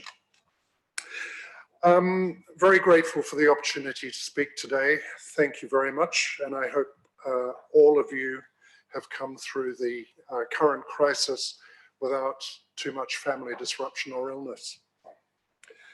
So I'm here to request Selwyn District Council implement the following issues. First, to provide $10,000 in the 2020-21 annual plan and subsequent years to directly support the work of the Pest Free Banks Peninsula Initiative within, as it works within Selwyn District, and with particular reference to the Te Kākahu Kahukura project, which is on the southern Port Hills within Selwyn District. Secondly, to continue to support the work of Selwyn District Council staff and community groups within the district and Banks Peninsula as we work towards the vision of a pest-free Banks Peninsula. And that gives me the opportunity as well to thank our colleagues from Selwyn District Council, Andy Spanton and Denise Ford, who are terrific and indispensable members of the project management group. Thirdly, to commit that all Selwyn District Council pest control policy decisions and operational work will be in alignment with the Pest Free Banks Peninsula program's overarching strategy and work program. So we're seeking to ensure that everyone's working in the same direction from the same page. And fourthly, a commitment that all Selwyn District Council biodiversity policy decisions and operational work will be in alignment with the 2050 ecological vision for Banks Peninsula that was published a couple of years ago by the Banks Peninsula Conservation Trust. I have a couple of copies here. It's a collector's item right now. So if you'd like to have a look and then give them back, we'd be doubly happy, but it's not mandatory. We also ask the council to note that we will be seeking in the next 3-year review of the long-term plan an increase in the total amount of funding available through the Selwyn Natural Environment Fund and a commitment to annual funding to the Pest Free Banks Peninsula program and the associated Te Kākahu Kahukura project.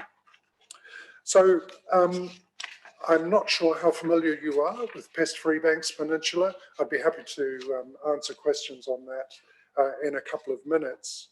But let me just talk briefly about the ecological vision for Banks Peninsula.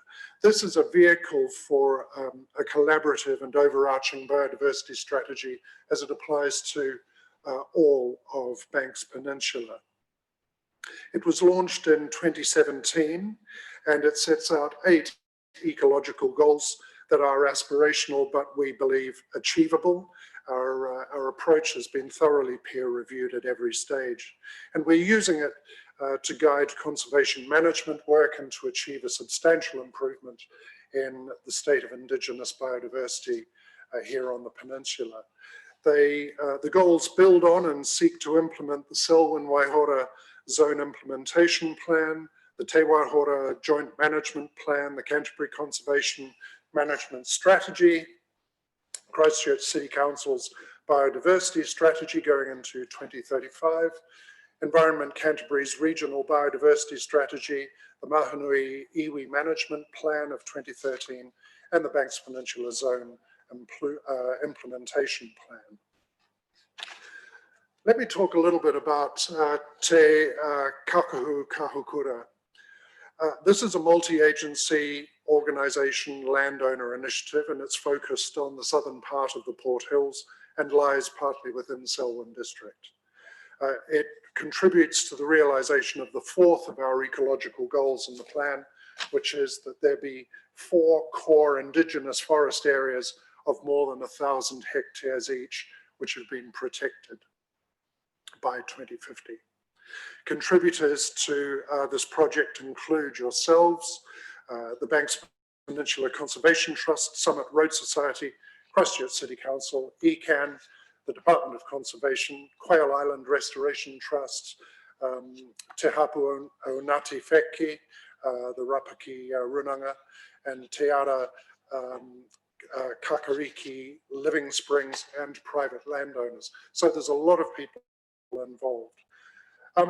Importantly, the planning for this includes consideration of additional recreational opportunities on the southern Port Hills, which could be accessed from Selwyn District. And you may have heard something about that this morning from the summit, from the Rod Donald Trust. So again, we're seeking your help in a number of ways. The first is that we want to ensure that the pest-free vision continues to be community-led with agency support. This is all about the initiative coming from within the communities directly affected, but with the technical backup and support of the relevant agencies. The requested budget provision from this council for $10,000 will be applied to support the pest control work planned for that project area. This will, there are many willing volunteers, I have to say, for this project, but they need knowledge and they need organisation to make their efforts happen. And so that's why we are requesting $10,000. Secondly, this initiative will be successful thanks to the effective collaboration and collective visions that have been built between agencies, iwi, not-for-profit organisations, community groups, and private landowners. It's been a fantastic outpouring of commitment to this collaborative project, and so we're enthusiastic to see it being more fully implemented. The commitment from Council will be demonstrated by continuing the support of Selwyn District Council staff and community groups in this area involved with restoring habitat and pest control. And secondly, by ensuring that the pest control policy decisions and operational work is in alignment, as I was saying before, with the pest-free Banks Peninsula programs, overarching strategy and work programs.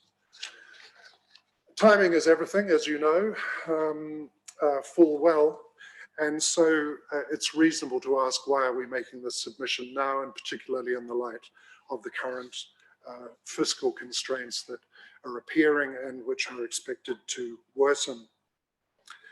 Well, first, we think that Greater Christchurch, including Selwyn, needs a vision, and we need to restore hope for a resilient future. So we're providing a vision, and we're providing a realizable aspiration within the community.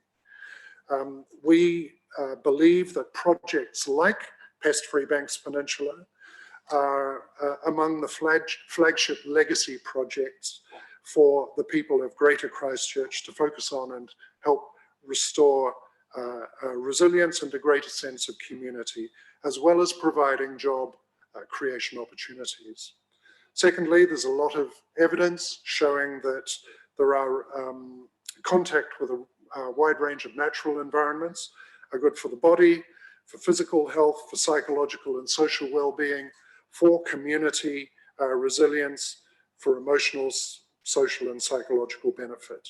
And of course, projects like this will practically provide community recreational opportunities as well as potential jobs. We know we're going to emerge from the current COVID-19 crisis, but issues of climate change, sedimentation, biodiversity loss are going to continue. For all the reasons a healthy environment was a good idea a few months ago, those reasons remain valid now, if not more so. And so we are willing and we're eager to invest in any opportunity to make them achievable in the medium to longer term. I'll surrender my microphone at this point in order to answer any questions you may have. I hope you've had a chance to read the written submission. Thank you. Thank you, David. And yes, we have had a chance to read that and will be taken into account through our deliberations next week.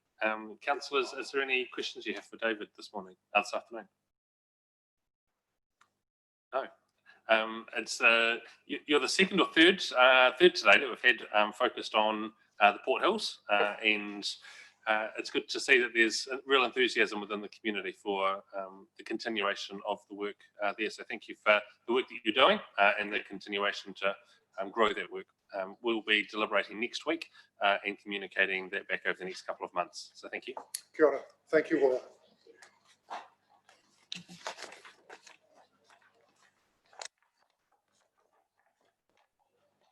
Our next submitter is Trevor Hopson. Trevor, thank you for joining us today.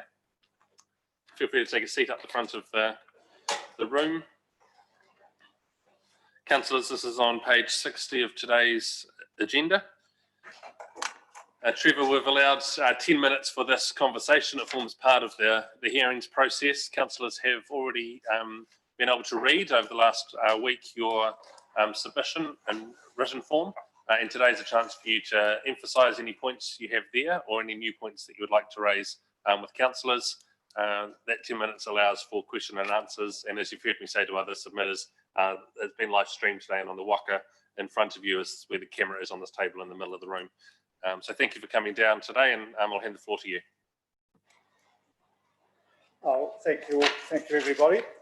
So this submission is from Trevor and Andrea Hopson.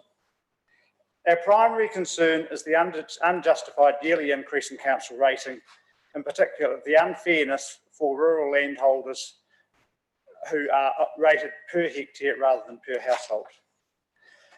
Our property alone has had, for our property alone, there has been an 800% increase in our rates charges over the last 20 years. In in the year 2000, we paid just over $7,000 in rates.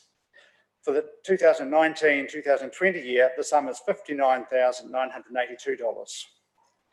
Regardless of the increase due to inflation, in an era of user pays, we feel this is unfair. We are most annoyed about the annual stock water race charges, which over the last 4 years have been increasing by around $1,000 annually to a whopping $16,000 for this 2019-2020 period. We have been corresponding with Selwyn District Council since 2016 regarding the excessive amount we are expected to pay for stock water races that we no longer use for stock water purposes. Our meetings, phone calls and correspondence are always met with pleasantry and promises of a fair increase in the, of a fair outcome. However, to date, there has been no progress, just continual annual increases in the charges and a noticeable decrease in the maintenance of this main county water race that runs through 2 of the 9 titles on our property at Tiparita. We urge councillors to consider the unfairness and inequity of these charges and the increases inflicted on us for no benefit to our property and our livelihood. We urge them to act appropriately going forward. Thank you. Councillors, do you have any questions of Trevor today? Councillor Lemon. Yeah, thanks, Trevor. Obviously, we had a bit of a chat in the break, so we won't go over that again. But could you just, notwithstanding the charges, what do you think there's also the expenditure of maintaining those on your property over the years and the not being able to use them as much as anything, but also the cost to you have to foot for keeping them in a usable condition, even though you're not using them? Well, we don't use it. The only water race left on the property is the main council race. All the rest of the property is, the stock water is provided by with all troughs and piping, which we've paid 100% of the cost of, which was certainly well into an excess, a figure of an excess of $6,000. And so we're quite happy. And basically, before this was done really we knew Central Plains was coming, and the fact that the water races were unusable the way that they were being managed. They were either overflowing or they were dry. And so we couldn't keep using that system. This happened because the council agreed to allow irrigation water to be transferred down the stock water races, and so we couldn't tolerate that, and so we just jumped ship. But then we couldn't jump out of the rates, unfortunately, which we feel is entirely unjust and unfair. Thank you, Trevor. And you and I have discussed this on numerous occasions as well. Water races are something that our council is certainly focused on. You're not the only submitter to bring this to our attention now, and it will be something that it forms part of our deliberations over the next couple of weeks. Are there any further questions from councillors? Councillor Miller? Just for your information, is the race running through your property or parallel along the roadside? No, it's through the middle of the property. Thank you. Great, thank you for your time and being here today, and we'll report back to you on the outcomes of those decisions over the next couple of months. Thank you.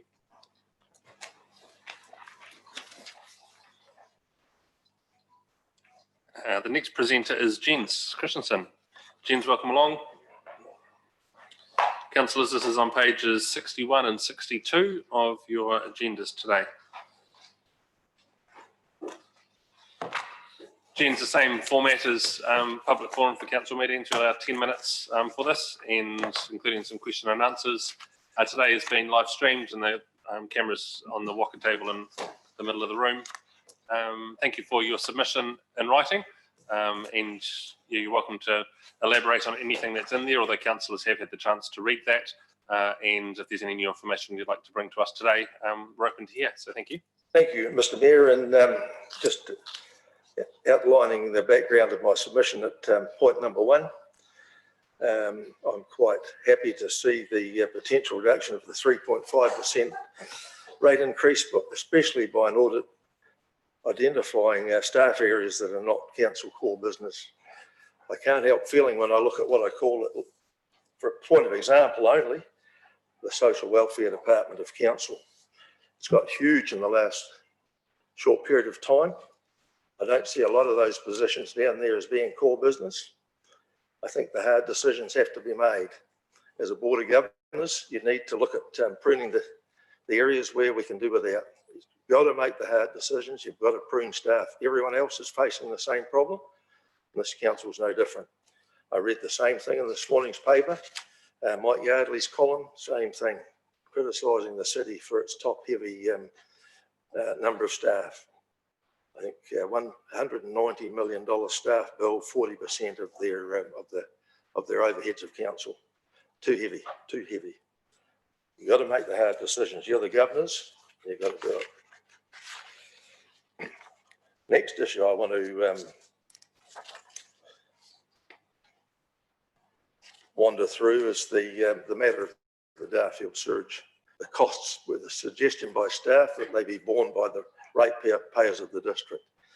Take your minds back to the September, I think, 14th meeting, 2019, when you were discussing who would pay for the Selwyn Hut surge. Clearly fell with the users, as has every other surge scheme installed in this district up to this day.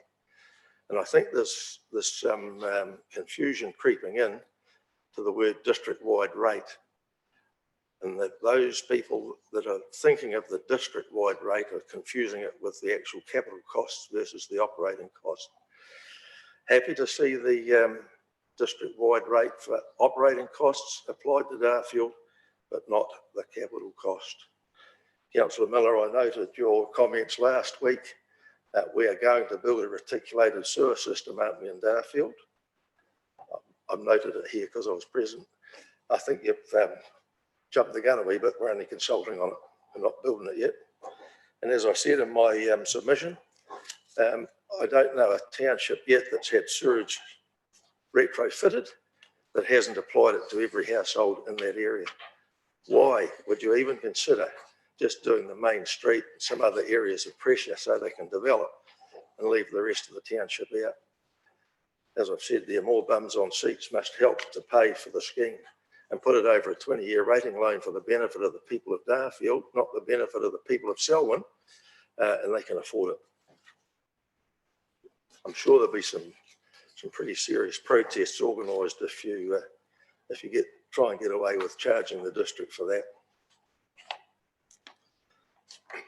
And the last point I think I've made on here is the issue of SICON. Get rid of it. Why would you keep it hanging around? It's a $22.6 million asset, according to its books. You're prepared to accept a dividend of 800,000 or 50% of the net profit, whichever is the highest. I note in the last 3 years you haven't accepted any more than 800 grand, so it hasn't reached its 50% of the profits. The projections going forward in the next 3 years does indicate it might produce a bit more than 800 grand. But seriously, council, you're running the risk of a huge operation that could have some bad times. According to me, the $800,000 on its projected value this coming year is of 22.669 million is 3.5%. Is that a fair return on your $22 million outlaid? And I venture to suggest that the ratepayers of this district would be better off without it, because it's favoured in the work that's given by this council. It's not competitively tendered. And if you note in its own report, it fears the competitive tendering going forward into the post-COVID world. Why should it fear tendering if it's competitive?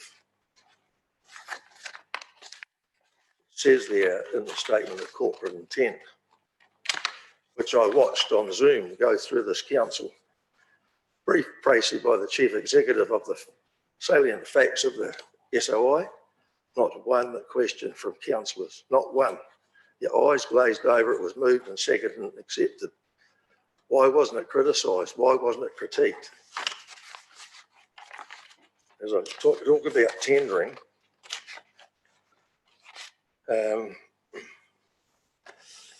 also anticipated is the additional pressure the industry will experience from these reductions in the flow and effect to margins, and the need for businesses to tender for work to keep the wheels turning. Suggests to me that SICON is scared that its profits will reduce because they have to tender for the work. I know of a reasonably senior manager in this council that has made the statement that he would prefer to use a named private contractor because their work is better and their price is less, but he's forced to use SICON. I put it to you, council, is that fair on the ratepayer? I don't believe it is.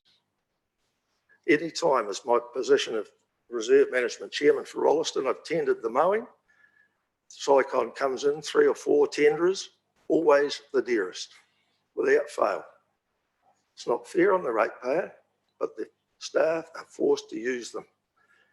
And I would suggest we could employ our $22 million elsewhere, take it off the debt, we'll reduce the interest and give the people of the district an opportunity to tender their work. Thank you. Thank you for that, gents. Councillor Lemon. Yeah, thanks, gents. I won't make any comments on the Darfield because you'll accuse me of preconceived outcomes. So I won't. I'm watching that. Yeah, you're watching it, I can see that. So I'll take it very carefully, but adequately noted and yeah, taken on board. With SICON, as a successful businessman yourself, you'll recognise that dividend is not the only expression of success of a company, and the building of a good equity in that company is part of that as well. So I'm sure you've taken that into consideration. You've also noted, I guess, that the 800,000 is the minimum.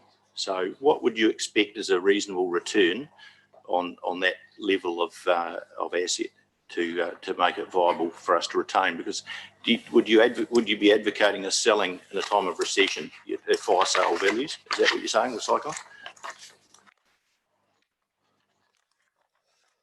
Sooner or later, if it's not, and I note that it's showing a potential projected return on cost, return on equity of 8.3, 8.7 and 9% for the next 3 years going forward.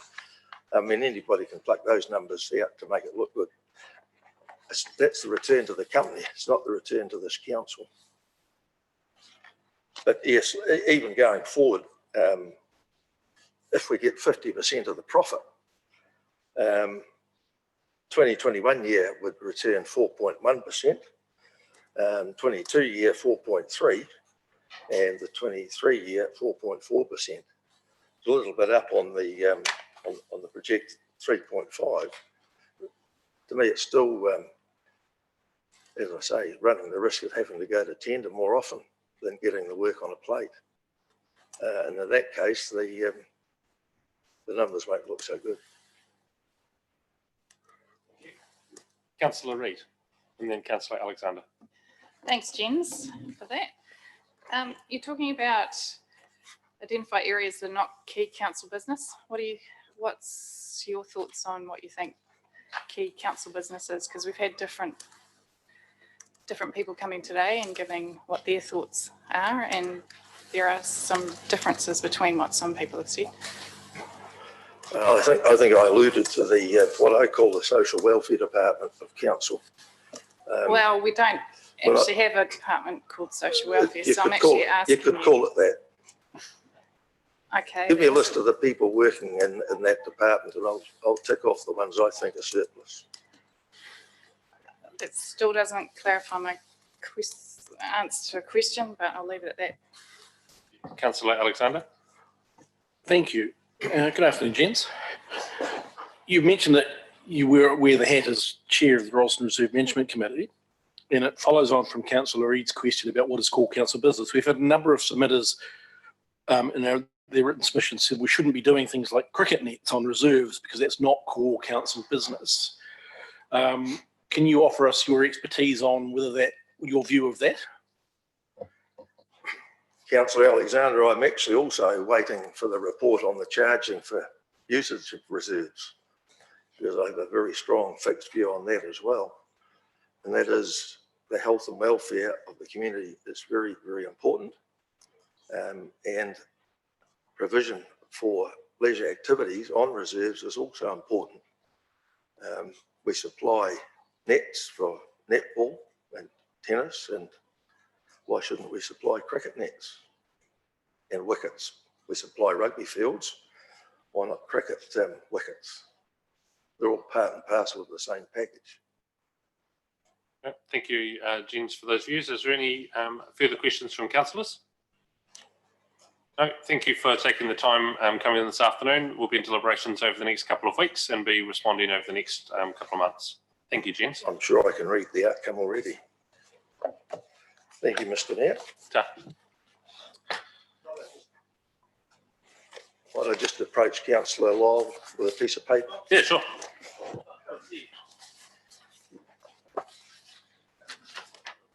Our next presenter is Connor Buckley.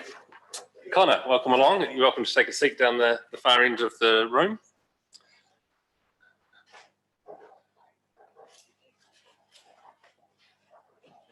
Connor, thank you for writing your written submission to us and taking the time to do that, and then particularly today coming in person.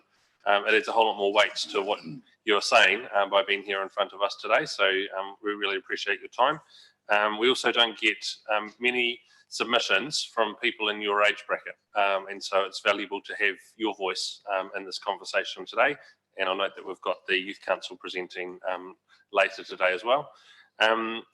We allow 10 minutes for this interaction, and that will include your presentation to us and any question and answers that councillors may have. Just for your information, on the waka in front of you on the table here is a video camera, this is live streaming on council's website at the moment. And if you just press the button on your microphone on the right hand side, that'll turn your microphone on. So I'll hand over to you. Thank you. Thank you. So with regards to the District Plan 2020-21,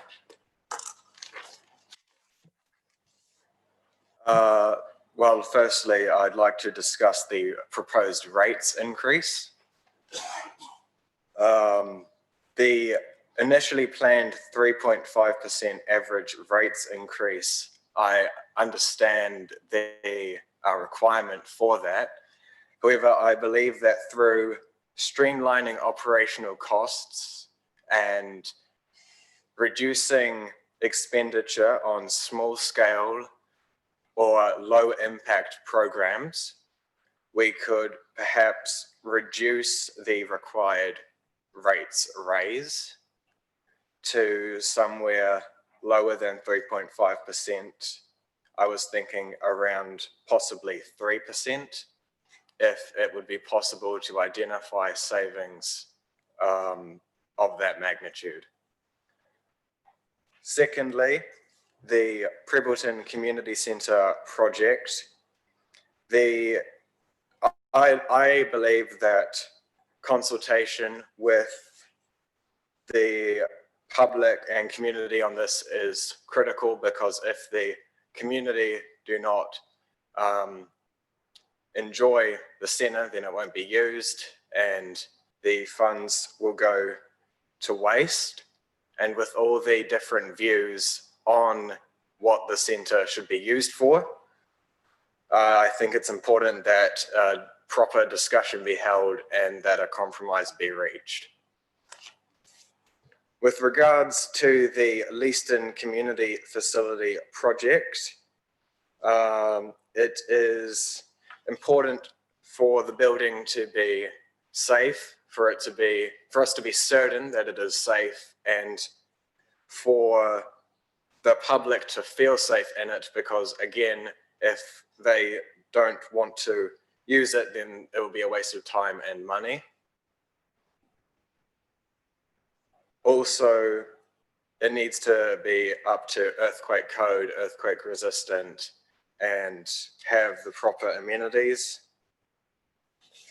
With regards to the water charges proposals, the 8% increase at first to me seemed a bit steep, but upon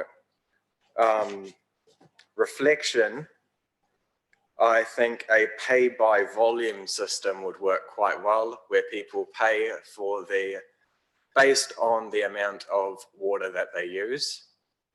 This would in turn reduce water wastage and possibly reduce the chances of a drought happening or a water shortage or anything to that extent.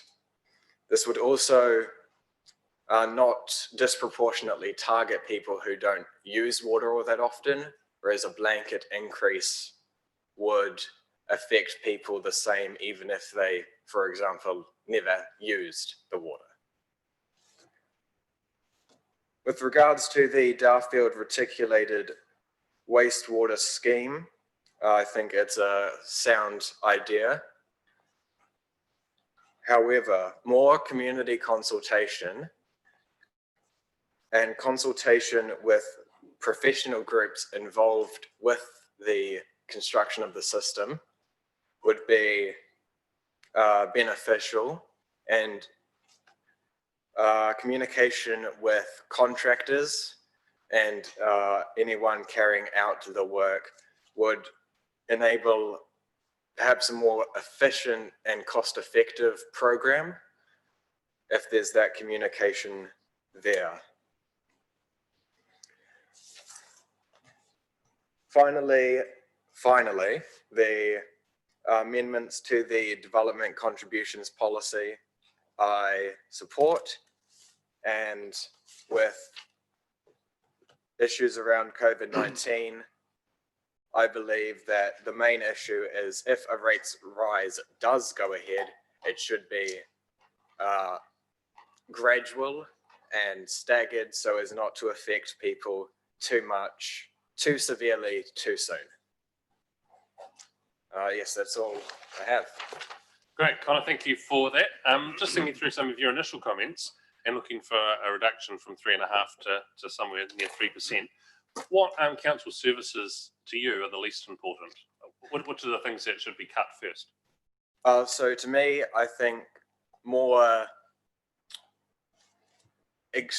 not extreme, but more tertiary, secondary programs that are running, as in ones that aren't primary to the council's main initiatives coming up. So things like special funds for the Meet Your Street, for example, or changes going into the new town centre that could be re-examined and perhaps a more cost-effective way could be discovered. There might be it might be possible to reduce funding on particular areas, maybe not have so many amenities or facilities, and sort of have see what isn't really necessary to it. Thank you. Councillor Alexander and Councillor Lemon. Murray was before me. Thank you. Sorry, Councillor Lemon. Thanks, mate. Thanks, Connor. It's as the Mayor said, it's refreshing to have someone of your generation come and speak to us, and I commend you for doing it. Well done.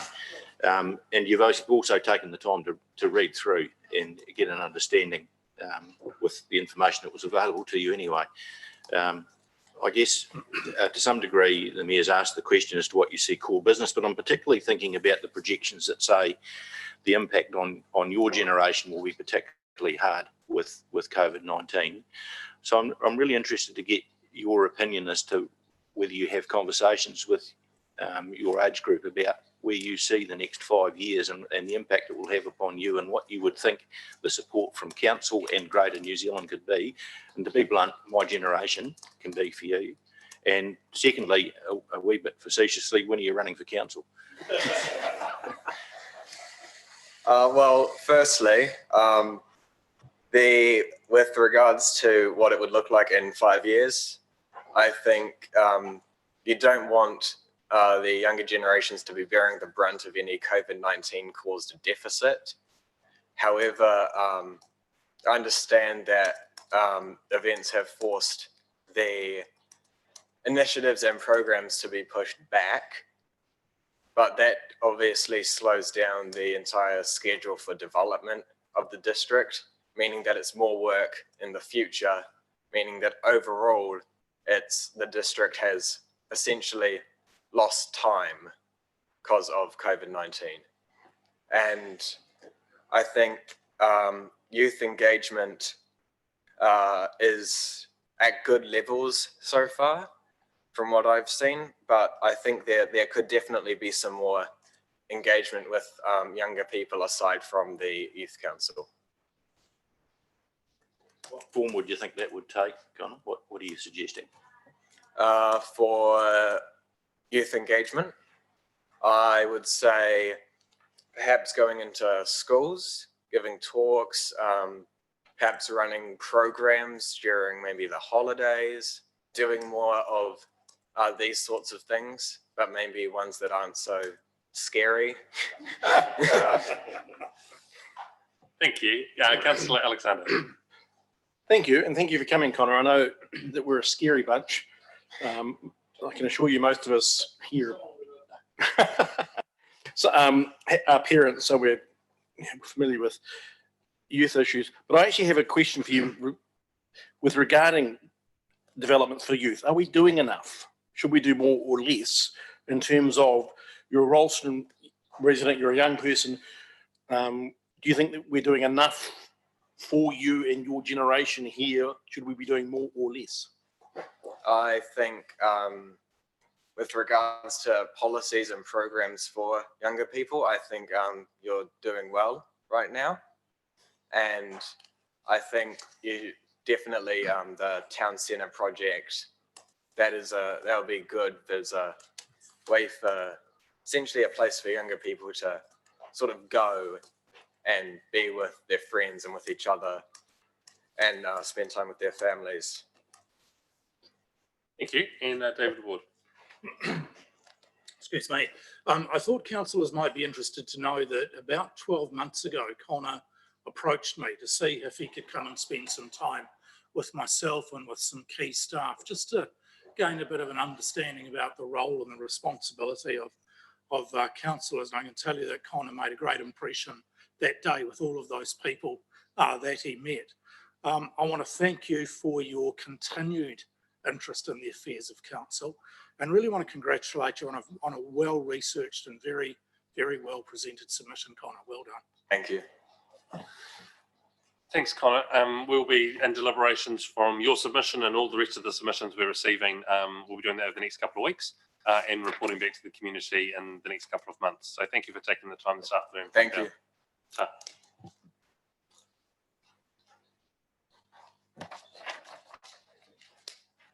Our next submitter is Ken May. It's on page 65 of today's agenda.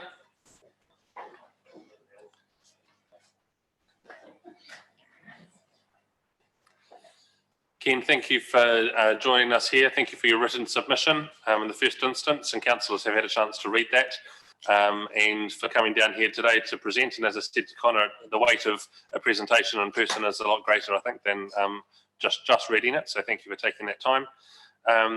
We've allowed 10 minutes for this interaction, and that will allow yourself to present and some question and answers from councillors.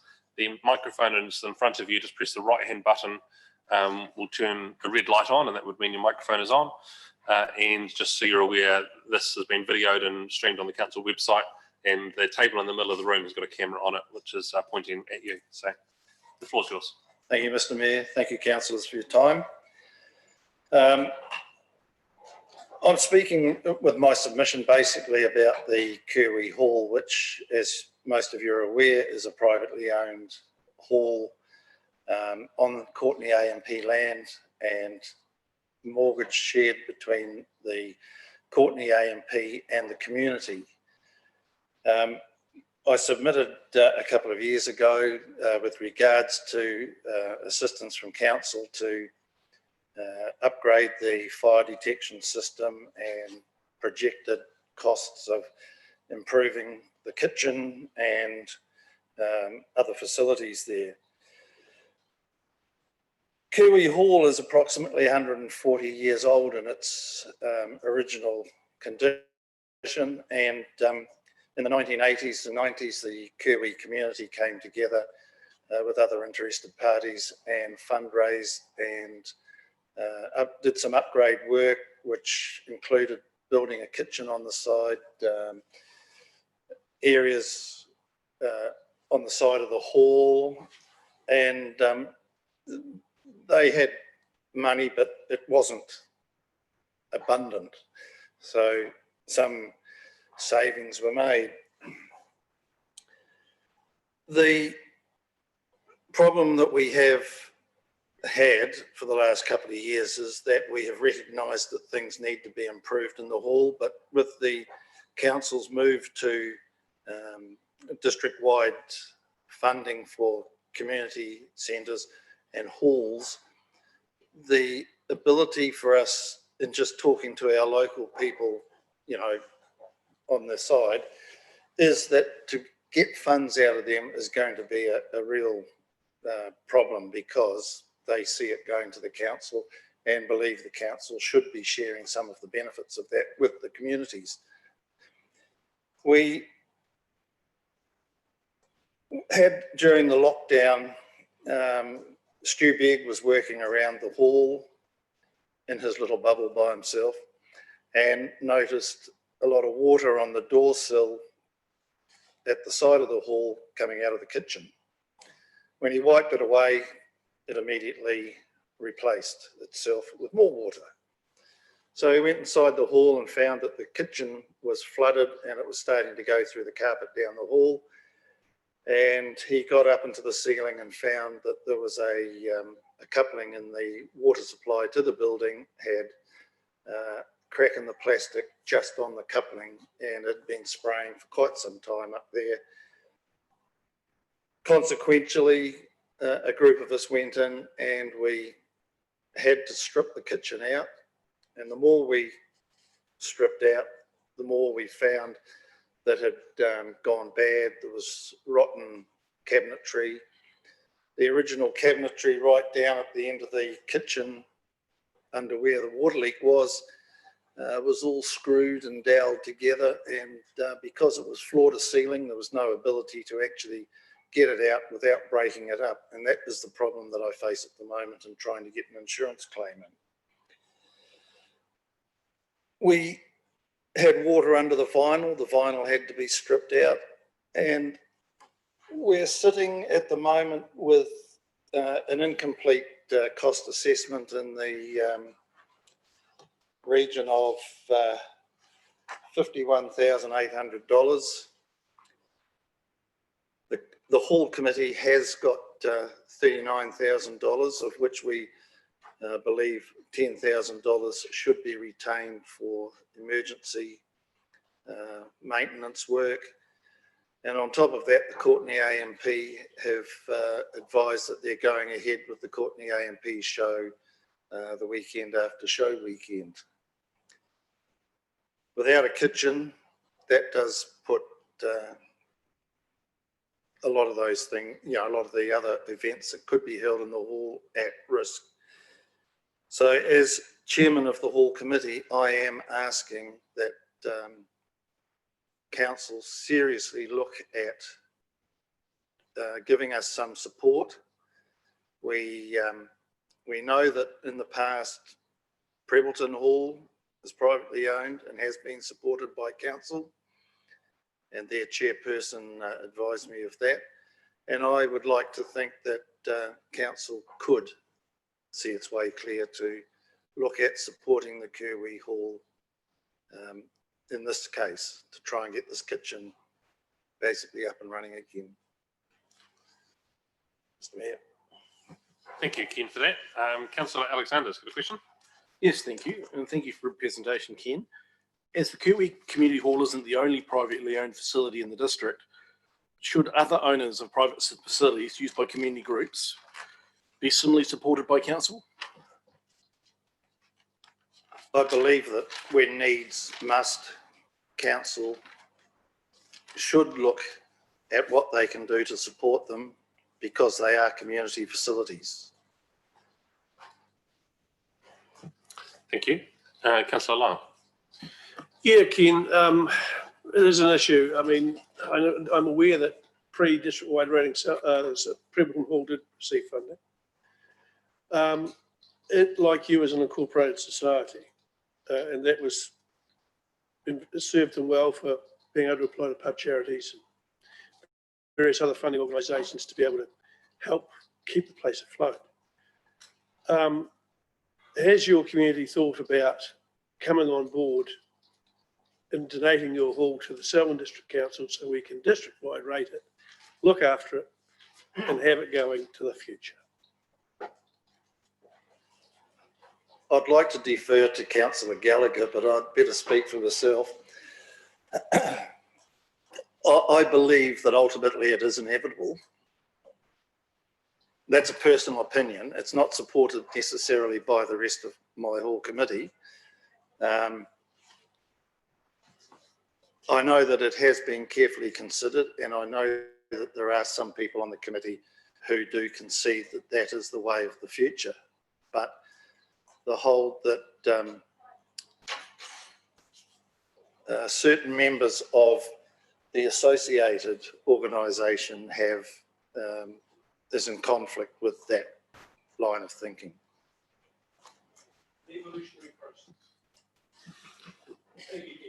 Thanks, Ken, and again, thank you for taking the time to come down here this afternoon. We'll be deliberating on all these submissions next week and the week after, if need be, and we will be communicating it back to the community and to yourself over the next couple of months. So thank you. Thank you. The next submitter is John Morton.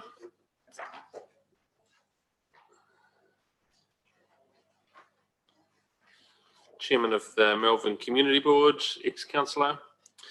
Page 66 and 7 through 70 of our agendas today. John, thank you for taking the time and pulling the Community Board's submission together with the members of your committee and representing the views of the wider Melbourne area. And thank you for your service to the community as chairman of that board.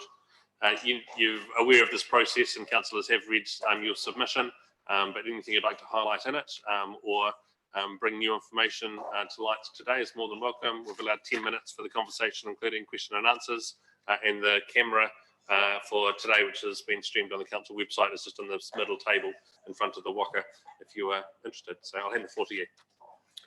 Thank you, Your Worship. Thank you, councillors. Only 3 to go, so you're nearly finished for the day.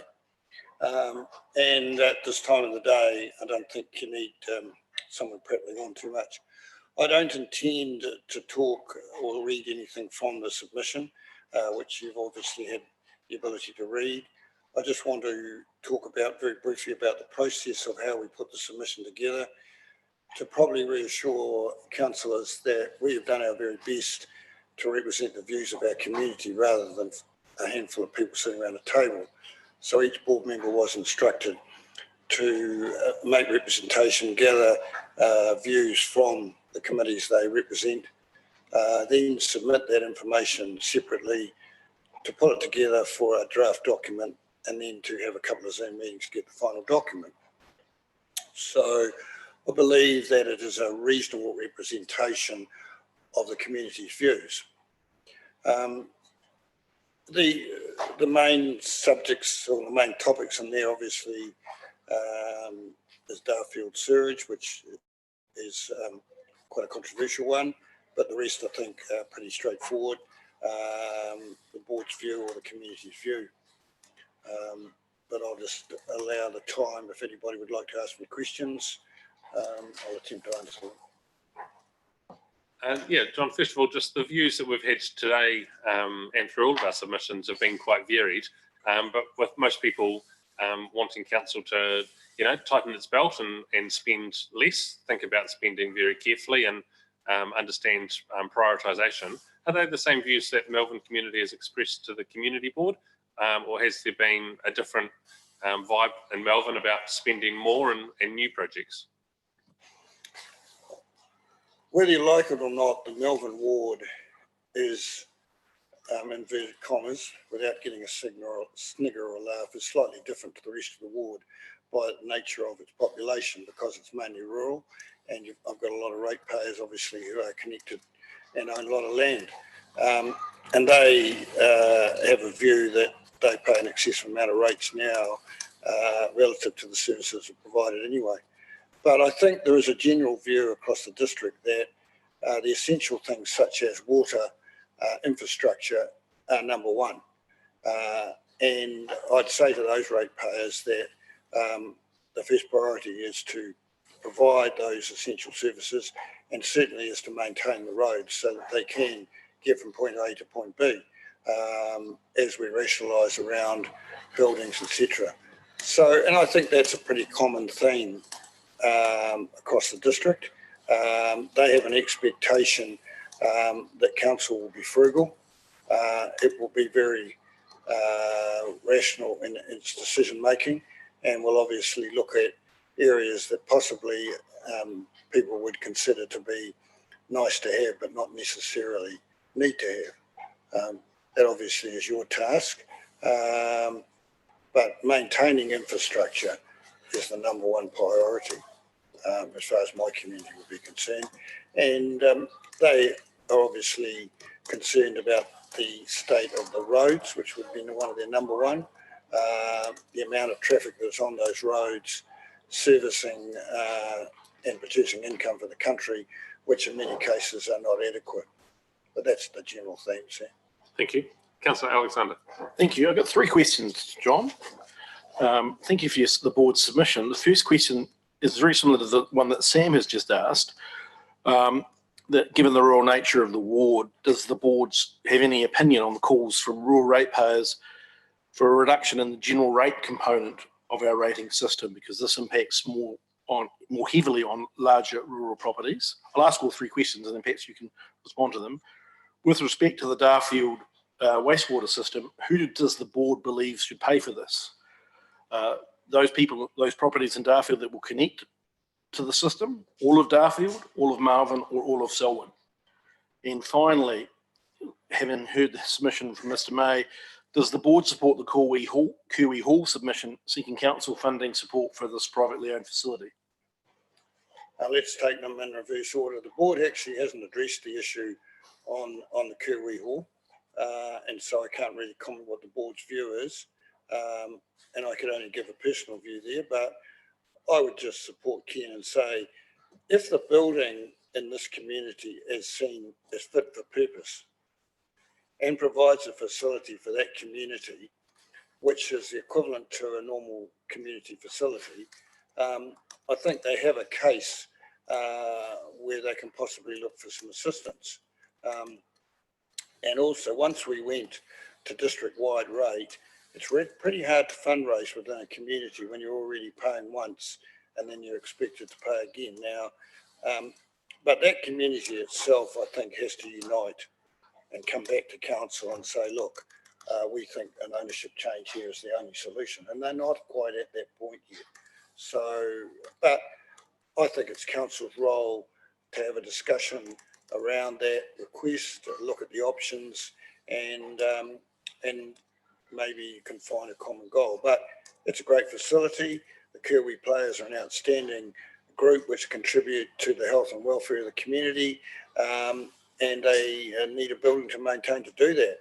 And for all intents and purposes, most people would think it's a council hall. So by default, so you probably have a moral responsibility to work your way around that one.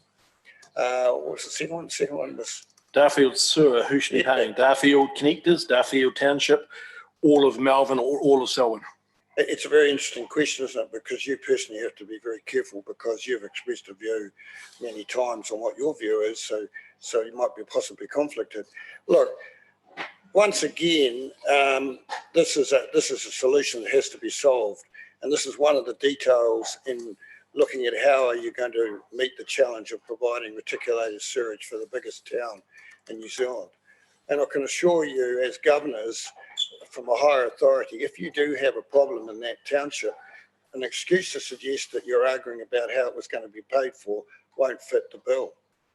So I think that, and we've mucked around and dithered around and avoided it, but there are a whole lot of things now starting to line up which give us an opportunity to find a solution. You cannot have a developer suggesting they're going to start their own pilot scheme. That is not acceptable. So it gets down to affordability, doesn't it, and how we fund it. We're extremely fortunate as a community that we have a number of very good investments and assets. We own our own company, which could do a lot of the work. We have a piece of land which, if the designers decide to bring the sewage to Rolleston, would be an asset that could be sold and dropped into the scheme. Yep, I know it belongs to the Selwyn district as a whole, but at the same token, it's getting a little bit of a return from it. But there are ways of achieving this. And so it's a question of affordability. And it's affordability for various sections of my community right across it, whatever their age is. And I think there's an ability to do that, whether it's equity funding, life funding, and interest rates have never been lower and are not likely. And you can borrow money, a great thing. So I'm just saying, let's not miss an opportunity. We just need to continue to do the work. We need to decide, does it come to Rolleston or doesn't?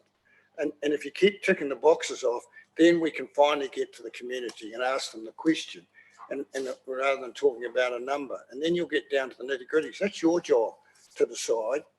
And just because you have in the past set a policy to achieve an outcome doesn't mean to say that you cannot have thinking and change your direction to achieve an outcome. I remind you that the government will not accept your excuse if you suggested that it was through expense that you didn't go ahead with reticulated sewerage. What was the other question? The makeup of the rating system, the reliance on general rate and the impact on rural ratepayers. Well, I've always maintained, and once again, the board haven't discussed this, that the general uniform rate needs to be as high as possible. Well, we have a rating system, and that's the way it's designed on capital value and things. It's always going to hammer those properties with a large asset basis. Of course, my farming community are not happy. I don't know whether that answers your question, but that's the reality. We haven't found a better system yet, have we? No, thank you, John. And we're captured by legislation, which means, you know, the parameters are set for us. Thank you very much for the time you've taken to come down and present that this afternoon. There'll be no more questions. The deliberations will be occurring over the next couple of weeks, and we will be communicating back over the next couple of months, although I'm sure through your next community board meeting, the councillors present will be able to update you on progress so far. So thank you for taking the time this afternoon. Thank you, Worship. Thank you, councillors. You're on a bit of a hiding to nothing, the community's expectations, and you've got pressure coming from other districts or other councils around you that have done certain things with numbers. So the expectation is there, but I'm sure you'll make the right call. Thank you. Thanks, John. Good to see you. Thank you. The next presenter is Mr. David Wilson. Cyclone Limited. Councillors, this is on the Wednesday speakers agenda that you've got in front of you. It's on pages 72.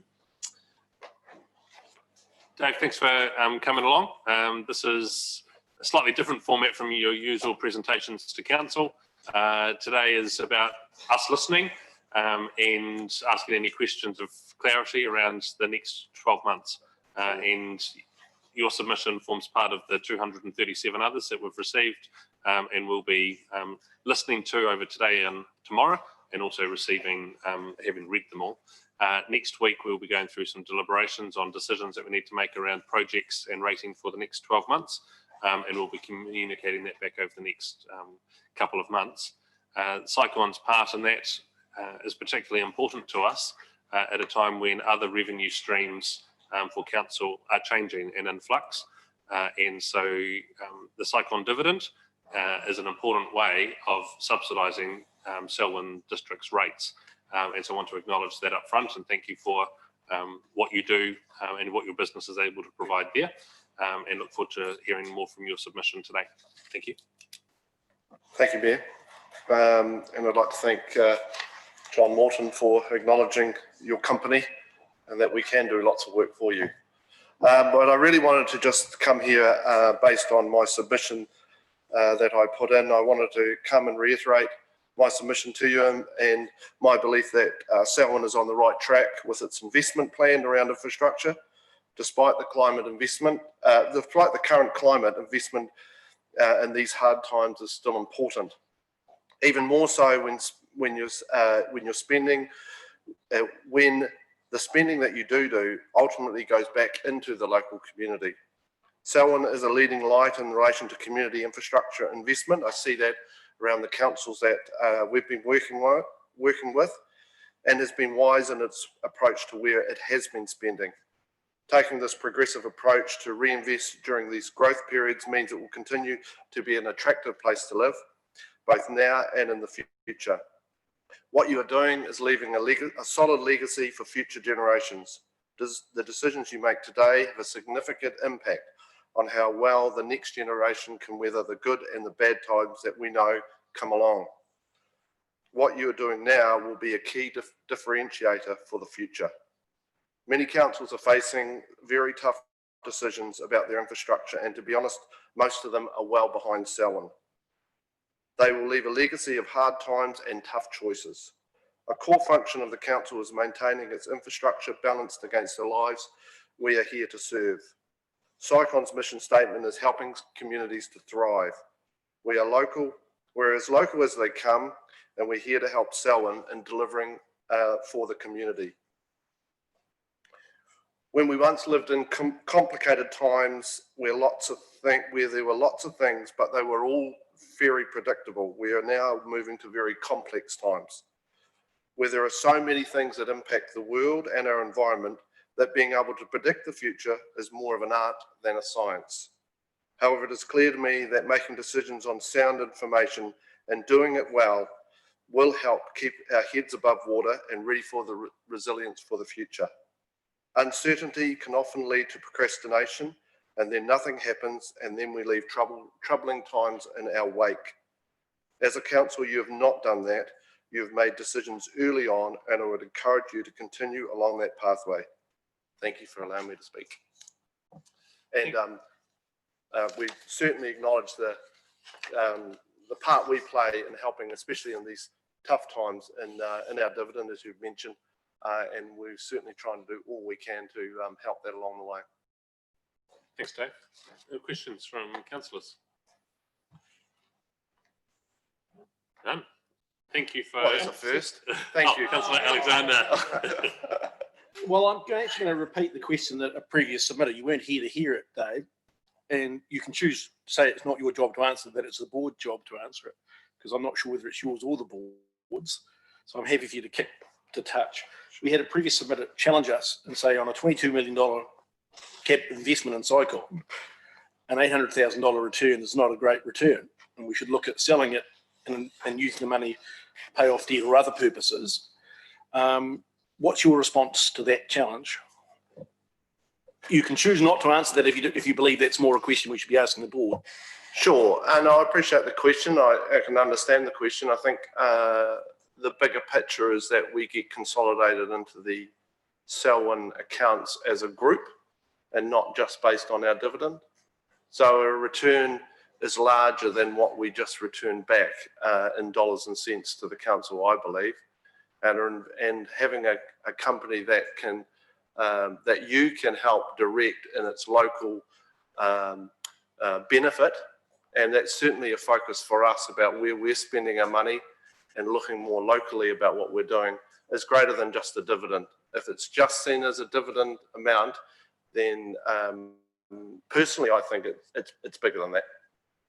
Not sure what the board would say, but we're certainly, you know, and there has been times, to be fair, where I'm not too sure where they get the $22 million around is, but there has been times where we've produced a lot more than the $800,000 back to the council over the years, and there are times where we don't, but it certainly balances out. Thank you. Councillor Miller. Dave, I might help you out there, because I think one of the previous speakers, I unfortunately didn't have time to reply to him, but I just want a statement and a question that's about risk-free return, and Jens was probably referring to the good old days when you might expect 10%, but in the current environment, you're receiving less than 1% on a term deposit at the bank. So that's your risk-free return. So the Cycon and current projections is returning 4 times that. So in today's environment, a 4 times return on risk-free return is actually a good return. So it's about understanding the environment you're working in, not referring back to the good old days where you might get a 10% return on your investment when interest rates were 7% on solid rate of return. So it's about just amending your thinking to the current environment, I suppose. Very cool. Thank you. Well, thanks, Dave, for your time this afternoon and the presentation. We'll be making decisions, as I said, over the next couple of weeks and letting the community know after that. All the best. Thank you.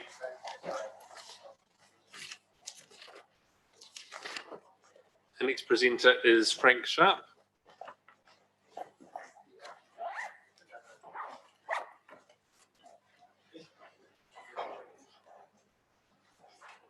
Frank, thank you for taking the time to write your initial submission and also to come down here this afternoon. I think it's great to have in person what's just more than what's just written, and the ability to have some interaction and for councillors to be able to ask questions. So we appreciate your time this evening. Councillors have received your written documentation a week ago, and so have read that. You're welcome to highlight anything that was in that initial submission and also add any new information that you would like to today. We've allowed 10 minutes for this interaction, which will include some question and answers from councillors. And there's a video on this middle table in front of you, sorry, a camera on the table in front of the Waka, and this is being streamed on the council website at the moment, just for your information. So thank you. I'll hand the floor to you. Thanks. Yeah, thank you for giving me the opportunity to speak today.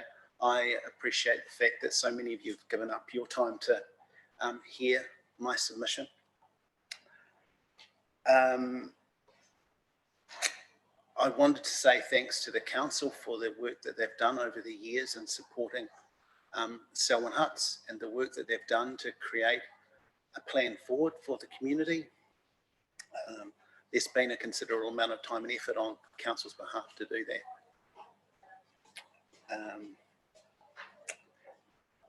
The reason that I made a submission was I was concerned about the significant increase in cost.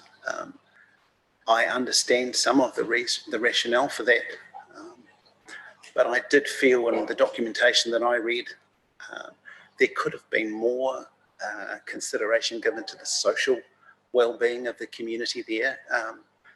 Asking a community that has a number of people within it who are on very limited incomes to afford an increase that will in the end go from $588 a year to $4,700 is a big change for those people to manage.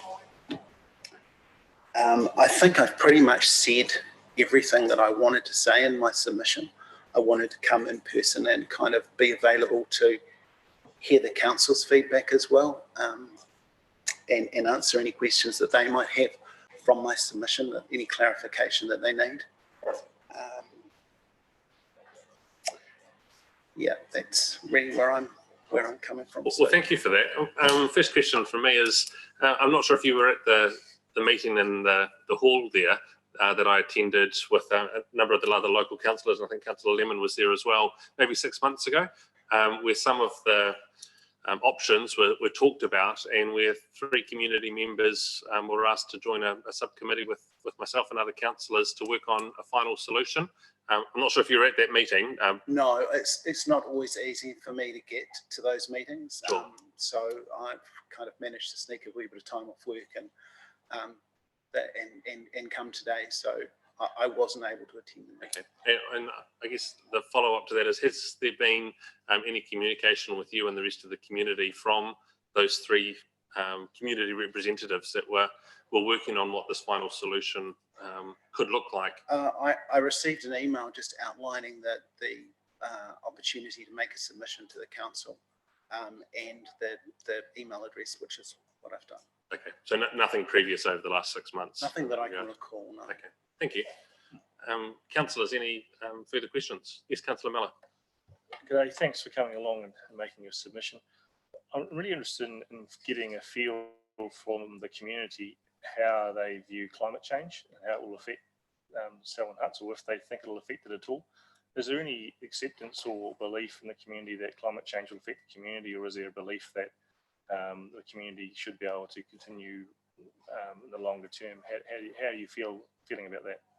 I can't speak on behalf of the community in terms of how they feel about climate change, but I certainly accept that it is a reality. I don't know how long climate change will take to impact on an area like Selwyn Huts. I'm not sure. Well, I guess one of my questions is, well, that's a large amount of capital to expend if that in fact is a reality. Yeah, that would be my response to that. I guess without going to debate the issue, that's the concern that we've had is how much money do you spend down there when it might have a finite lifetime? I guess that's why the community, from our point of view, has probably been engaged in understanding that and trying to understand the lifetime of the community and the costs involved in being there. Yes. And from what you're telling me, you haven't got as much feedback from the community appointed members to that committee as what we thought perhaps was coming back to you. I'm sorry, I couldn't quite hear that. You might. What I'm hearing is that you haven't had the feedback from the community members that were on that steering committee is what we thought, perhaps. Well, I haven't personally had it. That's not to say it hasn't been available. I don't live at Selwyn Huts, so I don't actually. It's not to say that it's not to say that it hasn't happened, but I'm not aware of it. Thank you. Thanks, Frank. Any further questions? Appreciate you coming in and presenting today, the considered nature of your submission, and also your concern not only for yourself but for others in the community. So we received that, the heart in which your submission has been and intended. So thank you. Can you tell me when you'd expect to make a final decision on what the license and the fees associated with the huts will be? When will the community have some sense of the timing for the license fee setting is slightly separate than this annual plan that we're going through now. Douglas isn't in the room, but we will be discussing this over the next couple of weeks. So it's soon, and decisions communicated over the next couple of months around what those answers are for you and the community. Is council's work around the impact of climate change on Selwyn huts, is that available? Is that sort of something that we can? Yeah, we can send that to you. Could you mind? There'll be notes taken. There've been 4 or 6 meetings at various communities around Te Wohora Lake Ellesmere, and there were presentations from ECAN, DOC, Ngāi Tahu, ourselves, and that information we can send to you. Thank you. Great.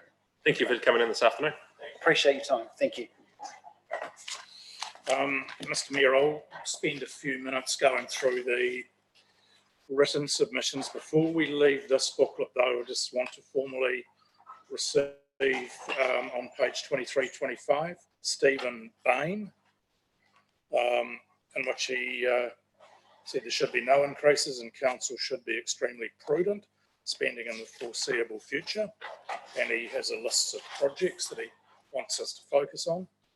And also from Craig Watson on page 26, when he said we need to establish the district park now to plant trees to grow so they have 100-year-old species in 100 years, etc.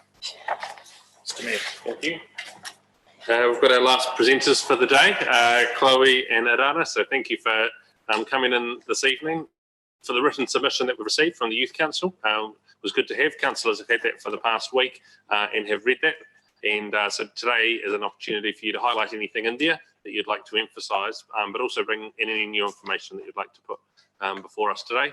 We've allowed about 10 minutes for this interaction, which will include some question and answers at the end.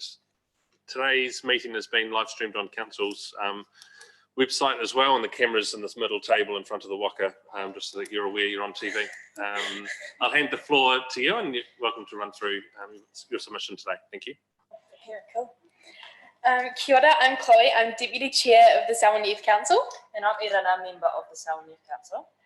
We're here today to present our online submission to Council on the annual plan. Our Chair, Olivia, was unable to make it, so apologies for her absence. We formed a small project group to provide feedback on the Council's annual plan on behalf of Selwyn Youth Council. We answered the questions posed throughout the annual plan and put forward general recommendations from a youth perspective. Please note, if you have any questions about our submission, we will try and answer on behalf of the wider Youth Council, but we may need to come back to you with further information if necessary. Firstly, we would like to note that all of the projects and proposals in the Council's annual plan affect youth in some way. Even if it's not directly, they will impact our young people's whānau and communities. And we feel it is important to encourage Council staff to continue to consult with the young people on all key projects and plans moving forward. We would like to work closer with councillors and Council staff in being a part of, as well as leading consultations to hear about what young people think and to gather ideas and feedback on each project. As we only have 10 minutes to speak, we would like to focus on the projects that we feel will significantly affect youth, and then subsequent sections such as the rates increase, if we have time to speak on them. We will start with the Pebbleton Community Centre project in option 1, which is to allow for more time to engage with the community and to understand the long-term needs of the area. We feel that this is the best option, as further planning will be crucial to making sure the best outcome will arise out of this facility and will allow for further usage and thriving in the community. We do believe that the youth in Pebbleton need a space to hang out with friends and take part in community activities. The lockdown showed us it is important to bring people together in a safe way, and having a space that youth in Prebbleton can use and feel safe in would be great. We feel similarly about the Leaston Community Facility project, which is overdue, and we believe that the community would really benefit from a revamp of their community facilities. It would be great to have a space in Leaston that the whole community can utilise and enjoy. We are in support of option 1 and the need to understand the wider community needs first before proceeding with the project.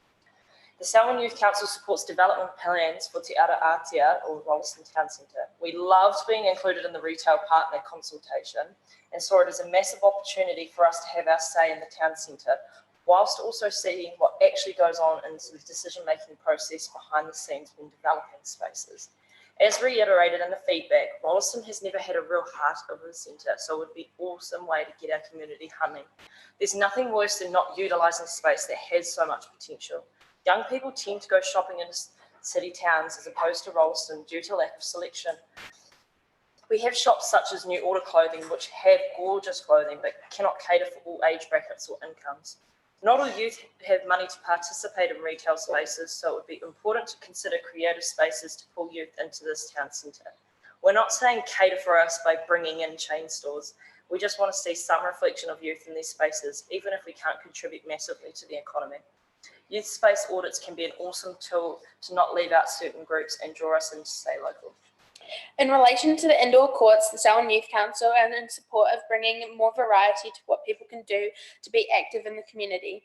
Our recommendation would be to consider how many groups will be using the Foster Park indoor court and what sports are within our district that could have a potential to utilise the space. Is there any room for young people to get engaged with other sports in our district and also cater for new ones? As we understand, there are countless skate parks and tennis courts, but what other ideas could be developed to encourage young people to stay active in the community? Thirdly, we are excited to see the development of the Selwyn Health Hub opening for all members of our fast-growing community. This is huge for residents, and for such a long time we've had to access health services in Christchurch, which not only costs money for travel, but you also have to factor in taking time off work and footing the bill. Our general recommendations would be to look at how many people from other areas in Selwyn would use these facilities, and if there are areas which may be in need, could there be bus routes that lead straight to this hub? As personally, I had a nana who would bus from Hornby to Burwood, and that alone took 2 to 3 buses depending on the day. Taking care of groups who haven't got quite the same accessibility as youth, such as our elderly people, would remove these barriers and support those who are in need. As for our young people, we believe this is a step in the right direction in boosting the availability of mental health services in Selwyn, which is crucial for our community. My only question in the back of my head is what will this mean for our other healthcare businesses around the district? The Youth Council want to show our support in how Selwyn District Council have managed to handle their response to COVID-19, considering the situation. Seeing your monthly meetings on a live stream was pretty awesome, and adapting to time and time again was so wicked. The Youth Council have seen effective community approaches in response to COVID-19 so far, and going forward we see that it is important local government continues to interact with communities to understand the areas of the impact. It would be crucial to consult with the public as well as young people and where we are now in terms of COVID-19, what local government is doing and where we're heading. How can all members of our community best the effects of COVID-19? We argue that it is vital to have the voice of everyone as well as young people from different backgrounds, ethnicities heard, especially when it comes to activities that will affect us post-COVID-19. Youth need to be part of the conversation. Those who are under 18 don't necessarily have the platform apart from ours to be able to have their voices heard in local government, and it is the choices we make now that will affect them in the next 5 to 10 years.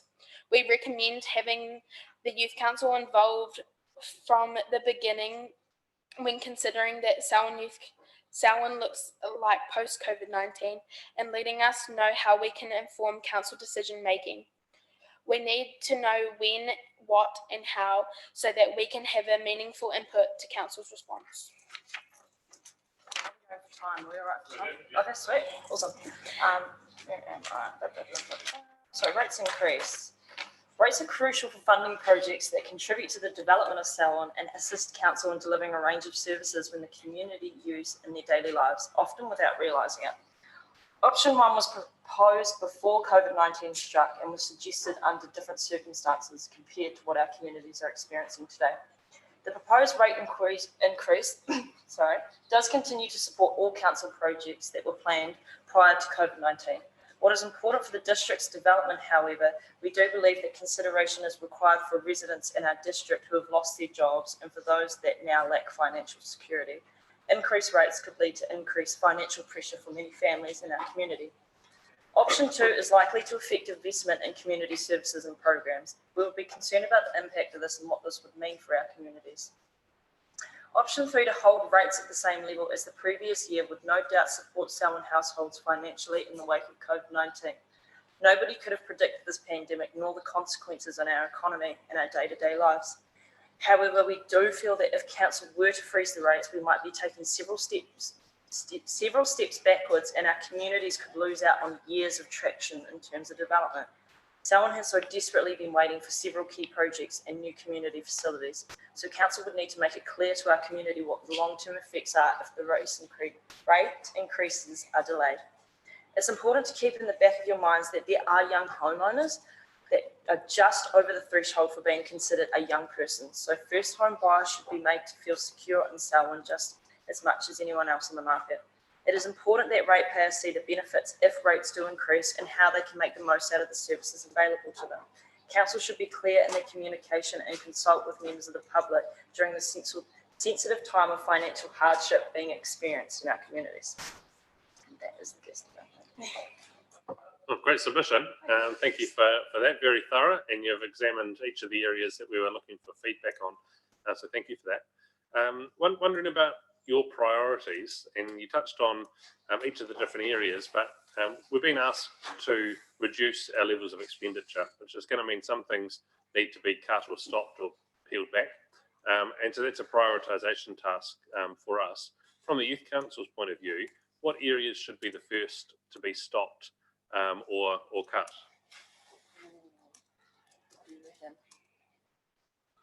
I know that's a hard one. That's a hard one because when you cut down those sorts of things, what do you look at first? Do you look at like your 5 to 10 year plan? Do you look at what's least succeeding and what you're spending money on? Like, how do you cater for that? And how do we cater for ourselves as youth? Yeah. Like, that's a great answer because that's the struggle that we have for our community now. You've encapsulated the quandary we're in right now. Yeah. Councillor McInnes and then Councillor Alexander. I think Councillor Alexander first. Thank you. It's a great submission. The one thing I thought your analysis of the 3 rating options was great, but I wasn't actually able to tell from that what the Youth Council's preference was.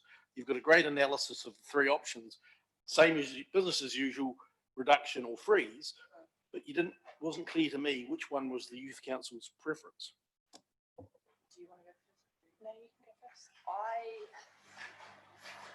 I'm basing this off what's mirrored in my home, but we haven't during COVID-19 we didn't have any losses in our whānau for jobs, so I'm in a place of financial stability. I would say increase it for the services that get provided, but I don't know how many people in Selwyn are in different positions, so I can't imagine what your job would be like right now to be able to have to cater for that. Yeah, that is a youth council perspective. What do you think?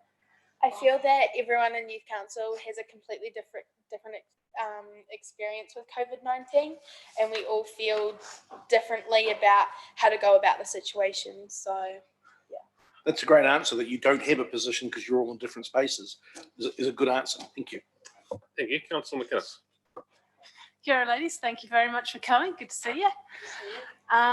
My question is slightly sidestepping some of these issues. It's more to do with how you feel in terms of right now, where we're having these whole discussions about whether to focus more on infrastructure and all that sort of thing, or whether to go ahead with big projects like town centre, or how fast to do it.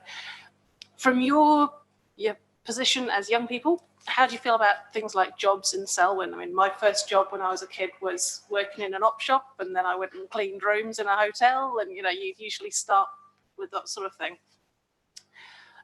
I guess I'm kind of asking, what sort of high school type jobs do we have now, and what sort of things do you see yourselves being able to do locally, and trying to get a feel for how that might be impacted by the decisions that we're all starting to make now? Personally, I feel, but before COVID-19, for some youth, it was hard to get a job, and I feel that some people are thinking now that it's going to be even harder. So I think I've noticed around the community that youth aren't doing anything to be necessarily paid for anymore. They're helping out because they want to help their community rather than I'm going to do it because I'm going to get paid. They're doing it to help out and yeah, be kind. So yeah. Right, thank you. And thanks for coming in this evening, taking the time to present that to us. We'll be making our decisions over the next couple of weeks and communicating them in the next couple of months back to yourselves and the community. So thank you again. Thank you. Oh, and I should say too, thank you for taking the time during the lockdown to host myself and also the meetings that you held to talk about this and other matters that were going on for young people and so on through lockdown. That was much appreciated. Thank you. Thank you. Councillors, we'll hand over to Mr. Ward, who, and I think we'll endeavour to get through to submission number 200 tonight, just to get through a few of them. So we'll finish with Mrs. Alison Rosanowski's submission to close out this evening. Mr. Mayor, thank you. So if you go to page 154, Hilary Mitchie, oppose any proposed rates increase, given lack of value for money Darfield residents gain. With respect to the Darfield wastewater, I oppose the proposal to proceed with the work regarding the development of the wastewater system for Darfield and Kerwee. She says, as acknowledged by council, there is no scientific evidence from either an environmental or a public health perspective that supports the need for a reticulated wastewater system. 151, Mrs. Bartholomew said there shouldn't be a rate increase considering the people who have lost their job. Doesn't think Prebleton is urgent or Leaston. And with respect to the water charges, questioned when we introduced the water charges, did we wonder how long it would be before we started increasing the price? Over the page, John McNamara, 152, talks about cutting staff pay, reducing the headcount.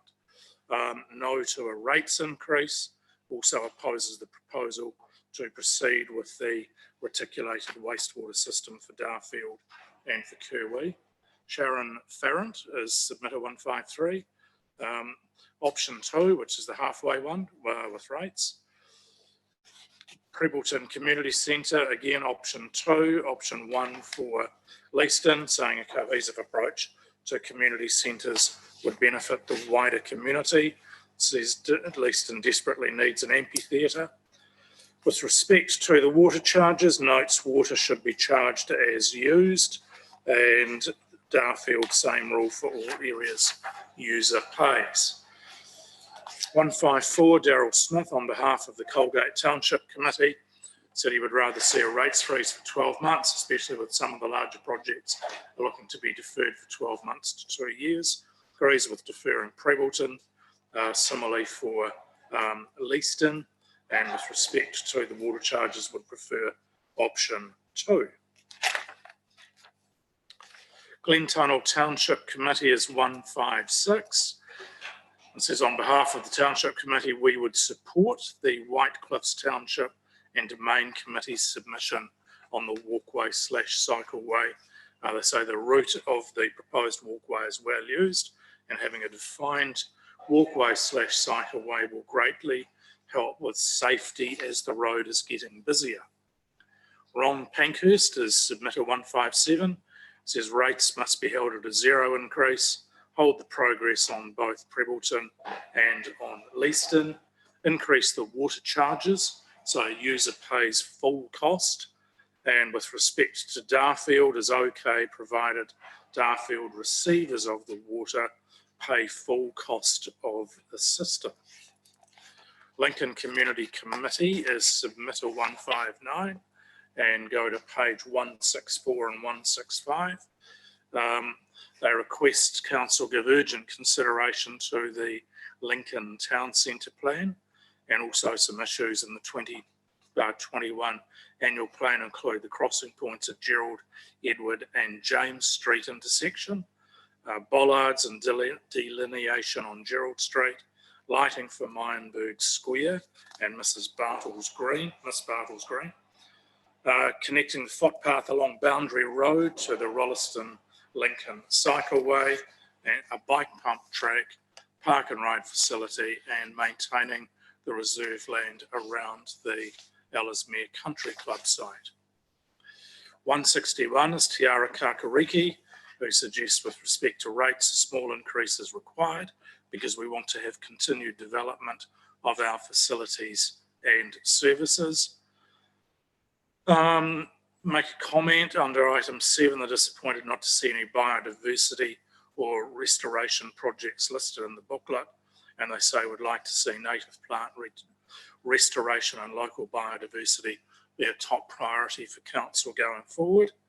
Note with less than 0.5% native remnants left, our biodiversity is acutely threatened, and they would like to encourage council to take advantage of the 1.1 billion for green jobs.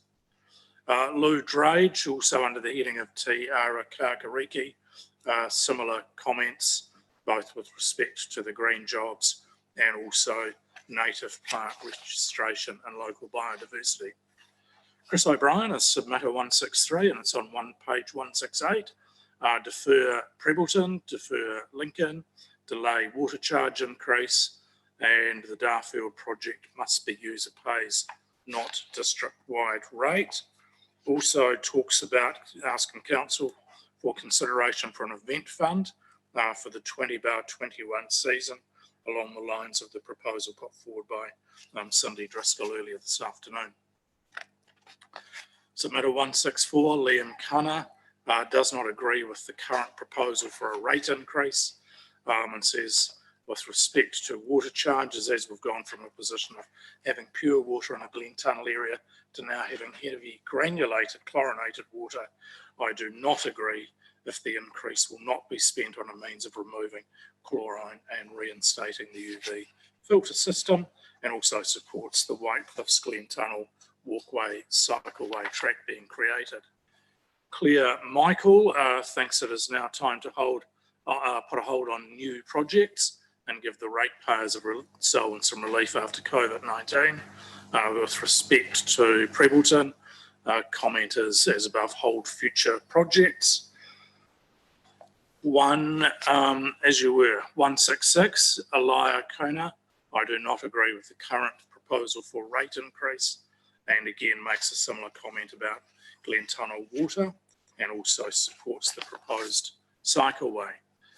Graham Golf is submitter 168 and asks a question, why has there not been control of gorse and broom in the riverbed, and why has the shingle under Beeley Bridge not been cleared, and they'll be addressed in council responses, Mr Mayor. Mark Ragg is 169, he says, from what I gather, Whitecliffs is planned to have amongst the highest rate increases in Selwyn, and wants to know why that would be, and also supports the cycleway / walkway Whitecliffs to Glen Tunnel. Susan Thornley says any increase in rates should be at no more than the annual rate of inflation. With respect to Prebleton, she said it makes sense to defer.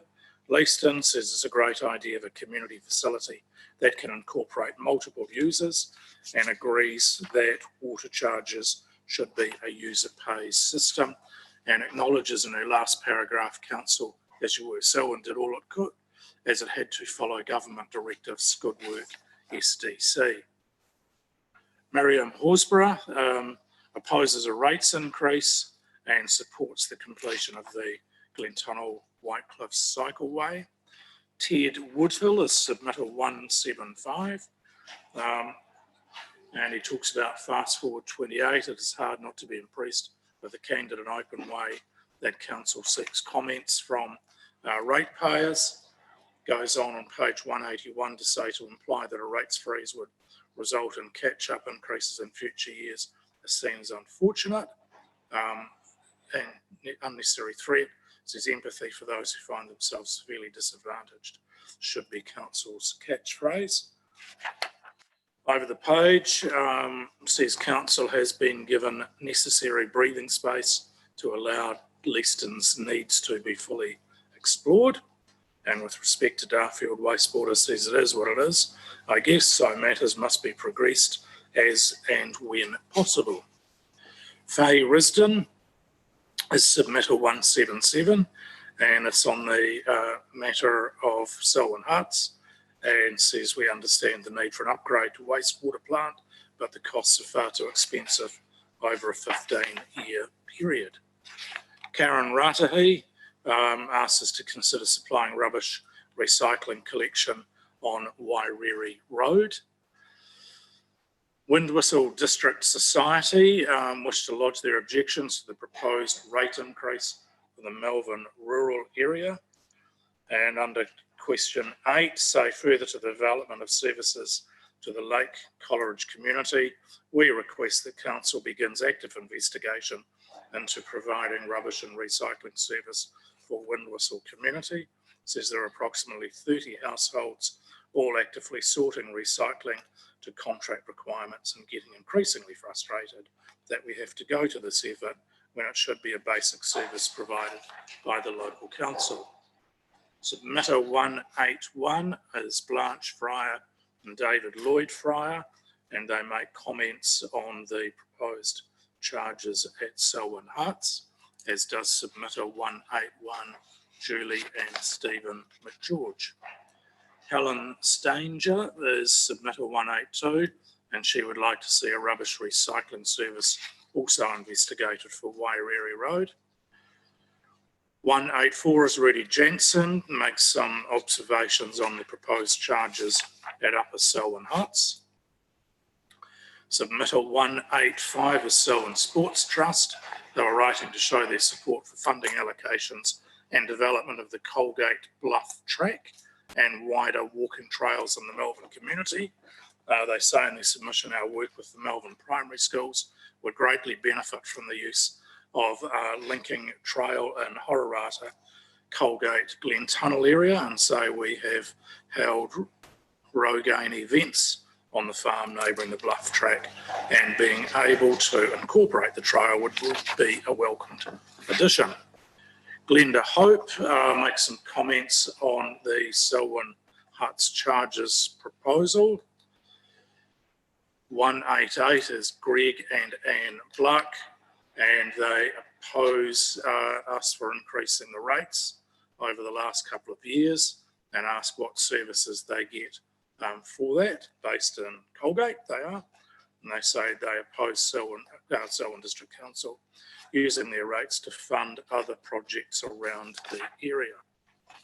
Elsa Stewart is 189, would prefer to see no rates increase, doesn't feel Prebbleton is necessary, agrees with council's review of Leaston, suggests enough money is currently being spent on water quality at present time and there shouldn't be any need to increase the contribution. 190 is Barbara Bowring, and it's with respect to Selwyn Huts rating proposal, makes some comments with respect to the bond for hut removal and other proposed charges. Melissa Gibson would prefer a limited rate increase across the board, doesn't believe Prebbleton is necessary, agrees with council to review the Leaston project and take a wider approach. Also suggests enough money is being currently spent on water quality. Feels the Darfield wastewater scheme is not required, as all are currently on septic tanks. 192 is Elizabeth May, would prefer no rate increase. Again, doesn't feel Prebbleton is necessary, agrees with the review over Leaston, makes similar comment to the previous submitter on water quality. 196 is Robert Lawrence, would prefer with respect to rating, would prefer the higher side of the scale. However, to acknowledge the COVID impacts on many employment situations, a lower rate increase may be wise. supports the pause in the development at Prebleton. Says Leaston should have a review to define the needs and scope of a combined services community facility, supports reasonable water charges, and comment with respect to Darfield wastewater. I urge careful and full consultation to enable the community to understand the transition from individual septic tanks to a full reticulated scheme. Says future-proof that infrastructure with both scope and technology so future residents do not experience short-sighted cost savings for such a development. And 199 is Alison Rosanowski, who submits that rates should stay at the previous year's level for 1 year to assist people who lost jobs or had reduced pay. With respect to water, says the present user rate should remain. With respect to the Darfield proposal, comments it's essential that this proceeds quickly, saying a lack of sewerage is halting development in Darfield. And finally, with respect to development contributions, suggests a sliding scale so residents who are subdividing a 4 hectare block or smaller may have lower fees than present. Mr. Mayor. Thank you, David, for taking us through that. Councillors, thank you for your attention today and questions of the submitters. Tomorrow, the first submitter is at 9:30 and we'll aim to begin the meeting a little bit sooner and start on finishing off those in the booklet that we've just been on now. The final submission tomorrow is 5 o'clock, so we're a full day of submissions again tomorrow, and 3 of those are scheduled to be via Zoom. Just close today with a karakia. Unahia, unahia, unahia ki te uru tapu nui o tāne. Kia watia, kia mama, te nāko, te tinana, te wairua i te ara tākata. Koia rā e rongo. Whakairia ake ki runga, kia tina, tina, homie, huie, tai kie. During the meeting and the hearings for today, and look forward to seeing you again tomorrow. Yes.